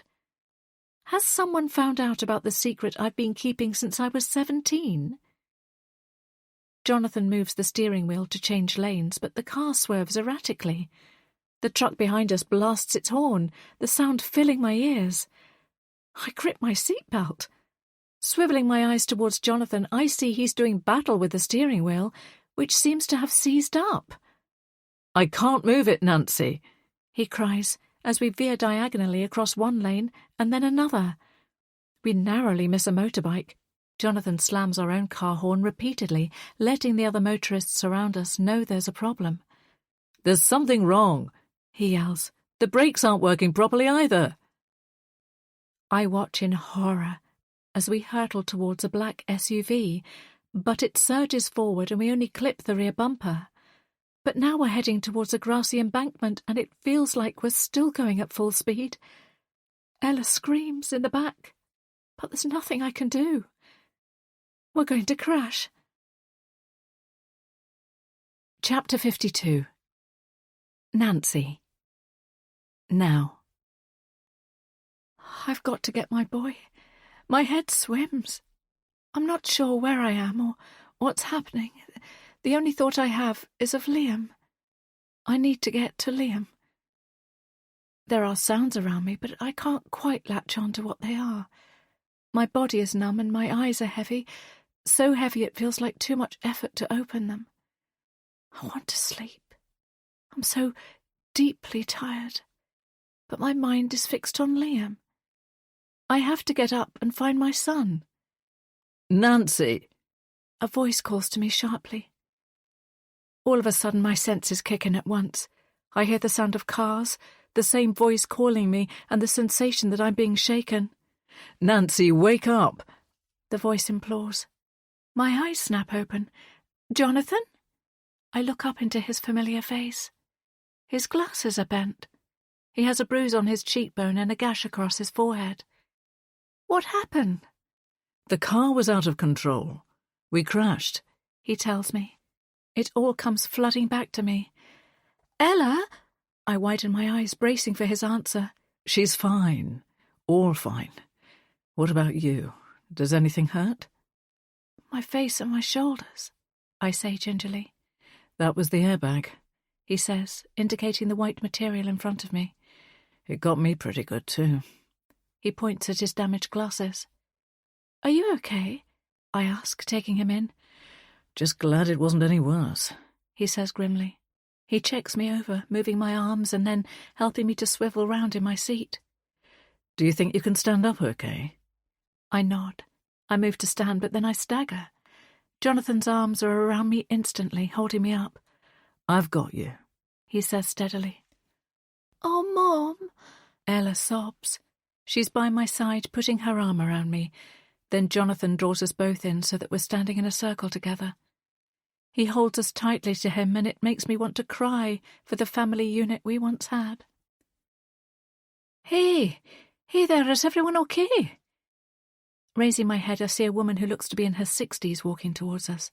She's wearing a smart beige trench coat with a tartan scarf, and a pair of sunglasses are perched on top of her neatly blow-dried hair. Yes, thankfully, we're all fine. Jonathan nods, although I realise the cut on his head is bleeding even more now. Thank goodness, she responds. There was something wrong with both the steering and the brakes, but the brake pedal miraculously engaged just as we were heading towards the bank. Jonathan explains. We were so lucky we didn't hit anything. You really were, she agrees. It doesn't bear thinking about. We all stand silently for a moment. The gravity of the near miss washes over me. What happened to the car? Why did it stop working like that? Then I recall the damage that was done to it. I trusted Scott when he arranged to get it fixed, but could this accident be down to him? Did he deliberately make the vehicle unsafe? I shudder at the thought. I'm Moira, by the way. Is there anything you'd like me to do? The woman inquires. No, I say in a rush. We just need to get back on the road. You won't be able to drive that car away now, Moira reasons. We were meant to be driving to Liam. I look around me and see a road sign just ahead. The turn-off for Manchester is at the next junction. We're so close. This is going to take ages to sort out, I say exasperatedly to Jonathan. Liam needs us. Who's Liam? Moira asks. He's our son. He's in trouble. I have to get to him. My voice is shaking and my eyes are damp. I'm going into Manchester. I can give you a lift there if that's any good. That's where we need to go, Ella exclaims. Right, well, hop in, Moira replies. Hang on a minute, Jonathan says. Perhaps we should wait for the emergency services and get you properly checked over. I'm okay, I protest. You look okay, but what if the accident has caused internal damage? We should get you and Ella to the hospital to... He sways slightly as he says this. Jonathan! I take his arm and gently lower him to a sitting position on the grass. His eyes look glassy. I'll be okay, he says. No, you don't look good. You need to stay here until an ambulance comes. My tone is firm now. Moira hands me a wad of wet wipes and I use them to clean up Jonathan's face and try to stem the flow of blood. Ella, you stay with your dad, I turn to her, and I'll go to Liam. Ella looks torn.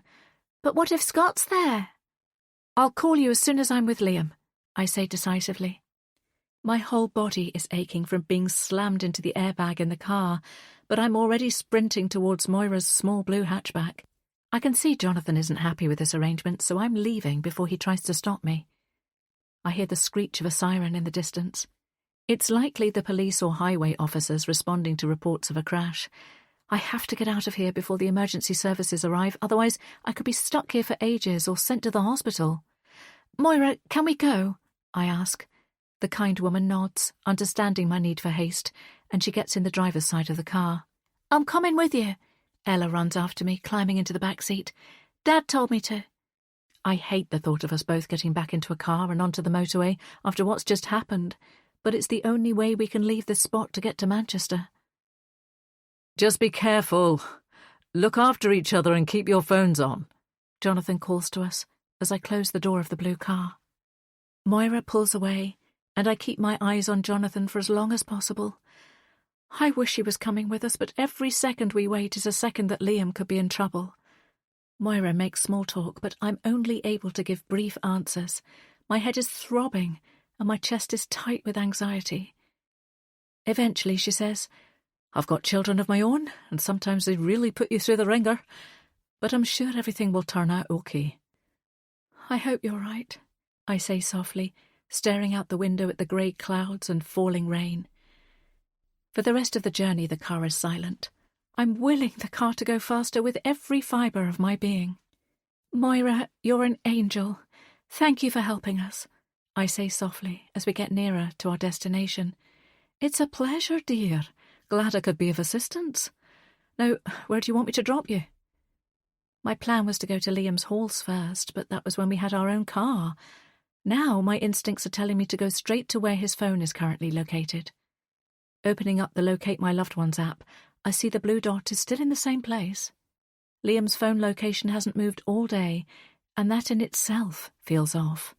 I reel off the address to Moira and then sit back and close my eyes for a moment, blocking out the cars speeding either side of us. Here we are, Moira says after 15 minutes. Are you sure this is where you want to be? Flinging my eyes open, I look around us. The sky is beginning to darken as the early winter evening sets in. Ahead of us are 3 looming grey tower blocks. The streets leading up to them are strewn with litter, and there's a rusting windowless car parked on a grass verge. I check the phone location once more, and Liam's blue dot is tantalisingly close, about 20 metres away. But I'm as surprised as Moira by the surroundings. This isn't student accommodation, and the buildings here have seen better days. Why would Liam have come here? Yes, this is it, I say as brightly as possible. I can't thank you enough, Moira. Glad to be of help. You take care now, she says as we exit the car. Do you want me to wait? She asks. No, you've done enough. Thank you, I say, waving her off. I can see Moira looking warily about the place as she reverses and then pulls away. I turn to face the tower block. Where is my son? Chapter 53. Ella. Now. I'm scared. Where is Liam? What hasn't he been telling us? We all thought he was having the best time at university. He told us all about the friends he was making and the girl he likes. They all sounded like other students. I thought that he was enjoying life and that things were good. So why is his mobile here? The tower blocks in front of us all have graffiti scrawled across the outside walls, and several of the windows are boarded up. I don't want to go any further, but I won't let my mum go on her own. My skin has goosebumps, a mixture of the cold and a feeling that something bad is about to happen. I glance over at my mum. I really hope that whatever is going on with Liam isn't connected to the secret I've been keeping. I know I should have come clean and told my family the truth by now, but sometimes the truth is hard to say out loud. Nausea swirls in my stomach. Just a few weeks ago, I was so happy, but I wish I'd never met my boyfriend, or ex-boyfriend as he is now. Flint told me he loved me, and I believed him because I was in love with him. I was so naive, so stupid. I trusted him, but he turned his back on me. I put my hand to my stomach. And now he's blocked me, even though I'm carrying his baby.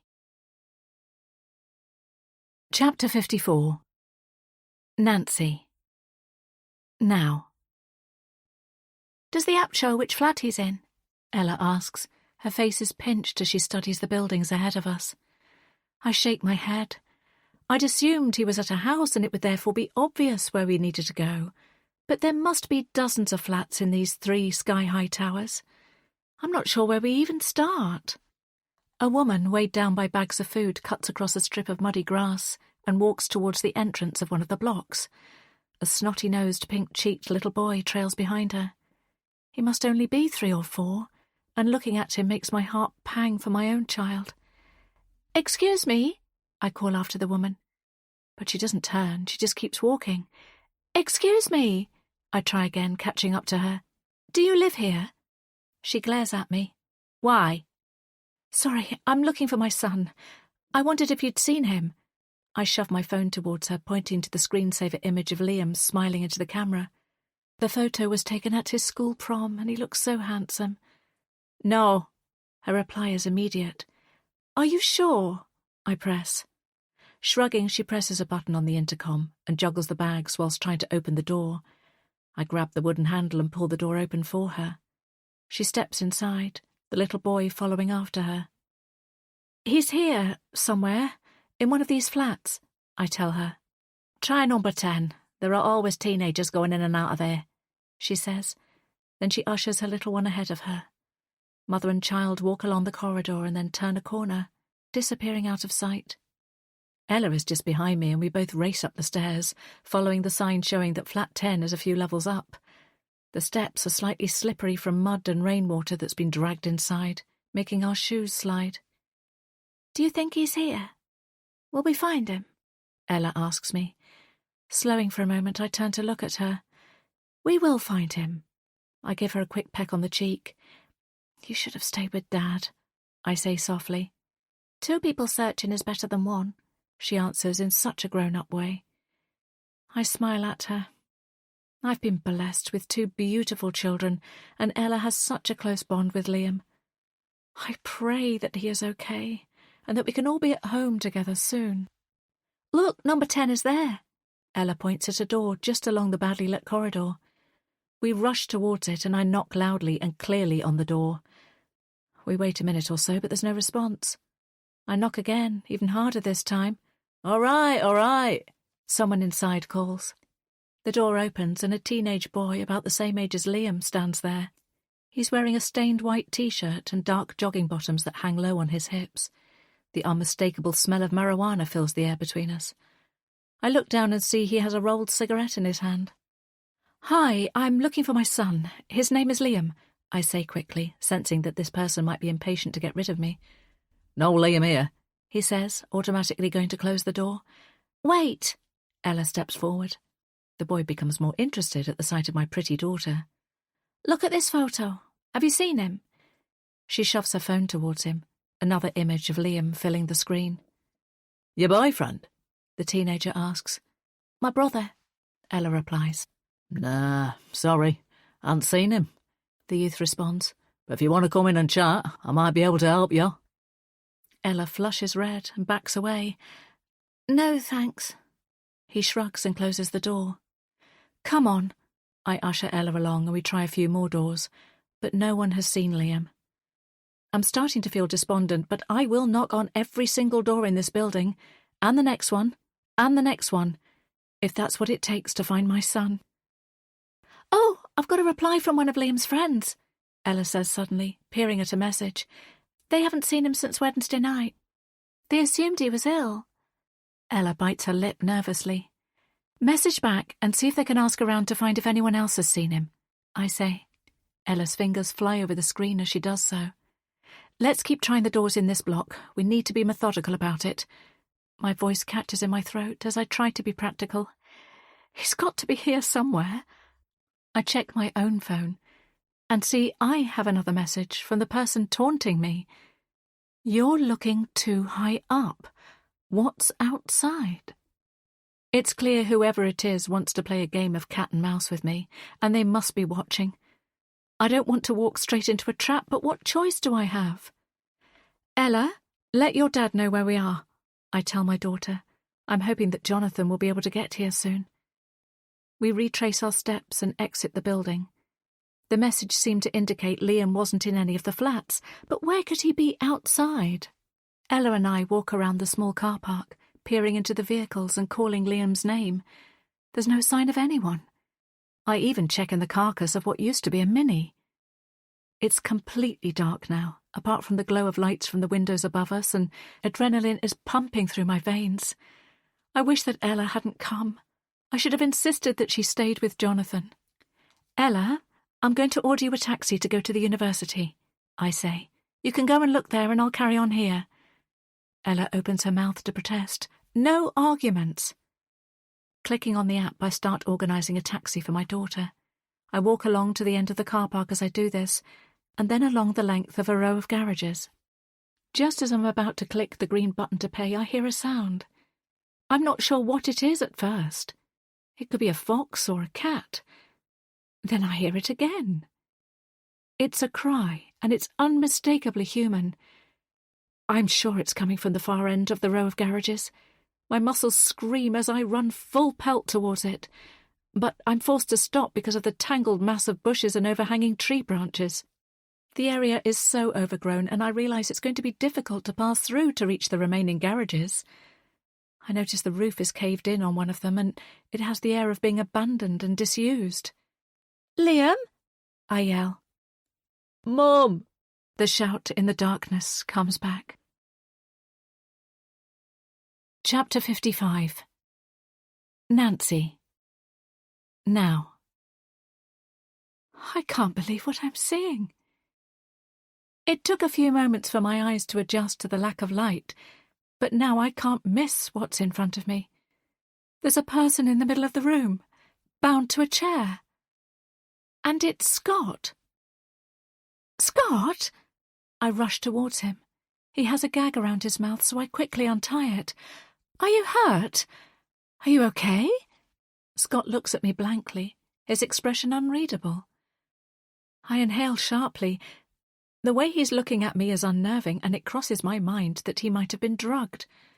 I glance around the interior of the garage, confused. After I heard the voice calling out, I hacked my way through the dense foliage, desperate to get to the sound that I believed to be Liam. My hands and face are covered in small cuts. It's unbearably hot in the garage, like someone has turned a thermostat right up. I notice a big storage heater running along one wall of the garage. There are a couple of ladders stacked against the opposite side wall, and an assortment of metal storage units. Towards the back, a big curtain is pulled across, making the space I'm standing in feel smaller than it should. Fumbling with the ties binding Scott's wrists and ankles, I ask him, "What happened? Why are you here?" Once I've freed him, he stands up and flexes his hands. "Don't worry, Nancy. I'm fine." Scott's voice is calm. Too calm for the situation that he's in. "You trust me, don't you, Nancy?" Scott holds my hands in his. I look up at him, unable to speak. I don't know if I trust him or not. I was convinced he has been lying to me, but was I too easily swayed by Jonathan's words? I stammer, as Scott looks at me expectantly. He leans forward and kisses me roughly on the mouth. He studies me intently as though he's trying to figure out something. He doesn't look scared or out of his depth, particularly given that he's just been tied to a chair. I try to unlink my hands from his, but he squeezes them. At that moment there's a crash and the curtain at the back of the garage comes tumbling down, a bulky object falling with it. I jump, but Scott remains planted firmly where he is. The curtain seems to squirm and wriggle on the floor, and I watch in horror as a figure emerges from it. My son, Liam, is also bound and gagged. His arms are behind his back and his legs are tied together. He's fallen prone on the floor on top of the filthy curtain. "Liam!" I spring forward, scrambling to get to my son. Scott watches as I peel the mouth gag away from Liam's face. "Mom," he croaks. I pull him into a sitting position and cradle him in my arms. "Scott, come and help. We have to get him out of here," I urge. I have no idea who tied up my fiancé and my son or why, but I don't want to stay here to find out. I just want to get Liam out of this place and to safety. Scott cocks his head slightly to one side. "I don't think so." "What?" I look up at him. "You've both been tied up and left here. We need to get out, fast." "Mom, stay away from him," Liam whispers. But before I can question why, in one swift movement, Scott has crossed the floor. He hauls me to my feet, his hands in a vice-like grip around my upper arm. "Let's get out of here," I protest. A slow smile spreads across Scott's face. "I'm afraid that's not going to be possible." Chapter 56. Nancy. Now. "Have you worked it out yet?" Scott sneers. I stare at Scott in disbelief. "He said he was going to kill me." Liam's panicked voice rings out. "But you were tied up on the chair, Scott. What's going on?"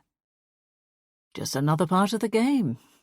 I wanted to see how far you were willing to believe in me." Scott is still gripping me hard, and my arm is throbbing. "You've been lying to me this whole time," I say, the truth like a slap in the face. Why are you doing this, Scott? I'm shocked that he has gone to these lengths to trick me. Scott shakes his head, an expression of disgust on his face. You really don't remember? He said it was an eye for an eye. He said it was for JJ. Liam's voice seems to echo around me. JJ? I gasp. Yes. Remember him? Your first boyfriend? The 18-year-old whose life you destroyed? Scott snaps. JJ has always been a scar across my heart. I've carried his death with me all my adult life, and I was fearful that one day the past might rear its head once more. And now it has. There's a clatter by the door and the sound of muffled screaming. I swivel towards it, and my heart sinks.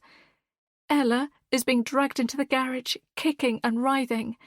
A hooded figure has their hand clamped over her mouth. Struggling, I try to extract myself from Scott's clutches, but he's too strong for me. "Let her go!" I shriek. The door clangs shut and the figure tosses my daughter onto the ground. I expect Ella to sink down to the floor, but instead she springs up, her hands outstretched, her long manicured fingers splayed out like talons, and she goes straight for her captor's face. I suck in a breath, unable to intervene, and both proud and scared of my daughter's bravery. I want to tell her to stop, to behave, but my daughter's surprise tactics might just save the three of us. A tussle ensues, and it's like watching two alley cats fighting. Ella is about the same height as the hooded figure, and therefore might stand a chance of coming out on top. Scott shifts, and I get the sense he might let me go to separate the two fighting figures. Scanning the room, my eyes alight on a number of objects that I could grab in order to help defend myself and my children. Then the hood on the figure falls back, and I almost fall over at the sight of the face behind it. It's a woman I trusted like a sister. It's Denise. "Denise!" Ella pants, stepping back in shock. Denise takes the opportunity and grabs Ella's arm, twisting it forcefully behind her back. "Ow!" Ella screeches. Like mother, like daughter. Denise spits. "Denise, please! Leave her alone! Are you out of your mind? You've been like an aunt to Ella these past few years." Believe me, it's been a hard act to keep up, Denise says, her voice laced with hatred. Being so close to your family and pretending to be interested in your brats hasn't been easy, but now it's going to be worth it. I watch as Denise binds Ella's wrists together in front of her. Then she steers my daughter to the back of the room and shoves her down next to Liam. "Stay there," Denise orders. "If you move, then you'll deal with the consequences." "This is madness," I cry. Denise rounds on me. "I've been planning this moment for a long time, and it's finally here." My head pulses as I try to understand what's going on. Denise has always been so supportive. She's been my rock in recent years. Yet, it's all been a lie. JJ was our brother, and you took him away from us, she snarls. He was the glue that held our family together, and things got a lot worse after he died. I'm stunned. How can this be possible? I sift through the memories of that time. JJ had a little brother, but he was just a small child at the time he died, and I don't remember him having a sister. His family was messy, complicated, and JJ always sought solace at my home. There were parts of his life that he didn't share with me. Glancing over at my two teenagers, I realize I need to keep Denise talking. The longer she is talking, the more time I have to try to work out an escape plan. JJ didn't have a sister, I say, looking straight at Denise. As I do, the deep brown colour of her eyes nearly makes me double over. Why hadn't I noticed it before? They're the exact same shade as JJ's used to be. JJ was my brother, Denise says defiantly. I lived with our father and he lived with our mother, but we saw each other most weekends. Well, whenever he wasn't holed up at your posh mansion. And he was my older half-brother, Scott fills in. I was only 6.5 when he died. He brought me up when my own mother couldn't. He was my safety, my guardian. We were so close. He even persuaded our mother to name me Joel, so that we could both have the initials JJ, because my dad's name was Jenkins. I looked up to him. He was my everything. After he went, my life was hell. I go by Scott now because being called Joel Jenkins is just too much of a reminder of JJ. As a parent, I can't help but feel a pang of sorrow for Scott. Even as a teenager at the time, I realised JJ's mother was unreliable and that she was never a proper parent to him. But I wasn't aware of the extent of her neglect, or that JJ had so much responsibility on his young shoulders. I'm so sorry that you lost JJ. I loved him too. Enough! Denise screams. You never loved him. You were prepared to drop him because he didn't fit into your plans. You are the reason he is dead. I promise you, I didn't kill him, I say, keeping my voice even. I need them to believe me. The police only took me in for questioning. They ruled that it was a tragic accident. Except it wasn't, was it? You and JJ had been arguing for a while. He told me that he thought you were going to dump him. He said to me he didn't know how he could live without you. Whatever the police decided, his blood is on your hands. Denise is inches from my face now. No! I choke out a sob. The old feelings of guilt are rising up inside me. I never wanted to hurt JJ, and I certainly didn't want him to die. There's more to that night that Denise and Scott don't know about, but I vowed I would take that secret to my grave. I understand that. You can never understand what it was like for us, Scott growls. I don't want to hear any more, he says, and looks at his sister. Let's get on with it. Denise smiles darkly. This is even better than I planned. Denise laughs, the sound echoing around the space we're in. I was going to take your son's life in exchange for JJ's. Then you'll understand what it was like for us. But I've had to live a lifetime of pain because of your actions. So it's only fair I compensate for that by taking your daughter's life as well. No! Let them go, I cry. They have nothing to do with this. They have everything to do with this. Denise walks towards where my children are. You got to carry on, have a family and live your life. JJ didn't, and we didn't either. You still can, I say desperately. You can both walk away from this and start again. I try, but knowing that nothing I say is going to change their minds. Too late, Scott replies. My eyes flit to Ella, and she holds my gaze for a few seconds and gives me a determined look. I know my daughter will do whatever she can to fight back, but her hands are tied. Will she be able to do anything to try and save herself? Liam looks terrified. I hate to think what he's been through and how long he's been here for. My boy is a gentle, sensitive soul who is usually so full of positivity and light. He's completely out of his depth in this situation, and his young face looks grey. I know he doesn't have the strength to defend himself, so I have to do whatever I can to protect him. Denise moves into the depths of the garage and disappears into a shadowy corner. I tense, bracing myself for whatever is about to come next. Then Denise re-emerges and I see the object she's holding in her hand glinting under the overhead light. It's a large knife, the blade sharp. I howl then, "Please don't hurt them. I'll do anything. Anything." Scott's lip curls. There is nothing you can do to stop this from happening. I thrash and buck as much as I can, twisting and turning to try and escape Scott's clutches. But it doesn't work. He keeps his hold on me with one hand and smacks me over the back of the head with the other. I'm momentarily stunned, and my knees buckle. Scott's steely grip is the only thing still holding me upright. When my eyesight comes back into focus, I see Denise advancing towards Ella.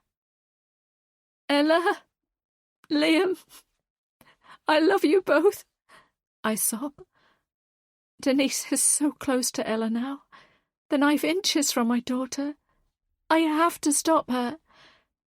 Denise, there's something about the night that JJ died that you don't know about, I call out. She stops in her tracks, just like I prayed she would. I've never shared this with anyone, I continue. Denise spins on her heels. What is it? Information about the cause of JJ's death, I say slowly and deliberately. She scrutinises me. I knew there was more to it. Tell us. I shake my head. Let Ella and Liam go, and I will. Denise narrows her eyes. Don't try to negotiate with me. You're going to want to know this? I try to keep my cool, but inside I'm panicking. The words were out of my mouth before I'd thought them through. I don't want to share this secret, not when I've kept it for so long. But my children's lives are in danger, and it's the only thing I have to bargain with. In a flash, Denise has pulled Ella into a chokehold with one arm, while she brandishes the knife with the other. Tell me what happened, she says sharply. Her meaning is clear. I thought that I could get the upper hand with my words, but Denise is the one holding the knife, and therefore all of the power. I tremble from head to foot. The blade is so close to Ella's skin. One wrong word from me, and my daughter's life could be taken. I swallow hard. But before I can answer, there's a massive crash. The dilapidated wooden garage door has been kicked in, and Jonathan steps into the room. Chapter 57. Nancy. 20th of August, 1999. The night of the party. There's something I need to tell you. JJ stares back at me. He's standing in front of a diamond-shaped, floor-to-ceiling window that's the centrepiece of the top floor of the venue where we've been celebrating our exam results. His shape is illuminated by the bright moon hanging in the ink-black sky behind him. The words are out of my mouth now. There's no turning back. What is it? I swallow, trying to choose the right words before I speak.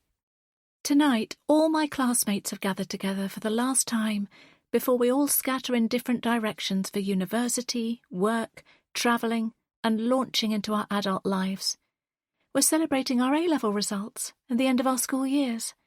We've talked about it for months. The party to end all parties.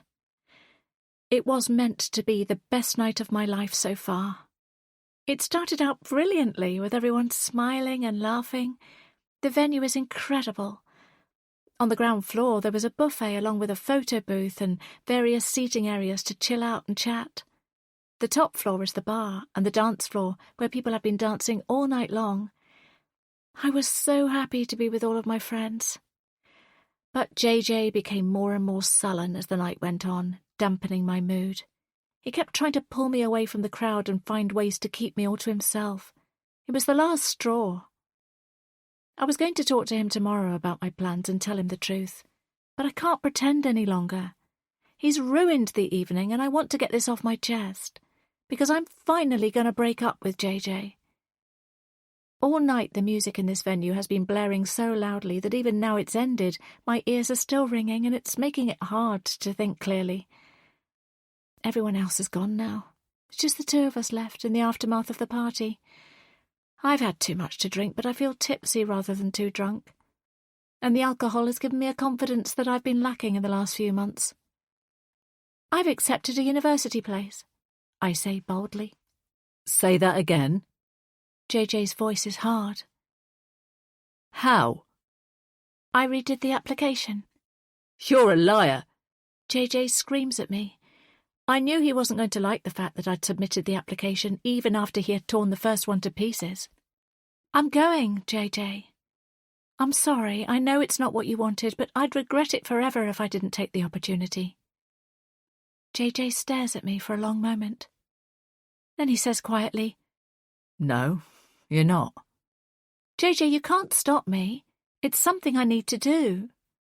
Please, can you try to understand that? No. His voice is rough with emotion. I love you, Nancy. JJ, this isn't love. You're obsessed with me. I don't want to hurt you, but I can't do this anymore. I think we should break up. I gulp down a sob. What? JJ's eyes are wide. We can still be friends. I know the words sound hollow. I don't really mean what I'm saying. I'm just biding my time until I can run free from JJ. I loved him at the beginning, but he suffocated me and I can't take it anymore. He advances towards me. The look on his face is unlike any expression I've ever seen before. His normally handsome face is contorted into an ugly grimace. JJ? All of a sudden his hands are on my arms. He slams me against a wall, pinning me there with his weight. Change your mind, he demands. Don't go. I shake my head slowly. It was a mistake. His hands go around my arms. I can smell the alcohol on his breath. You're staying here. You're not going anywhere. You're mine. A cold bolt of fear runs down my spine. His fingers squeeze me hard, and then one of his hands flies to my neck. The pressure on my throat is immediate. I try to talk, but I find I can't. All that comes out is a strange gurgling noise. I look him in the eyes, pleading with him to stop, but he doesn't. I try to twist and turn away from him, but he's too strong, his whole body weight against me. My vision starts to blur. The adrenaline pumping through my body begins to slow. I wonder if JJ's angry eyes are the last thing I will see. But then he's let go. I suck in a lungful of air and slide down the wall. My whole body is trembling. It takes a few seconds for my vision to return to normal, and when it does, I see JJ standing in the middle of the room. He's just below the disco ball that was full of light and promise earlier this evening. Standing opposite him is Todd. Are you okay? Todd glances across to me.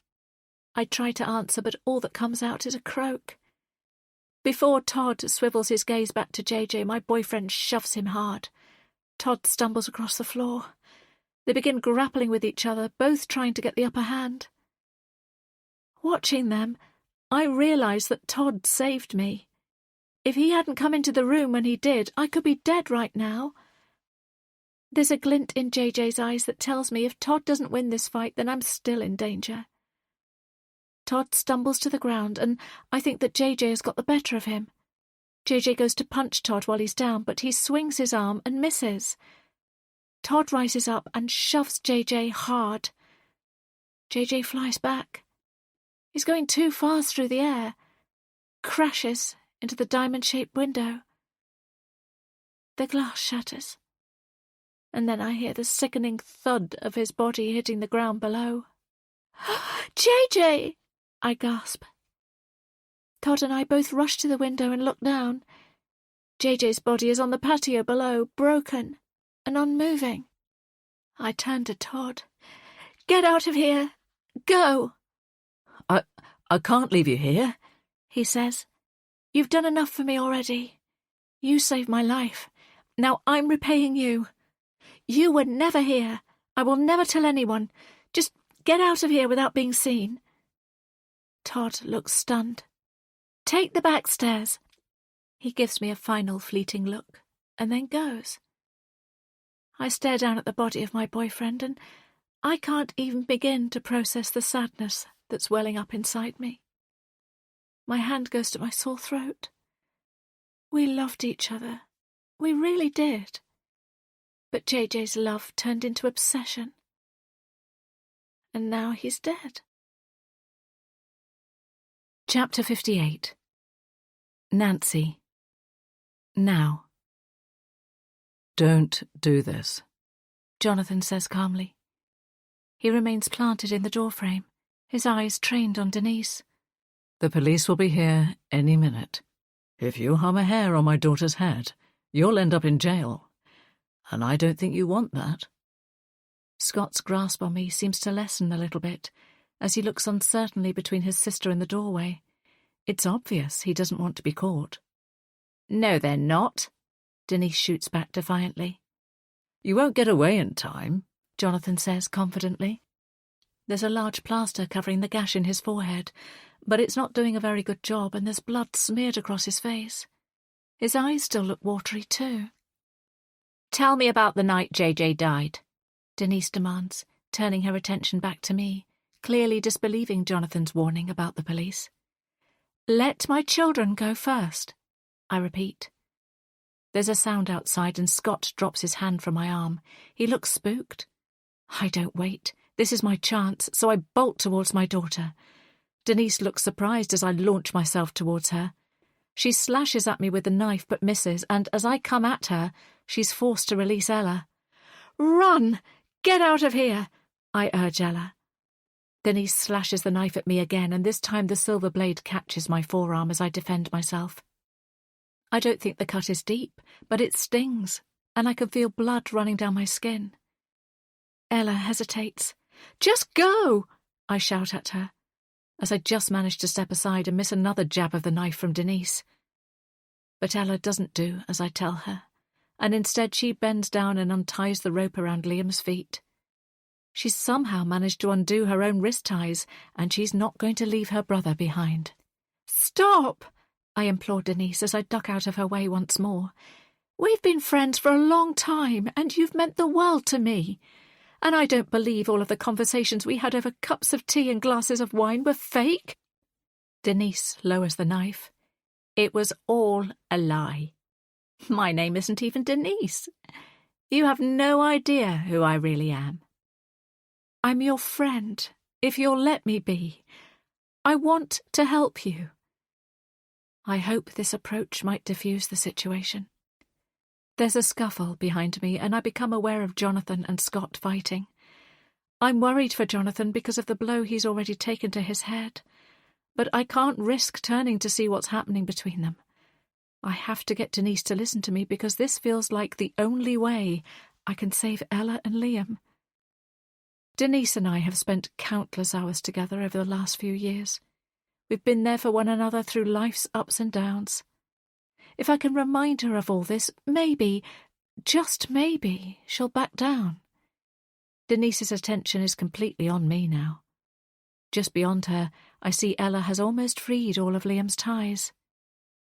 Haven't you been listening? I despise you.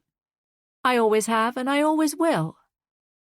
But her words falter, and she doesn't sound convincing. I take a deep breath and keep going. Do you remember the night we went to bingo and I won? We spent the winnings on that enormous takeaway order, and then we were eating it for days after. And do you remember how much we laughed on the walk home together? Yes, and how many times did I have to come running round to your house to be your shoulder to cry on? How many cups of tea have I made and bottles of wine have I poured for you? Denise shakes her head. I was just a convenience to you, just like JJ was. That's not true. Since you moved in, there's hardly been a day gone by that we haven't spoken. I've driven you back and forth to the shops, bought you gifts, helped you when your boiler packed up. Are you really telling me all of that meant nothing? I mentally cross my fingers, hoping I can persuade her that I'm not the bad person she thinks I am.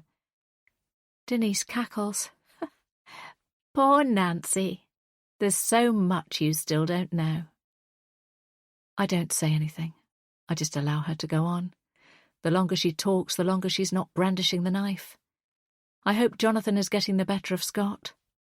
Scott is the younger man, but Jonathan is athletic and keeps himself fit as well, so he has a chance of overpowering Scott. But from the position I'm standing in, I can't tell who is getting the upper hand. You've had a difficult few years, haven't you? She looks amused. The shattered glass was scary, wasn't it? Did you ever wonder how the person who did it got away so fast? I can see she's warming to her theme now, so I remain tight-lipped.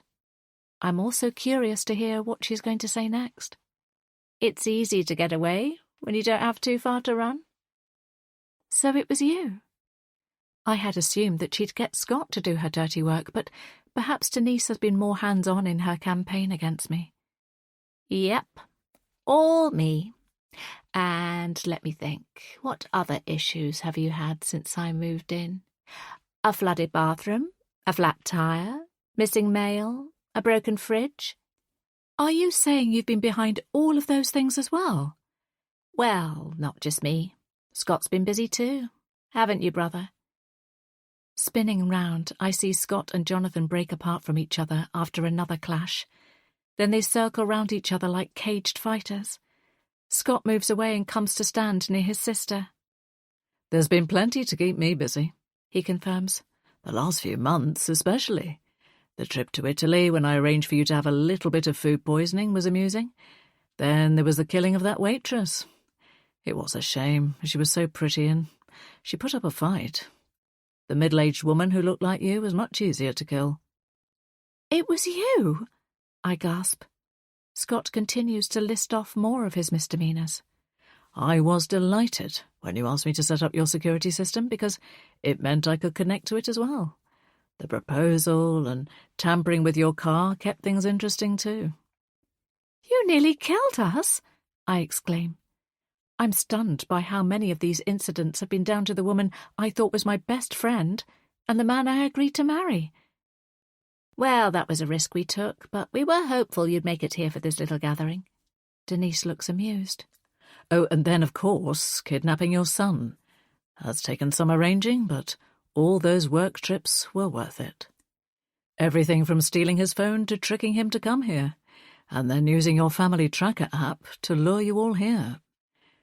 It's all gone so smoothly.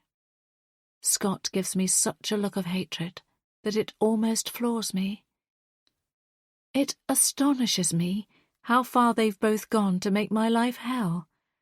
2 women have died, and I feel sick at the thought of it, because Denise and Scott saw them as pawns in his vendetta against me.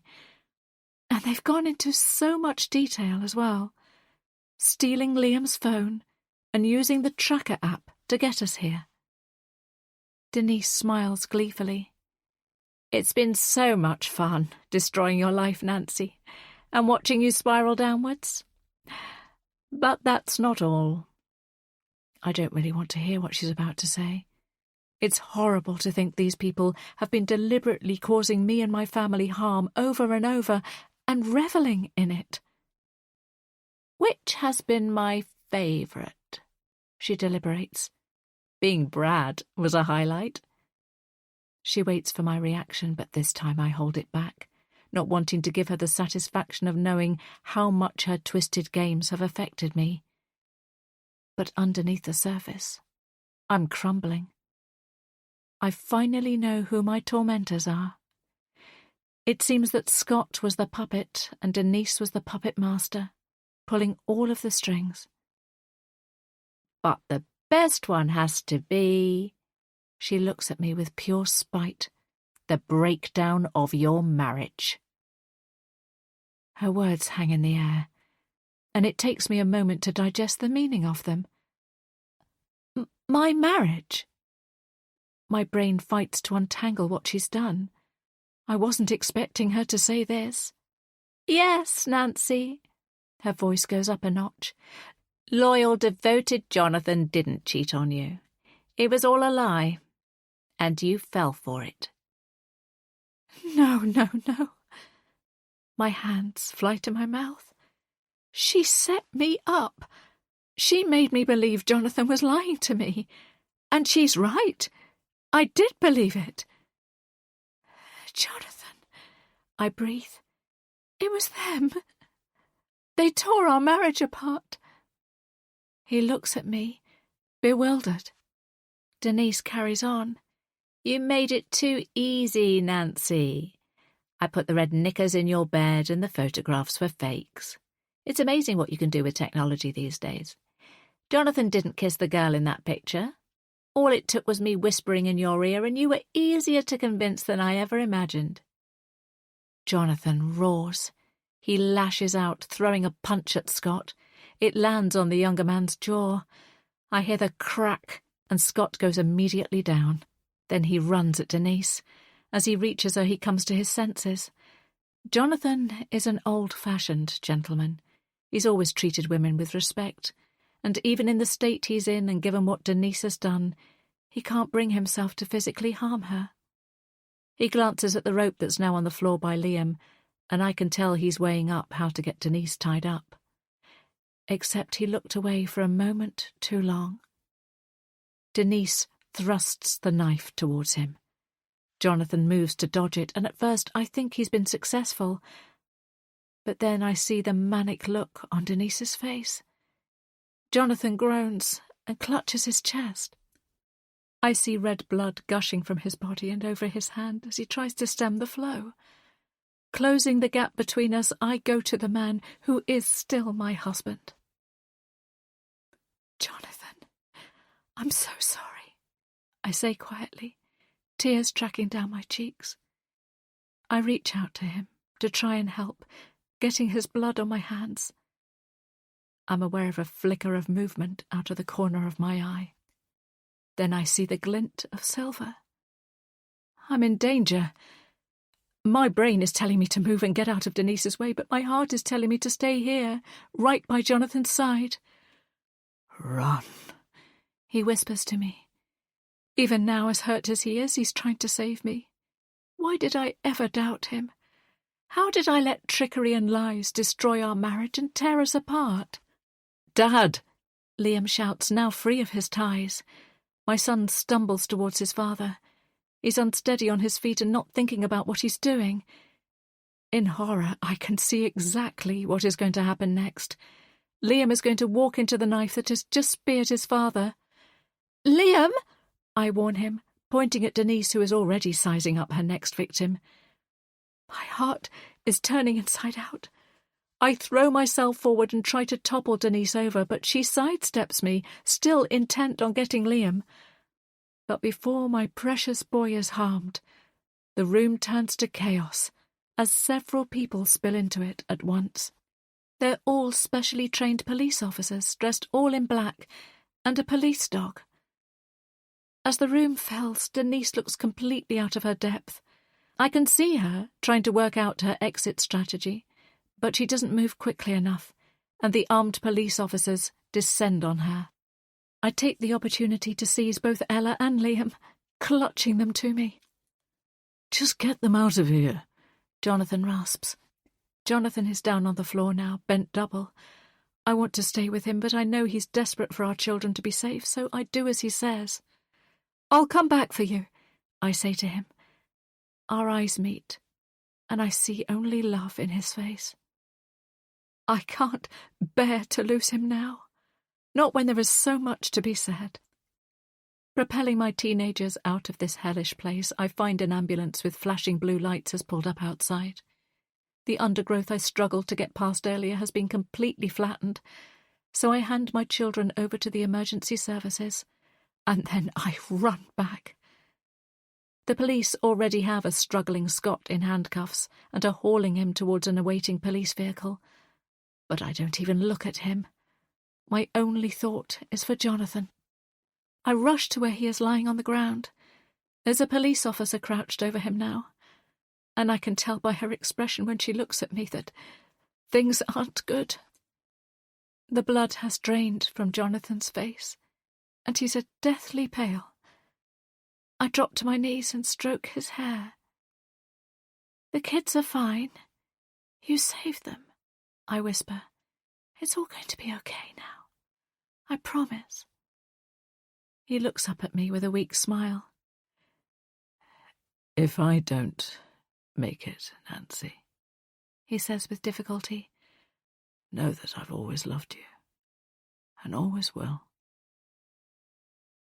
The police officer takes a few paces away and hurriedly talks into her walkie-talkie. I clutch Jonathan's hand.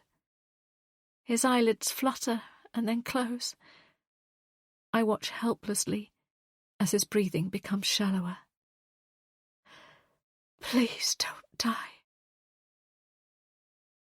Epilogue. Nancy. 6 months later. Give me the knife! Ella is laughing as she says this, but as soon as the words have left her mouth, She goes very still, and the grin slides off her face. I know it's because the memory of that night is flashing through her mind, just like it is mine. That one short sentence catapults us both back there. Ella is 17 now, just a little bit younger than I was when JJ died. I know that when you've gone through a traumatic event, it never really leaves you, but I'm determined to make sure that what my daughter experienced won't hang over her life like a dark cloud.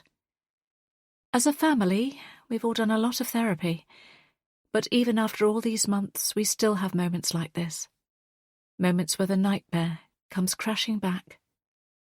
It's okay, I say, giving her an understanding smile.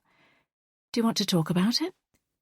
Ella's hair is piled up in a bun, and when she shakes her head, a midnight black lock comes loose and falls across her face. No, I want to enjoy today. So I take my daughter's lead and pass the knife over to her. She positions it, poised to cut into the birthday cake. Hey, Jonathan says, moving round the table to stand behind Ella. Shouldn't I get the job of cutting the cake, as it's my birthday? My eyes water seeing the two of them standing together. I'm so grateful for this moment, and to see Jonathan standing before me safe and well. His recovery has taken months, but he's finally starting to improve after the stabbing. He lost a lot of blood, but miraculously, he didn't have any major internal damage.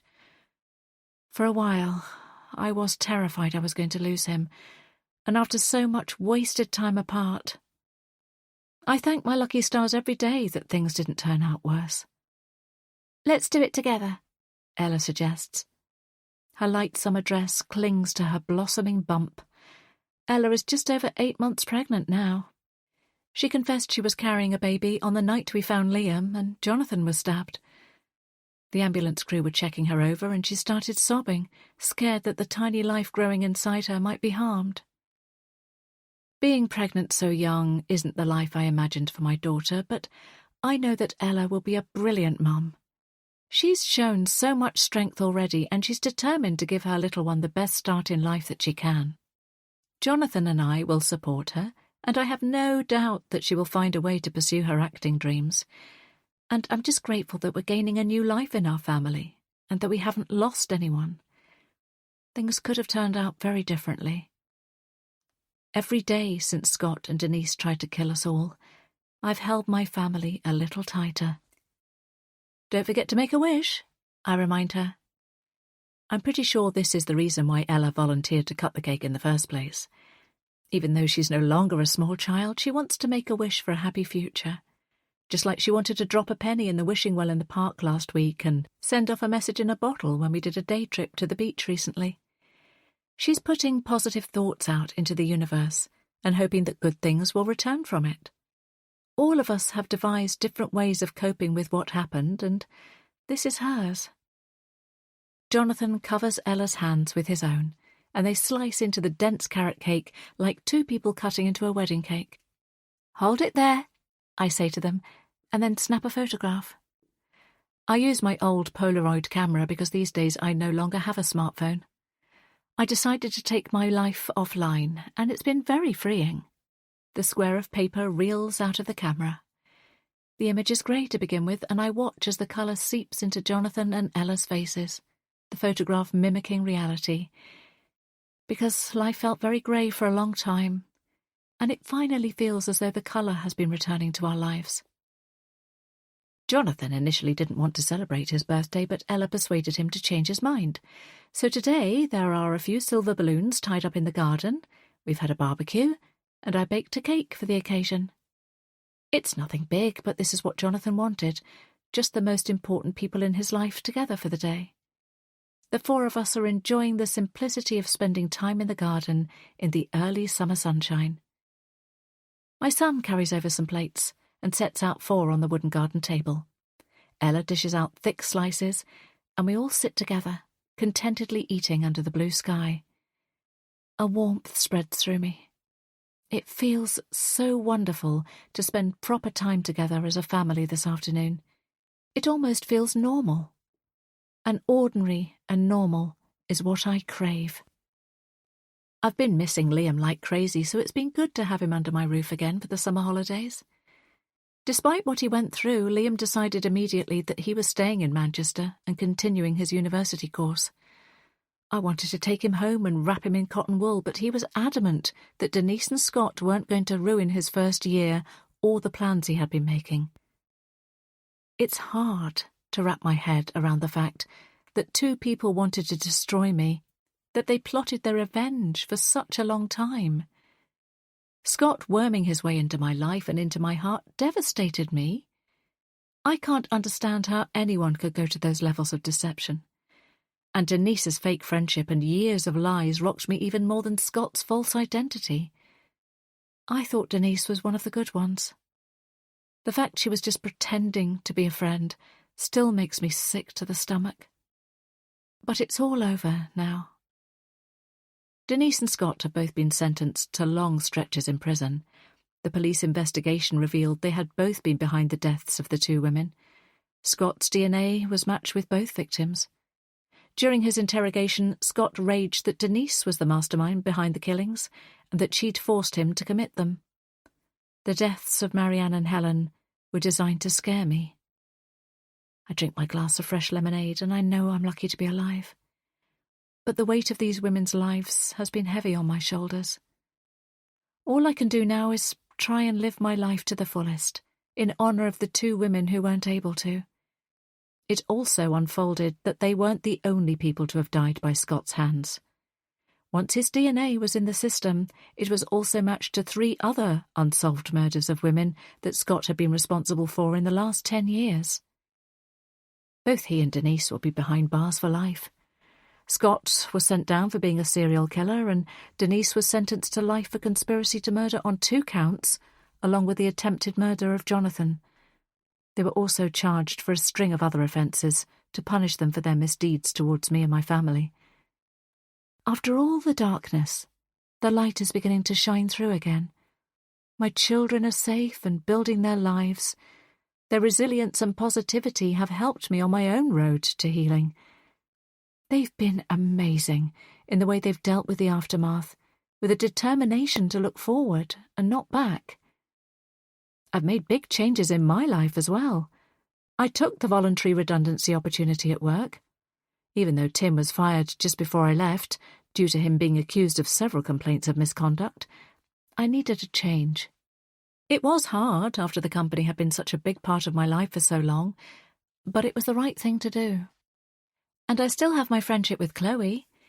We spoke about the night I saw her at the bar with Jonathan. She said there was nothing going on between them, and I believed her. Even though my ability to trust anyone has been seriously challenged over the last few years, it was clear to me that Chloe was just being her usual affectionate self. I was in a paranoid state of mind and read too much into it. Unlike Denise, Chloe is a true friend. Now I'm working in the bookshop.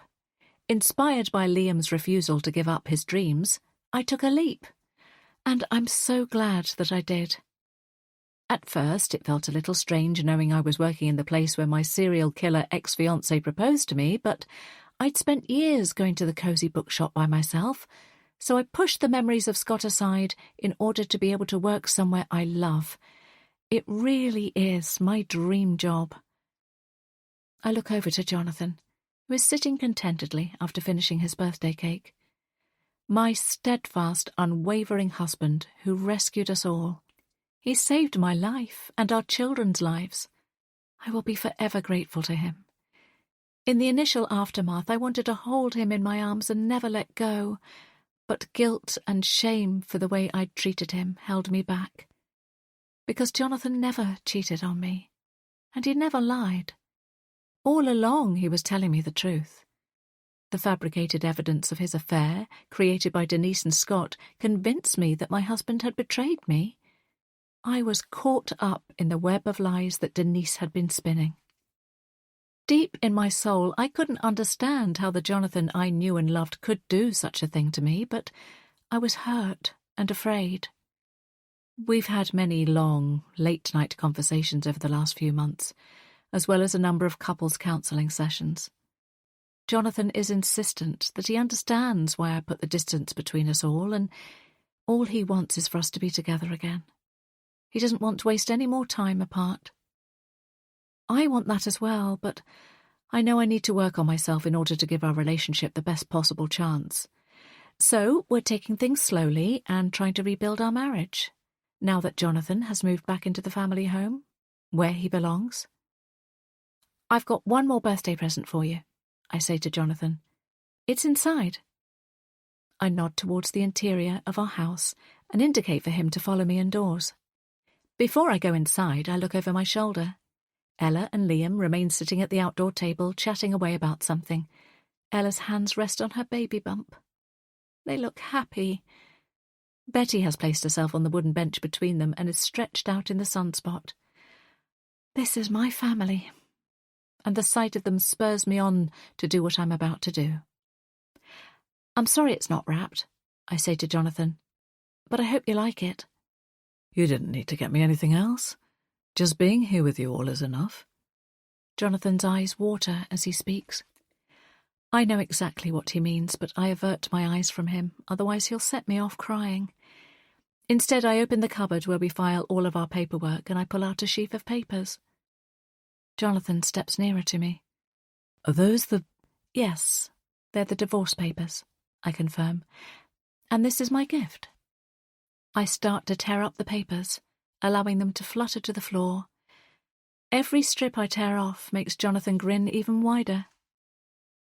Then I produce a jewellery box. Inside is the wedding ring and engagement ring Jonathan gave me. I slip them both on. He's still wearing his wedding ring. He never took it off. Everything feels right again. Jonathan smiles, although his eyes are still damp with emotion. I step over the segment of divorce paper that showed Jonathan's name in full. It reads, Jonathan Todd Henderson. Todd was the name he mostly went by as a child, and what everyone called him at school. Once he left, he decided he wanted to use Jonathan in the adult chapter of his life because it sounded more grown up. But he also wanted to shed the name he bore on the night he accidentally killed JJ. It was his way of trying to disconnect and move on from what happened. I place my arms around Jonathan's neck and gaze up at him. I'm in no doubt that Jonathan, or Todd as he was back then, saved my life. JJ would have killed me if he had the opportunity to. For months after JJ's death, I didn't speak to Todd. We were both too distraught and battling our own demons in the aftermath of that night. But then, by chance, we bumped into each other when we were both back home that Christmas. We shared something terrible, but something that also bound us together. We stayed in touch, meeting up during our breaks from university. We occasionally called, supporting each other whenever the other person was having a dark moment. My early 20s should have been the best years of my life, but instead they were lost to grief and regret. I struggled with my mental health. Jonathan was the person who saved me, over and over again. The way Jonathan cups my head in his hands makes me think back to the day our relationship started. After we'd both graduated, we drifted back to our hometown along with many of our friends. One winter evening, after an evening at the cinema, Jonathan drove me home. I can still remember it so clearly. He told me that night how much I meant to him. He said if I thought it wasn't right for us to be together, then he'd walk away. He didn't want to pressure me. Except I realised I had feelings for him too. Jonathan wasn't a cold-blooded killer. He truly loves me. We moved north, away from Cornwall, to start a new life for ourselves, and we'd found happiness together until Denise and Scott splintered us apart. Jonathan has proved his love for me over and over again. He risked his life for me and our children. I will always protect you, Jonathan whispers in my ear, and I know he's telling the truth. I don't know exactly what the future looks like for our family. There's still so many things we need to overcome. But on this beautiful summer's evening, I have hope. We hope you have enjoyed this production of The New Boyfriend by Mikayla Davids. Narrated by Siobhan Waring. Copyright 2026 by Mikayla Davids. Sound recording copyright 2026 by Dreamscape Media, LLC. Dreamscape is an RB Media audio brand. This recording is protected by copyright. Unauthorized copying, sharing, or distribution is prohibited. Thank you for listening. Discover audiobook giveaways, discounts, new releases, recommendations, and more from RB Media, the largest audiobook publisher in the world. Visit rbaudio.com.